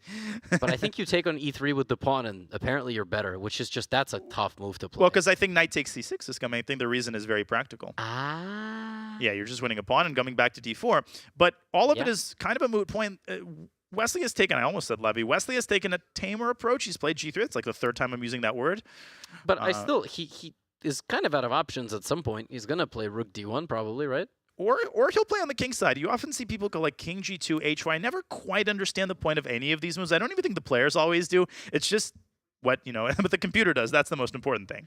Is there some crazy rook f6 and king g2 you can maybe even sacrifice on f3? I'm like trying to come up with... And then go like knight, especially if the knight is on b5, then that just wins the game. Yeah. Rook f6, king g2, knight b5, something like that. Well, I guess the first thing you have to decide is whether you're completing the maneuver of the knight to b5, or are you going straight down to business on the king side playing rook f6. Or queen f6. That knight is just loose. But yeah, Wesley really didn't like knight f4, I guess, which is why he played g3. Yeah, it's just hard to make moves in this position. I just wanted to quickly shout out, Levy, over 50,000 or 52,000 watching on YouTube and Twitch. Damn. 52,000. Talk about a small Italian village. That's a population of a large village. Yeah. So welcome, everybody. If every single one of those 52,000 texted a friend or two, we could get that up to 70, 80, 90,000. Well, because not all of them would agree. Then you would maybe get it to 100,000. Yes. Yes. No, just incredible numbers, folks. We appreciate your time and attention. We hope you're enjoying the show. But we also would appreciate if you texted somebody seriously. On we would appreciate it even more. Yeah, actually. Because then, when we pitch this next year. Anyway, really, text somebody. Okay, back we go to the game. Queen slides over from c2 to b2, and Hikaru did indeed complete the maneuver with knight b5, Levy. The knight has gone to b5. So now if something goes Has to the knight gone to b5? Yes, it has, and it's looking at d4. But Aaron Nimsewicz once said, damn, that's a nice-looking shirt. He also once said... Stephen Curry is the best basketball player ever lived. Steph Curry is the best. Yes. And then the third thing he said was correct. That Mayo is better than Sriracha. And the fourth and final thing that Aaron Nimsewicz said in his very prolific chess career was that the threat is more valuable than the execution. And he doesn't actually have to finish this move. It just has to exist. This knight is a beast. It's just going to stand there forever. Yeah, and back to the idea of no contact between the pieces. When you have this kind of closed, cagey position, as you said, it's all about building potential energy. It's all about setting yourself up for the situation when the center actually opens. So you have to look at the future, right? You can't just say, oh, the knight's not coming to d4, as you're saying. You're gearing yourself up. You're investing your 401k because you're going to turn 60 one day. Okay, and investment advice aside, I think we should take a look at two gentlemen who have definitely invested a lot of time in today's chess and making it more exciting. Yes, and that we is should. Nihal Sarin and Anish Giri. They're on the right side of your screen. Very tense position. And Anish under a bit of pressure. That knight has to make a... Does it have to make a decision, actually? It's under attack. But ooh, now you were right, Levy. No, he just leaves it to hang. Rook to c6. I will just quickly throw in. We don't have to go back, but Anish did not take on d4 in that scenario. So there was something about that crazy line that he didn't like. Instead, he did go knight takes c5 and queen b6. He went down the line we were discussing. Yeah, he's down 7 minutes. Oh, yeah, for some reason, I thought Nihal was the one down 7 minutes. You can't blame me for thinking that, right? Yeah, right. That would have at least made sense. But it actually also makes sense this way. I don't know why Anish is so pensive. Well, because he spent that long calculating c takes c4, and he didn't play it. Yeah, he spent 4 minutes. I was right. Haha. And then he spent another 4 minutes on his last move, the one we just saw, rook c6. That move on the board right there on the right side of your screen took him 4 minutes. Yeah, we can jump in a bit closer at some moment to take a look. And yeah, that if I just take it back there, move sure. 95. Danny and I were discussing when you spend 33% of your clock time and you don't play kind of the tactical idea, you probably don't believe in it. You said it's a sunk cost, but I think it is a sunk cost. He's down to 3 minutes on his clock. It's a sunk cost and he didn't play it. It's a sunk cost and he didn't play it. He did take on e5 and go queen b6. And we should try to understand why White is the one holding all the cards here. I think the reason is tied very directly into two things. The fact that White's knight has this c4 square. And so I'm considering a move like bishop c3, putting the bishop on a defended square, chasing the knight away, then getting the knight to c4 and mounting an all-out assault on this b6 pawn. Yep. I highlighted in orange. I didn't even know that color existed. Like just period, not even on chess.com. Yeah, it's discovering new things every day. And you could also bring the pawn up to f4 if you need further bolstering of the e5 pawn. Black's bishop on g7 is like, hey, this was supposed to be the crown jewel of of your position. What am I doing on g7 staring at the e5 pawn? Yeah, I think Anish will probably rely on f7, f6 as we continue to add more lines to the board. And then white will have a tough decision. Do I take? Do I push? Do I ignore? Maybe I don't have to do anything. Maybe I just play knight c4, let him take me. In the long run, it's going to come down to these pawns and this, and apologies, and this technical difficulty. That this a pawn will likely decide the game for Nihal if it makes it through. It's interesting to me that Nihal is investing a lot of time because bishop c3 is like asking to be played. I think he's already decided that he wants to defend the bishop. The question is how, because bishop c3 isn't the only way to do it. You can also go rook b1. Looks like you're just putting the rook on file occupied by the bishop, but you're aiming at the b6 pawn. So I think he's deciding on the order of operations here. I think it would be smart for Nihal to keep, at the very least, something like a 3-minute time advantage. Giri has gotten nervous when he gets low on time. Everybody does, except Nihal, it seems. Nihal might... yeah, he just gets anti-nerve. He gets more calm when he's got 5 seconds on the clock. We might see a situation where he evens out the clock like he did. Deliberately. Yeah, He already knows what move he wants to make. He's just making it interesting. Exactly. He's like, all right, okay, I'm still up 4 minutes. That's not interesting. I know they want a time scramble. Bishop c3 is a very natural move. So is rook b1. I think it really just comes down to a choice. Yeah, this is a big moment, but it's obvious that Nihal is better in the end game. He's playing without risk, and he didn't deliver on the previous game. Let's see if he delivers on this one. But things are getting heated in the Hikaru So game. Let's drop back in and pay that game a visit. As you see, it's on the right side of your screen. Hikaru bobbing his head. He seems really confident. He's got good reason to be confident with that knight sitting pretty on c3 levy. I'm not sure that tells the entire story, though. Wesley has just declined to draw, so that knight isn't actually the only thing that matters here, is it? Yeah, so I don't exactly know when that happened, but Wesley made a... Did Wesley just make a move? Sorry, so this is the way it works in chess. If Hikaru offered the draw just now, he played a move, he offered a draw. Wesley making a move would decline the draw. But instead of making a move, he literally hit the... Press the button. That's like an alpha move. Yeah, that's an alpha move. Get that out of my sight. He looked up and he went, no. And then he's thinking. Because what you do in chess is you say, I'll think about it. Not actually, but sometimes you can say it to be polite. But you think about it, then you make the move. That declines the draw. Here he says, I won't think about it. Yeah, I won't think about it, actually. It's just, no, now I'm going to think. So he is so convinced. He does not want to draw. He doesn't even need to come up with a move. He thinks he's better, and he's going to try to prove it. That is a bit of an alpha move there. Yeah, it's interesting. And I'm just going to come back for a second to this knight on c3, because a lot of people would look at this and conclude that black is better on the basis of this knight. But just probe what it means to have a knight on c3. What exactly is this knight doing? Is it annoying for white? Absolutely. It's controlling the e2 square. It's controlling the d1 square, but white can circumvent that knight. That knight alone, okay, so you can put the queen on d2. You can compromise. It's not bothering the rooks. And most importantly, it has no prospects to rejoin the king side. d5 is covered by white's pawn, and that is precisely what Wesley So is trying to exploit by pushing his pawn to f4. One thing, Levy, very important. Yes. After ef4, rook f4, a lot of people might be thinking that he's blundered a piece. He might have blundered mate in 2 earlier in the tournament, but he's determined to make that the only blunder he commits. Yeah. Here there's knight f5, counter-attacking the queen. And that's disaster. Disaster for black. Yeah. Good word. Disaster. Rook comes back to f2, white doubles on f1, and bam! Down the f-file he goes. We're getting very good at finishing each other's sentences. Sandwiches. Very good. In the words of Danny Wrench, the godfather of chess commentary. Each other's sandwiches. Right? That's the first I heard that one. f4, and, well...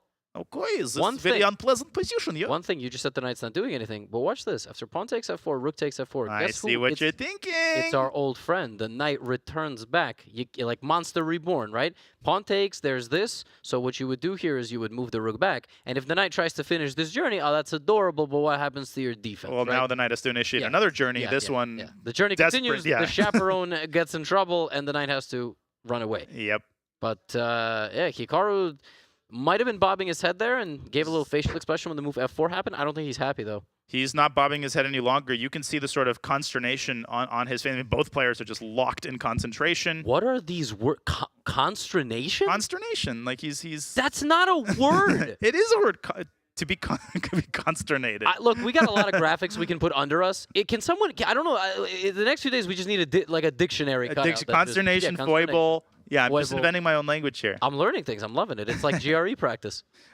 Now you've made me question whether it is in fact a word. Oh, do you see? All right. We'll confirm that for you shortly. But F4 is on the board. It's all of a sudden a 2-minute time deficit for Hikaru Nakamura. If he doesn't take on F4, then first of all, Wesley can take on E5, and then he'll be threatening knight F3. Suddenly that pawn on D4, once the pride of Black's position, is feeling very uncomfortable because its chaperone is about to disappear. The thing about these E4, E5 positions, there's always attacks raging on the same side. It's like the cornucopia of... There you go. Whoa! I mean, listen. Stay away. All right, there you go. That was SAT tutor right here. How do you always miss my handshakes and my fist bump? This is the third. Another how did one? you not see? They saw it.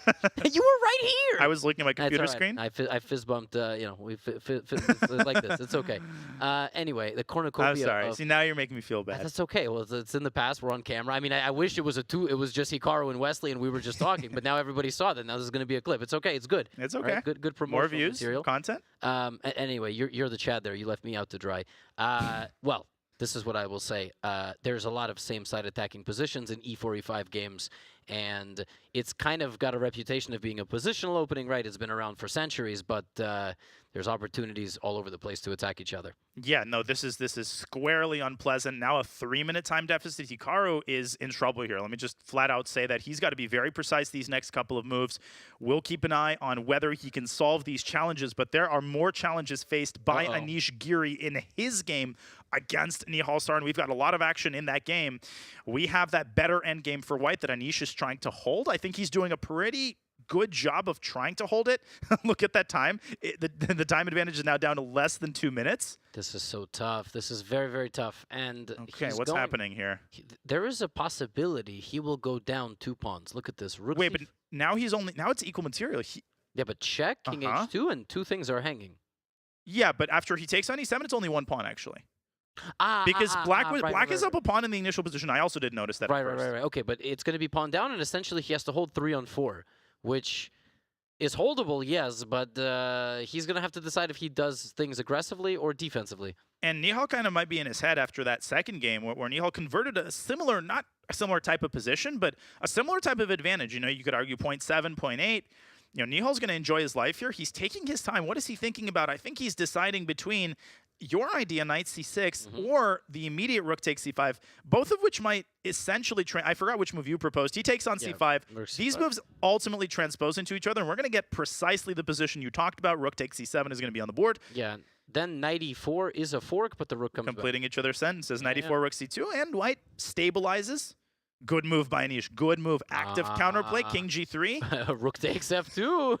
Oh, well, sorry. Yeah, I thought king g1. King g1. In my mind, rook f2. Yeah. That was my idea. That's an even nicer idea. Rook takes f2. Yes, that was my idea. You went out and hung a fork in case Nihal. Yeah, but whatever. Yeah, it was 94. Yeah, in any case, this is good drawing chances for Giri because it's hard for White to protect that f2 pawn. We'll keep an eye on Nihal's efforts to convert this endgame. Dropping things in the commentary. As we look at our 2 board view, love that view. We see Hikaru having captured on f4, and Wesley didn't take back. He played knight f3. What? Yeah, we need to investigate that decision. I mean, I get it. He wants to take on d4, but I'm surprised. Yeah, rook f4 there was quite good. Well, let's put it this way. It's zeros, but if and only if Hikaru finds f takes g3. Well, that's not the surprising. What does he do after FG knight takes d4? Yeah, yeah, there you go. Your guess is as good as mine. It's like some crazy computer move. Is it queen h4? Well, then I take on e6. Queen on b2 defends h2. So it can't be that. So what is it? Okay, well, let's test it out. FG. Knight takes d4. So the rook is attacked. The knight is attacked. The stakes are high. What? You take what? No. Oh. Get that out of my sight. Now, king h1, obviously, right? Yes. So that the queen keeps contact with the knight. And now the only move, knight takes e4. And this is equal. You hang the rook and the knight, but you can't really take the rook because of some checks. Mikhail Tal, you can only take one of my sacrifices at a time. And after knight takes e6, what makes things crazier is that after knight g3, king takes h2, knight takes f1 as a check. But king g2, you can't just take the rook. You get mated on g7. You have to play the ridiculously cold-blooded f takes e6, then promote, and then go queen g5 with a perpetual. Yeah, goodbye. See you guys later. I'm going home. He's played f takes g3, but now he I'm didn't. And now you have to put this back on again. Hikaru missed it. How did he miss it? No, I mean, he missed it because that was complete bogus. I'm I mean, kidding. stop showing this to people, all right? We got children watching. That was insane. Instead, Hikaru gives up the exchange. He plays the human move, and now Wesley back on top. He's got great winning chances, but Hikaru has control over this very important square on d4. This one is far from over. It's far from over for sure, and a very tough decision. Almost as a human, you want to play this move and like try to, but no, you just got to take the Yeah, you have to back. recapture. You could also play rook f6. That move also does look nice. But why would you even allow the queen to the tea party? There Wesley has to avoid overthinking it, and he's got to keep the time advantage. I think it's a lot more important for Wesley to keep the time advantage than it is for Nihal, because we know how Hikaru is in his opponent's time pressure. Yes, that's exactly right. We kept talking about this, that Hikaru and Nihal Sarin are two of the most creative defensive players in the event, right? Wesley's a good defender, but the Hikaru and Nihal somehow are just, they find these ways. So 3 minutes, he's got 4.5 minute deficit, and it's a +2 advantage to the opponent. It's the worst position that Hikaru has maybe had in the last 3 months. Yeah, exactly. Save his losses against Duda, but yeah. Oh, jeez, I forgot. Speed belts? Are they speed belt check? They're fastened? Just yes. making sure they're fastened. Oh, are you kidding me? Constern. Well, look at that. A sudden, I'm just gonna sit alarming back and I'm going to let amazement? you read it. No, but you see the date there, October 23rd, 2019. I do see the date. Yeah, see that. Since then, the word actually has been removed Thank from you, the English producers. All I'm going to say is I'm actually not going to say anything. I'm going to let the definition do the talking. It speaks for itself. Yes, but it's been removed, actually. They passed new legislation. They said the word is too bogus. Nobody actually knows it. Well, they also If a word is used by 2% of the population, is that actually a real word? Keep talking, and they might pass legislation banning Levy Rosman from being a commentator. I Just mean, kidding. Never. listen, if it means I don't got to deal with consternation and foible all day, maybe I'm not the worst thing in the world. As we're talking, though, Wesley's time is ticking. He has to make a decision. It's ticking. I want us to go to the two-board view because I'm just like, these two games are competing for our attention. Okay, so right side of your screen, or left, right side of your screen is the Nihal Sarin Giri game. And it's a 3-on-2 now. And with every pawn that disappears from the board, correct me if I'm wrong, the drawing chance has increased. I think Anish is as close as he's been in the last like 20 moves to drawing this game. He's turning knight c5 check, and then, you know, my cat could draw this, and I don't even have a cat. Well, I have a dog, and I don't think my dog would be able to draw this position with either color. I think Benji is more than capable of losing the game. It's very important when you talk about endgames, and you think about endgames, which you hopefully don't and have better things to do, that a pawn deficit doesn't mean a whole lot, because when you break it all down, rook and knight versus rook is a draw. And that means that Anish Giri could lose his pawns and his knight, and Nihal will keep the knight on the board, and that is still a draw with, obviously, best play, which Anish will likely demonstrate. So, rook endgames 3-on-2, draw. Pawn endgames 3-on-2, not a draw. Exactly. But he will avoid that situation. Yeah, and I mean, Anish doesn't even really have to trade knights. He's fine keeping the knights on the board. Look at Nihal's clock. He's down to 7 seconds, so now it's a... Oh, rook takes d7! There was rook e7 there. Wait. Rook d7 in 95. Was that just missed? Oh, my God. Yeah, I think he just straight up missed the win. Holy cano! That is just unbelievable. Yeah, he had a... He missed it. Yeah, rook d7. And I just said that... Is that winning? No, that's got to be winning. I mean, it's the best chance you have. Rook takes d5. You blundered a piece. Oh, my gosh. It's a draw. I think it's a draw, but he's got 2 seconds. Yeah, he's going to have to hold this. Oh, the king is going to walk. King g5. King gets to g5. You have to trade the pawn. So e4 and then f4. Don't go f4 first and blunder the pawn. Yes, so now king f7. He's also thinking about, there's knight e4. f6. Knight f6. Try to prevent white from playing f4. Oh, my God. Is there actual chances of winning? Oh, there absolutely are. If Black can keep the g-pawn alive. Knight h7 check. Okay, this first. Dude, Nihal is never on the receiving end of this. He's always on Black's side in these kinds of cases. Oh wait, he was winning there with some. And he's apparently the move there. He's getting his knight around to e6. Levy. Yeah, king f6. Oh, king f6. He's winning. Yeah, he's completely winning. Knight d3 or something. King. I mean, some move. It's not that easy though. White's gonna go f4 if you move the knight. F4. Oh, F4. He blunders f4. Oh my God! And oh, knight d4, f5, and then g5, e5 check, and it's a draw. Oh, no, but the win was so hard. I didn't Yeah. see the win. I didn't see the win there. Oh, and Nihal pulls it off. Yes, now you just have to know. Oh, how to draw but this. Anish is he is just kicking himself right there. This is a. Oh, he was hoping for a king f1 pre-move. Yeah, wow. Yeah, you got to go up and down here, folks. He's trying every Up trick and in down. the book. What was that? Yeah, and he's gonna stick around. He usually gets up and leave. I've never seen. That this might be before. the wildest finish to like a Nihal Sarin game I've ever seen.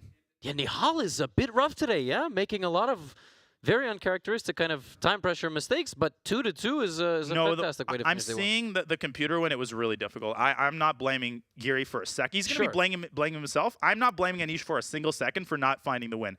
I'm putting it out flat out. By the way, you see this? Both guys still sitting there. Yeah, they're Neither guy has left their chair. incredulous. Yeah, they're thousands of miles apart, you know? Oh my God, that was insane. We'll break that down for you later, but we have another game to play. I'm just going to make it so clear as we look at the scoreboard. It's 2-2. It's tied. Yeah. This match looks like it should be anything but tied, but Anish really shouldn't be taking it too hard on himself. No. That was an impossible win with 2 seconds on the clock. Yeah, that's just absolutely incredible finish but to this Nihal one. Missing rook takes d7? Yeah, I don't know what to say. I don't know what to say about this game. We're coming down to the wire in this game as well. Will Hikaru hold this? Will Hikaru hold this? He is down in exchange. The stakes are high. The match is tied. It's 1.5 apiece. This is the final game of the day. Can Hikaru keep his knight stationed on d4? Can he keep the pressure on the f-file at bay levy? I think those are the questions that Hikaru has to make sure are answered in the affirmative. Yeah, and what do you trade here if you're Wesley? Do you try to get the queens off? Do you try to get a pair of rooks off, like rook f6? I mean, you don't want to get too desperate. Black has a blockade here. That's what essentially Hikaru is saying. You're not going to get through here. Yeah, blockade and maybe even a fortress, although some of us don't believe in fortresses, but... Yeah, how do you break through here? Well, rook f6 is actually not a bad try, I think. No, rook f6, and then what? Actually, rook f6, rook d6 doesn't look all that bad, but I think even in the event of the rook trade, it's not that the knight on d4 like dissipates. It's like it's still going to be there. The thing is about this position, okay, this is a bit of a stretch. It's losable with white if you try to take risks to win it. Oh, no question. Right? That's the knight on d4 is super tricky. You might lose both pawns. Suddenly you lose b4, you lose all your pawns. You're in an endgame down 5 pawns. I don't know how that happened. But hey, with Hikaru, anything can happen. Rook f4 by Wesley. Knight f3 is a very interesting idea, by the way. Oh my God, there's an amazing idea because the queen is suddenly undefended and you're trying to reroute the knight to f5 and win those 5 pawns that I'm going to try to win, yeah. d3, b4, c5, a5, e4, g3, just take everybody. g3, h2, h5, okay. So knight f3. And he played it. Wow! What a move! The knight is hanging 3 different ways, but when the queen trade happens, the d-pawn suddenly can't be guarded. And with the d-pawn, and the knight on e5 guards f7. Is Hikaru playing this for a win? Change of roles with the rook capturing the pawn and the knight guarding f7. Queen f2, though. Levy, Wesley doesn't have to trade queens, he doesn't. but after queen f2, I think knight g5 is actually very logistically unpleasant because now the pawn is hanging, the pawn on f7 is protected, and white's position falls apart. He didn't trade queens, but he didn't play queen f2. I think he played queen e2. Better move. Better move, but this is the best Hikaru's setup has looked like ever since he's given up the exchange. And he's only down a minute and a half. He's How not does he losing manage to do this? I mean, not only is he probably not going to lose this, he doesn't even come close to losing these positions. Right, because the only weakness in his position is f7, is the king. Yep. Everything else is beautiful, minus the fact that he's down a rook for knight. But what's happening here is the relative value of the knight is increasing. It's like a 3.5-point knight, and the rook is like a 4.5-point rook. Well put. He can shuffle between d4 and e5 with his queen. He can shuffle between g8 and g7 with his king. The time advantage is now down below 1 minute. Again, a situation where if Wesley just moves back and forth, does Hikaru try to push this somehow? So he might. I mean, maybe some well-timed h4. Queen c3? Attacking the pawn on b4? How do you defend it? Well, you can play queen d2. Yeah, then I guess he goes back. So he can test him. He can also play knight e6, but Levy, you pointed out the knight is actually very well placed. Almost got to Wesley again. Now I'm Wesley. He's Levy. Hikaru, Wesley, are jumbled in my head, but knight e6 is a possibility here. Yep. I like the placement of the knight on g5. I think you should reserve knight e6 for the situation in which d4 is actually threatened. Right now, he deals with d4 in another way. There's queen b2, but rook queen takes b2, c4. Right, rook e4. Then Black's going to start playing for a win. Exactly right. That's why Hikaru tanked there for nearly a third of his clock time. Yeah, queen b2 would be very scary were it not for this rook takes e4 tactic. You really don't want to get pinned here, but actually, if anybody's king is weaker on a diagonal or an open space. Right, queen e6 always, queen e6, queen b3 ideas. Or rook back. I mean, rook d6 goes knight e6, and he's going to go right back to g5 on the next move, I think. Right back to g5. Is this the repetition we're going to get? Rook f3, knight g5? This is Wesley offering a draw. I don't know. Wesley might consider pushing this. I mean, even psychologically, you're up in exchange. You feel morally obligated to give it a shot. But I wouldn't hold it against Wesley if he takes the draw here. He seems to be Here repeating. we go. Hikaru's taking a little time. He's like, wait a minute. Can I flirt with, Can you imagine Hikaru plays this on for a win? No, I literally cannot. The only reason he would is because he might be thinking, well, Wesley declined a draw earlier. I'm going to show you who the boss is. I'm going to show you what happens when you decline a draw against Hikaru Nakamura. Wow! Playing on for a win, down an exchange of rook to knight. That's and just for very good reason. Look at that queen, Levy. What is it doing? It's contesting both sides of the board. It's threatening H3, it's threatening H2. Wesley might be in trouble here. This is such a nasty feeling. Wesley's like, are you kidding me? Do you know who I am? Hikaru's like, yeah, I've played you hundreds of times. That's very a really well weird do. thing to You should have ask. taken the draw when you had a chance to see Hikaru Nakamura. Wesley down to 2 minutes. How do you contain Black's queen and Black's knight? I don't think you can. You got to choose. Oh my gosh, Queen H3 is coming in. And barely White holds on after King G1. I still think Wesley is holding this. Queen H3, King G1, H4 already deserves consideration. You shouldn't forget about Queen C3, but after H4, I think GH, and White can sack the exchange back if necessary. That's always a thing that White can do. Give up the rook for the knight when it comes in and just basically say, I cannot lose this. We also have to keep in mind, there are various Queen C3s lurking. You just have to not blunder the entire position over here. King G1 and... Rook takes B4 is an insta-draw. Oh my gosh, that's so gross. So Hikaru has a draw in his pocket. With every ticking second, it becomes more likely, and there it is. And there it is. Yeah, that's... Wesley will... There's no way to lose, right? Well, Queen B4, Queen G3, King H1. The knight on G5 is contained. Knight F3 almost mates, but that rook on F1? Yeah. Wait, knight F3? Queen B2 check first, and then you can But cover then the it. rook is... How do you cover it, though? Well, you're not really threatened, I guess. Well, Queen H3 is a threat there. Or maybe Rook F2 and Rook H2. Take and Queen F3, Queen takes D1. Can we make these moves on the board really quick? Yeah, yeah, no, okay, yeah, never stop. mind. They're making the move. Ah, okay, they're no. not. They're pre-moving. I guess there was a reason Knight F3 doesn't work. A draw is agreed by repetition. Oh. What a game! What a game! What? Yeah. Again, we have 2 draws. I know. We were calculating some crazy stuff with Knight to F3. Yeah, because if you take it, then the Queen captures and forks the rooks. Yeah, we were calculating this. Oh, I get it. You get it? Queen H3.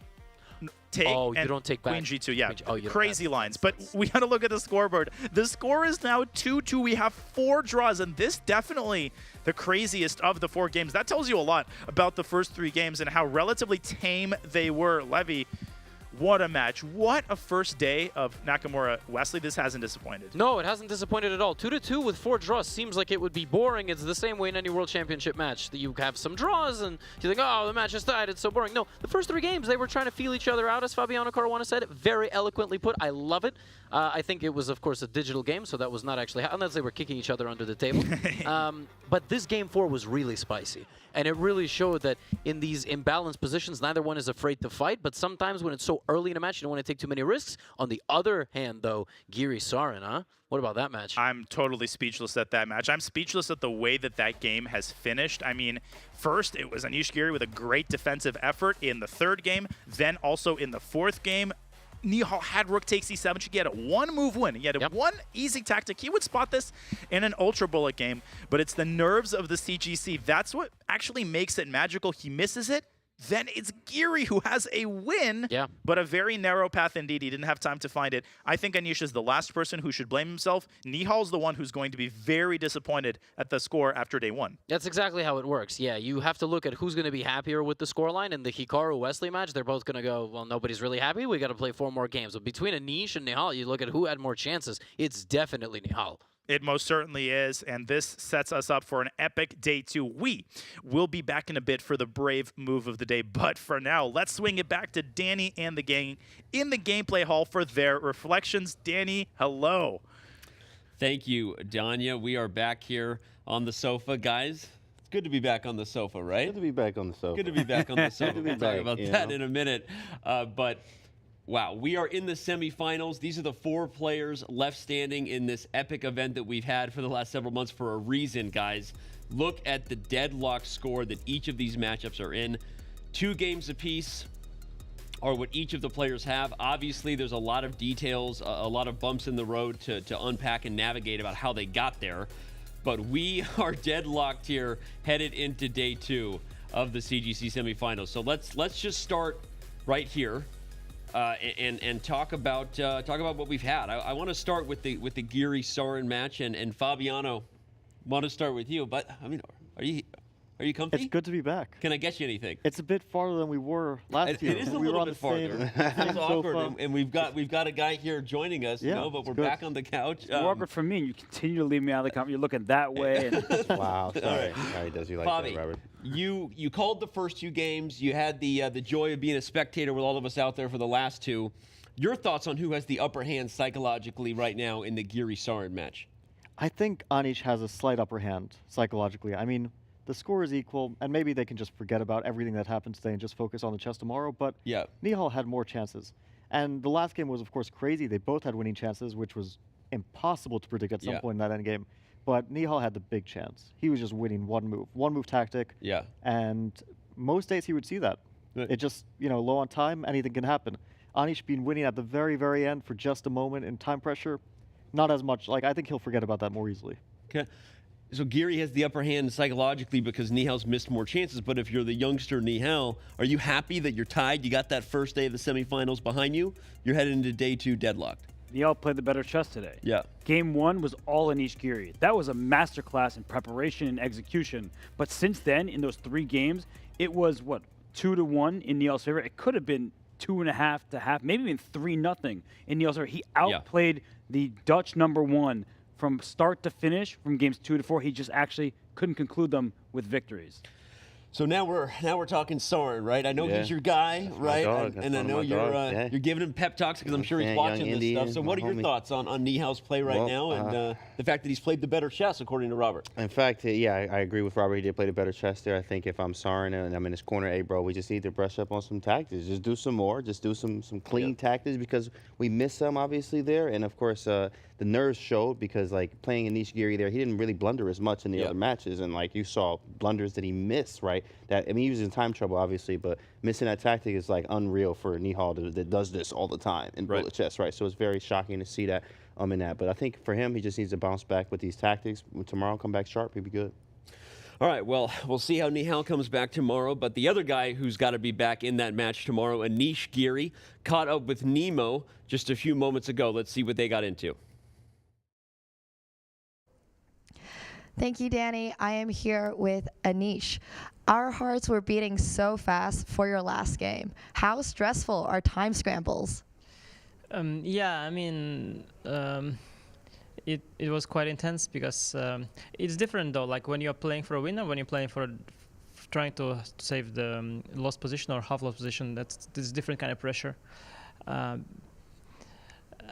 I think at first, of course, it was a very, very unpleasant position. I think it was close to lost, and then we got this very unpleasant 3 against 2 thing, 4 against 3 at first, and it's very annoying because with knights and the rooks on the board, it's hard because even the knight end games can be tricky, I think. The rook end game is a draw, but it's hard for me to trade the knights. And then he fell for a very nice cheapo, and then fortunately I had just a little bit too little time. I think the first few moves I played well because I kind of pushed his king back, and then I think from what I saw afterwards, the engine goes with the computer to with the king to h6 somehow, and maybe that was the way to go. But we had just seconds on the clock, and I was very happy to get what I got, and I was hoping that I understood that I could be winning there. So of course I was trying to win and hoping I would win, but I didn't have the time and really the mindset to switch to looking for. And I thought what I did is winning, but then after he pushes the pawns, I just see that I'm unable to. At first I wanted to provoke the pawn push, but then I realized that I'm unable to somehow avoid the pawn trade. The commentators are very excited, it seems. Yeah, and I mean, those time scramble games were absolutely intense. Your last game was extremely intense. What are your thoughts about your other games today? Well, actually, the match was quite interesting because the first 2 games were of a very high quality by the white player. So first game I played very well, I think, and he got in a bad position after the opening. And the second game, I got into trouble with the black pieces, and he converted it very, very well as well. So it seemed like it might become, a match of some good chess finally, but obviously not. And what was happening in game 3, I have no idea what he was thinking. I mean, he's completely winning and he's thinking, and okay, if you want, you can play it in a very dumb way and you're winning. You can try to be sophisticated and you're winning. But he tried to be super deep, but it didn't work. And the last game also, it went completely out of control. And that's good to see because after game 2, I was slightly concerned that, okay, maybe that game he was completely under control, and I thought, okay, he's maybe flawless when he gets a better position. But it seems that luckily he's just like all of us humans, and things just get completely out of hand.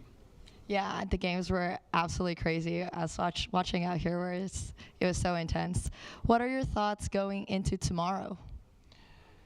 I'm happy with the score. I think like the first game was good, but the rest was very shaky. So I think it's a good score, and it's good to enter second day with 2-2 because then basically the day that decides everything, you are on equal terms with your opponent, and I think that's fine.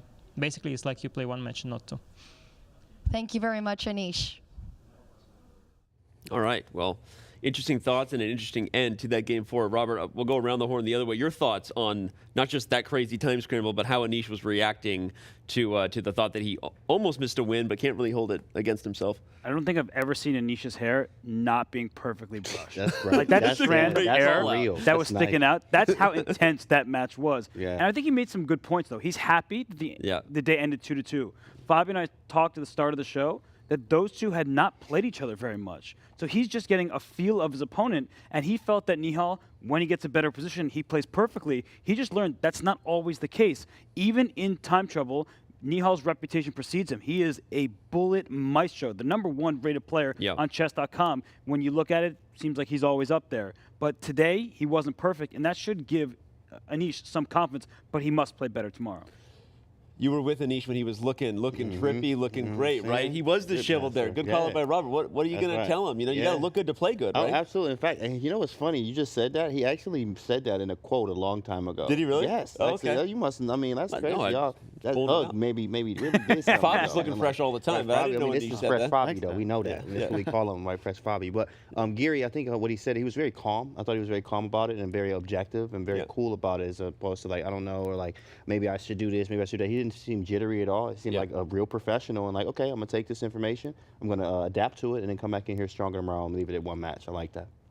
Fabi, I was just about to ask on that. He said the comments that you treat it like it's one match. You've been in some of the biggest chess games of anybody in your generation and peer group. You know, you had 12 straight draws with Magnus Carlsen. Did you approach every next game, no matter how wild the fight was to get to a draw, like, all right, well, it's still just a new match. We're still fresh? Or is there a bit of a hangover, right? You're thinking about those last games and the moments that got away. Take us into Anish's shoes, and what do you think is really going on there? Yeah, the pressure, of course, in a World Championship match is very different. There you feel every single move like it's, you know, the move of your life. Here, I don't think that they were feeling the pressure so much today, but as Anish said, it's like a new match tomorrow. I mean, they're tied 2-2, so the stakes will feel much higher for them tomorrow. Yeah. The weight of one bad move or one bad game will be like, this might be the end of the match for me. So today we saw some nerves, but tomorrow it's going to be a lot more nerves, especially once we get to those critical last games and potentially an Armageddon. Yeah. And I think that Anish mentioned this, and I think it's good for him, that he doesn't feel the weight of that missed chance at the end of the game so much because it was a very brief moment. Yeah. When you're winning the whole game, and then you miss it, you feel like, how could I do this? You feel terrible. But if it's just like a fleeting moment, just one thing, then you're like, you know, it doesn't stay in your head as much. Yeah. Okay. Well, makes sense. A lot more to continue to make sense of. We will do our own check-in with the other match. That is, of course, the Hikaru versus Wesley match in a bit. But let's kick it back over to Danya and Levy for the brave move of the day. Thank you, Danny. Those are some fantastic insights. It is indeed time for the brave move of the day, in which we highlight a key move or set of moves that decided the outcome of one of our matches today. And we're going to dig into a Wesley So, Hikaru Nakamura epic battle in their final game today. They had this position, Hikaru with the black pieces down in exchange, his knight on d4 pinned to the queen. He is in crisis mode. And Levy, this is where he uncorks a vintage Hikaru Nakamura moment. Yeah, exactly right. And I think one thing to remember here is we had decisive games throughout, right? So you would think, oh, it was one of those. But no, this one could have very well been decisive and turned the match completely on its head. But then Hikaru busted out knight to f3. Walking through danger in 3 different ways as the queens hit each other, with the knight defending the queen acrobatically, and if the queens were to be traded here, then the pawn on d3 would fall, leading to the complete collapse of white's position, and maybe Hikaru's even playing for a win. Indeed. And the pawn on f7 is well protected. He would definitely be playing for a win here. Wesley had to refrain from the queen trade, moving his queen to e2, and now the knight drops back to g5. And the point of this is that the knight on d4 was actually a liability. It kept getting pinned by the queen. Now, black's control over d4 is increased, as is his defense over f7. Everything is watertight, and Hikaru went on to draw very confidently. In fact, by the end, he was the one declining a repetition. Despite being down in exchange, he dropped his queen back to e6, using that knight on g5 to infiltrate at age 3. And it was up to Wesley to defend carefully. He managed to do that, and the game ends in a beautiful perpetual with another rook sacrifice. Levy, this was awesome. Yeah, this was absolutely awesome. And just friendly reminder, Danya and I were even calculating some way that black could be down 2 rooks, but threatening a couple of very nasty checkmates. And there's only one line here that saves white. It's to give a check. The king goes back. You cover up mate. And here, it looks like it's game over because once you take, then you have queen to f3 winning both rooks back. That's how acrobatic knights are in chess, but queen g2 is a cold shower. Hikaru saw this kind of concept and chose instead to repeat moves from what I would call a position of strength. A very exciting day, but knight to f3, the key idea, and that's our brave move of the day. Knight to f3 was amazing. Hikaru's defensive resilience is amazing, and that, folks, was our brave move of the day. Remember, it's time to make your move from Chrome to Brave. Try it now at brave.com/chess. And now let's send it back to our hosts in the playing hall. Danny, take it away. Thank you again. Another great breakdown by Danya and Levy. And we're going to talk about that match. We're going to talk about those big moments in a minute. But right now, Nemo is actually standing by live with Hikaru. Nemo, over to you. Thank you very much, Danny. Hikaru, you had 4 drawn games today. While they were drawn, they were extremely sharp. How did you feel after sacking the exchange in round 4?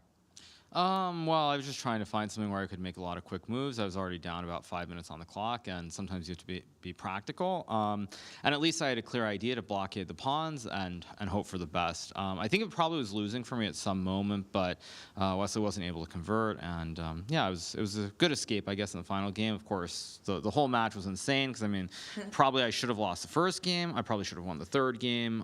Second and fourth games also very, very up and down both ways. So it seems like a normal result.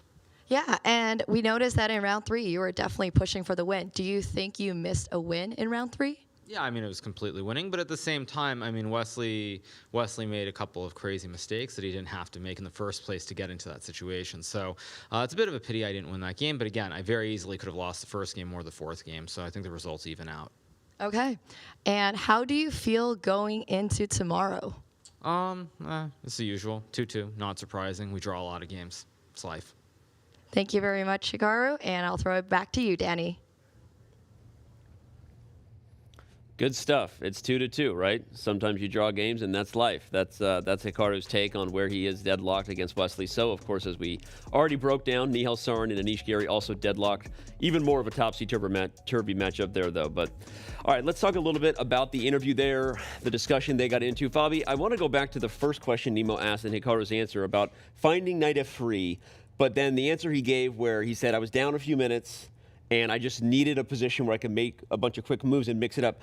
How good is Hikaru at sensing the moment that he has to do that, right? You played against him for years. Is that what you would argue maybe his best skill in these online and rapid quick time control formats? Yeah, I think one of his biggest strengths is that he's very cognizant about not only the objective side of chess, but also the psychological side and the practical side, making sure that he doesn't get low on time. And one of the biggest things that's brought him so many wins, or not even wins, but just like saved lost positions or won lost positions, is that when his opponents get low on time, they tend to make mistakes. He does that less, but he always keeps in mind the time factor. Yeah. And so when he said that he wanted to make natural moves, he understands that it's not just about the objectiveness of the position, it's also about how easy it is to play the position. Right. Sometimes you're winning, but it's very, very difficult. Sometimes it's very easy to make moves, and it doesn't even matter about the objective value of your position, just because your opponent always has to make those difficult decisions. And when he had the blockade with the knight on e6, the rook on d4, everything like the queen on e5, it's very easy for him to make moves. Wesley is the one who has to keep all his weaknesses together. He's up material, but he still has to find the difficult moves. So let me ask you before we get to Canty and Robert, who do you think in that match has the psychological edge going into tomorrow? I don't think either of them. Okay. As Hikaru said, it was up and down. They both had some chances, but it was also very level for much of it. Okay. There was a bit more nerves in the third and fourth games, I noticed. It seemed to be like the pressure of the match was getting to them a little bit more. We said that this match might ramp up a bit more and more until we get to the end of it. And we're starting to see that. I think we'll see that even more tomorrow, but so far very level, not just from the result, but also from the psychological side of it. Missed chances for both of them. Hikaru alluded to that, and he also didn't seem to think that there was much for either one of them. It seemed like it was very, very level and equal so far. Hikaru does these, makes these great practical decisions, calculates over everything all the time. That's right. But he's also, when he finds knight of 3, it's so entertaining, right? A guy that's covered him a lot, like me, Title Tuesday. What do you do when you're watching Hikaru play like this? Look, when you play it, first off, it's inspiring, 100%. It's just to see that kind of level. I mean, Hikaru has always inspired me. I've always tell him, look, you're one of my favorite players. I learn a lot. I even do the facial expressions when I'm calculating what I'm going to eat today. What I'm going to eat? I don't know, right? I'm talking to my sons. I don't know. Maybe you should do that. But it's a way of life to calculate, right? Calculation of everything once again. But Hikaru's doing a great job of that. I think they are evenly matched right now, but tomorrow's going to be definitely a test of strength, and I think he's going to bring out some aggression tomorrow. All right. So we'll see it. Well, speaking of tomorrow, Robert, let's start talking about Fabi says he thinks it's deadlocked even against these two guys, but based on what you saw today, if you had to do the thing where you're like giving a slight edge or a nudge to someone, who do you think has the edge going into tomorrow between the two? I feel like the matchup is awkward for them because they play similar openings. Game 1 and Game 2 had the same exact start. Yeah. And that's uncomfortable because, like, wait, I like this and I feel like it's good, but you do too, so how are we going to deviate? Right. And then Games 3 and 4 were more shaky. They were making mistakes that, some of which I think were solved in a creative manner, Hikaru, especially in Game 4 there. But I feel like Wesley's time management has been an underrated storyline. He is keeping a healthy extra few minutes on the clock. Against Hikaru, no less. Against Hikaru. And Hikaru himself said in that last game, the reason he was able to escape is he made this decision at some point to give up material for easier practical choices. Now, there could be a time and place where Wesley punished that. This position was actually quite locked up. It wasn't easy for Wesley to find a win. He didn't miss anything. I wouldn't say it like that. I think Hikaru was just a creative defender, resourceful. But I'm worried about that clock separation. And I think Wesley, he should be happy about how the games have gone for the most part on day 1. But I do believe that 4th and final game shows that he is missing some of the chances like he did in the first game of the match as well. Yeah, I think that tomorrow we're going to see a very, very sharp fight between them. And I think we'll see different openings too. That's the thing. They know that the Berlin Wall is... You can't break it down. Plus, no one wants Canty to go to sleep. You know? Yeah, they're also going to, for the fans, I mean, we know Hikaru likes to play for the audience too. And they want to entertain the fans. I think they'll play some different openings, although, of course, they're mostly thinking about the result of the match. Everything else is secondary. And yeah, I think we'll see something besides E4 because we saw all E4 today, which is unusual for them. Like Hikaru, I know as a big Nimzo player. He's a guy who loves to play Nimzo. And so I'm a bit surprised to see that both of them, who are D4 players, E4 players, even C4, knight of 3 they're playing first move, that they went for E4 where they have the most solid repertoire and it's most difficult to break down their opponent. Absolutely. Of course, yeah, like you said, the versatility I see the knight of 3, B3. In fact, the Chess.com stats say 60% win rate against everybody he plays with the knight of 3, E3, B3 system Hikaru plays. So, I mean, that's probably many other openings too as well, just knowing Hikaru. But, of course, we do need to see some switching up. I want to see some switching up so we don't fall asleep on the Berlins anymore. Joko Piano is just a little bit, I mean, like you like sleep one eye open, you know what I mean? So, still sleep, but like one eye open because it might be something. And, again, 4 draws, right? So, hopefully we see some spice tomorrow. Last one I just want to say was a great point, I think, about Wesley keeping an edge on the clock. We've talked now about the X's and O's they're going to maintain tomorrow. I'm going to make a mental note of that. We'll see if Wesley maintains that edge on the clock because I think it may end up being critical. But all right, we got to switch over now to talk about the other match. Sarin, Giri. You said maybe Giri has the psychological edge because Nihal's played better, but what do you expect to happen tomorrow when push comes to shove? And I'm going to ask you this. Who do you think would have the edge in Armageddon against those two? Armageddon, I would probably give a slight edge to Nihal.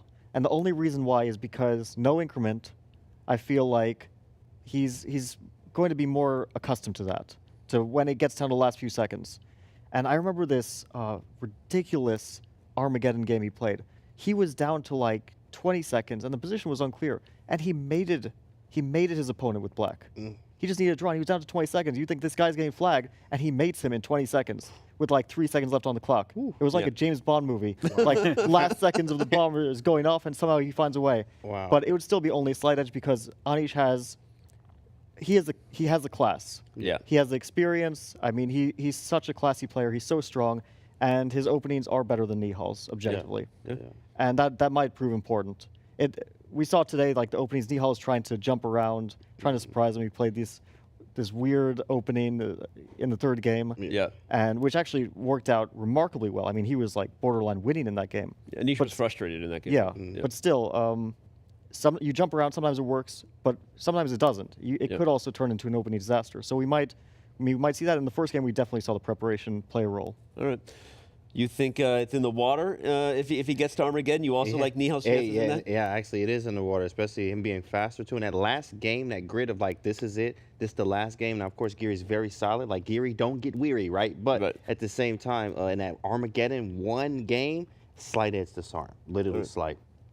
Well, Robert, over to you to help round us out here. You think any of the X's and O's we're talking about, openings maybe favoring Giri, in the fastest moments favoring Sarin, who would you give the edge to tomorrow? I feel like Nihal Sarin's got to do his best Vince Vaughn impersonation. He's playing dodgeball because he's avoiding that preparation.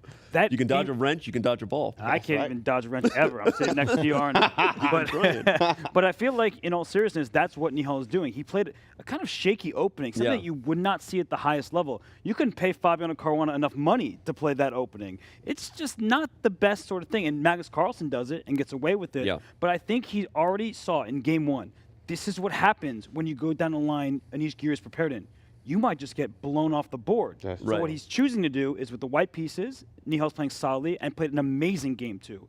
Fabi and I looked at that. That was really exquisite technique from the youngster. But with the black pieces, that's what I'm worried about. So you ask about Armageddon. If I'm Anish Giri and we get that far, you might just take the white pieces and say, hey, do your best. You'll have a fewer minutes than I will. Like, try with this random opening. I'm going to punish you. Just bid 15 minutes, 14:59. To elaborate on that point, I noticed something, and I just thought about it again. The first two games were exquisite, like perfection from both of them. First, Anish played a perfect game, then Nihal played a perfect game. Games 3 and 4 were shaky. The quality dropped dramatically. For both players? Yeah, for both of them. So it's interesting how the quality was so high for the first two games, and then the last two, it was very, especially the last one, very up and down. I mean, Nihal almost losing an endgame where he's just a pawn up. That's a bit strange. It shows the nerves are coming into play. Interesting to see nerves play more of a factor as the match goes on between those two. But all right, the quality of play has been incredibly high at the women's candidates. Let's remind everybody that event has kicked off and we have already reached the semifinals for Pool A. Lei Tingji versus Anna Muzichuk is the matchup we're covering. Who will make it through to the finals and one step closer to the coveted seat across from reigning world champion Zhu Wenjun at the 2023 Women's World Championship. Don't miss a thing. Game 4 is Saturday, November 5th. That is tomorrow here at twitch.tv/chess. Type the command women's candidates in chat for all the details. So, all right, guys. Well, that's going to be a wrap for us. This has been an awesome day. For my team here, Robert Hess, Danny Wrench, James Canty, Fabiano Caruana, of course, Levy, Danya, Amon, Nemo, the whole crew, everyone crushing it, doing a great job. Thanks for being with us. Make sure you join us tomorrow on Twitch and YouTube, of course, as we begin day 2 of the semifinals. The chess starts at noon Eastern Time, 9 a.m. Pacific. For now, once again, I'm Danny. This has been amazing, and this is good night from Toronto.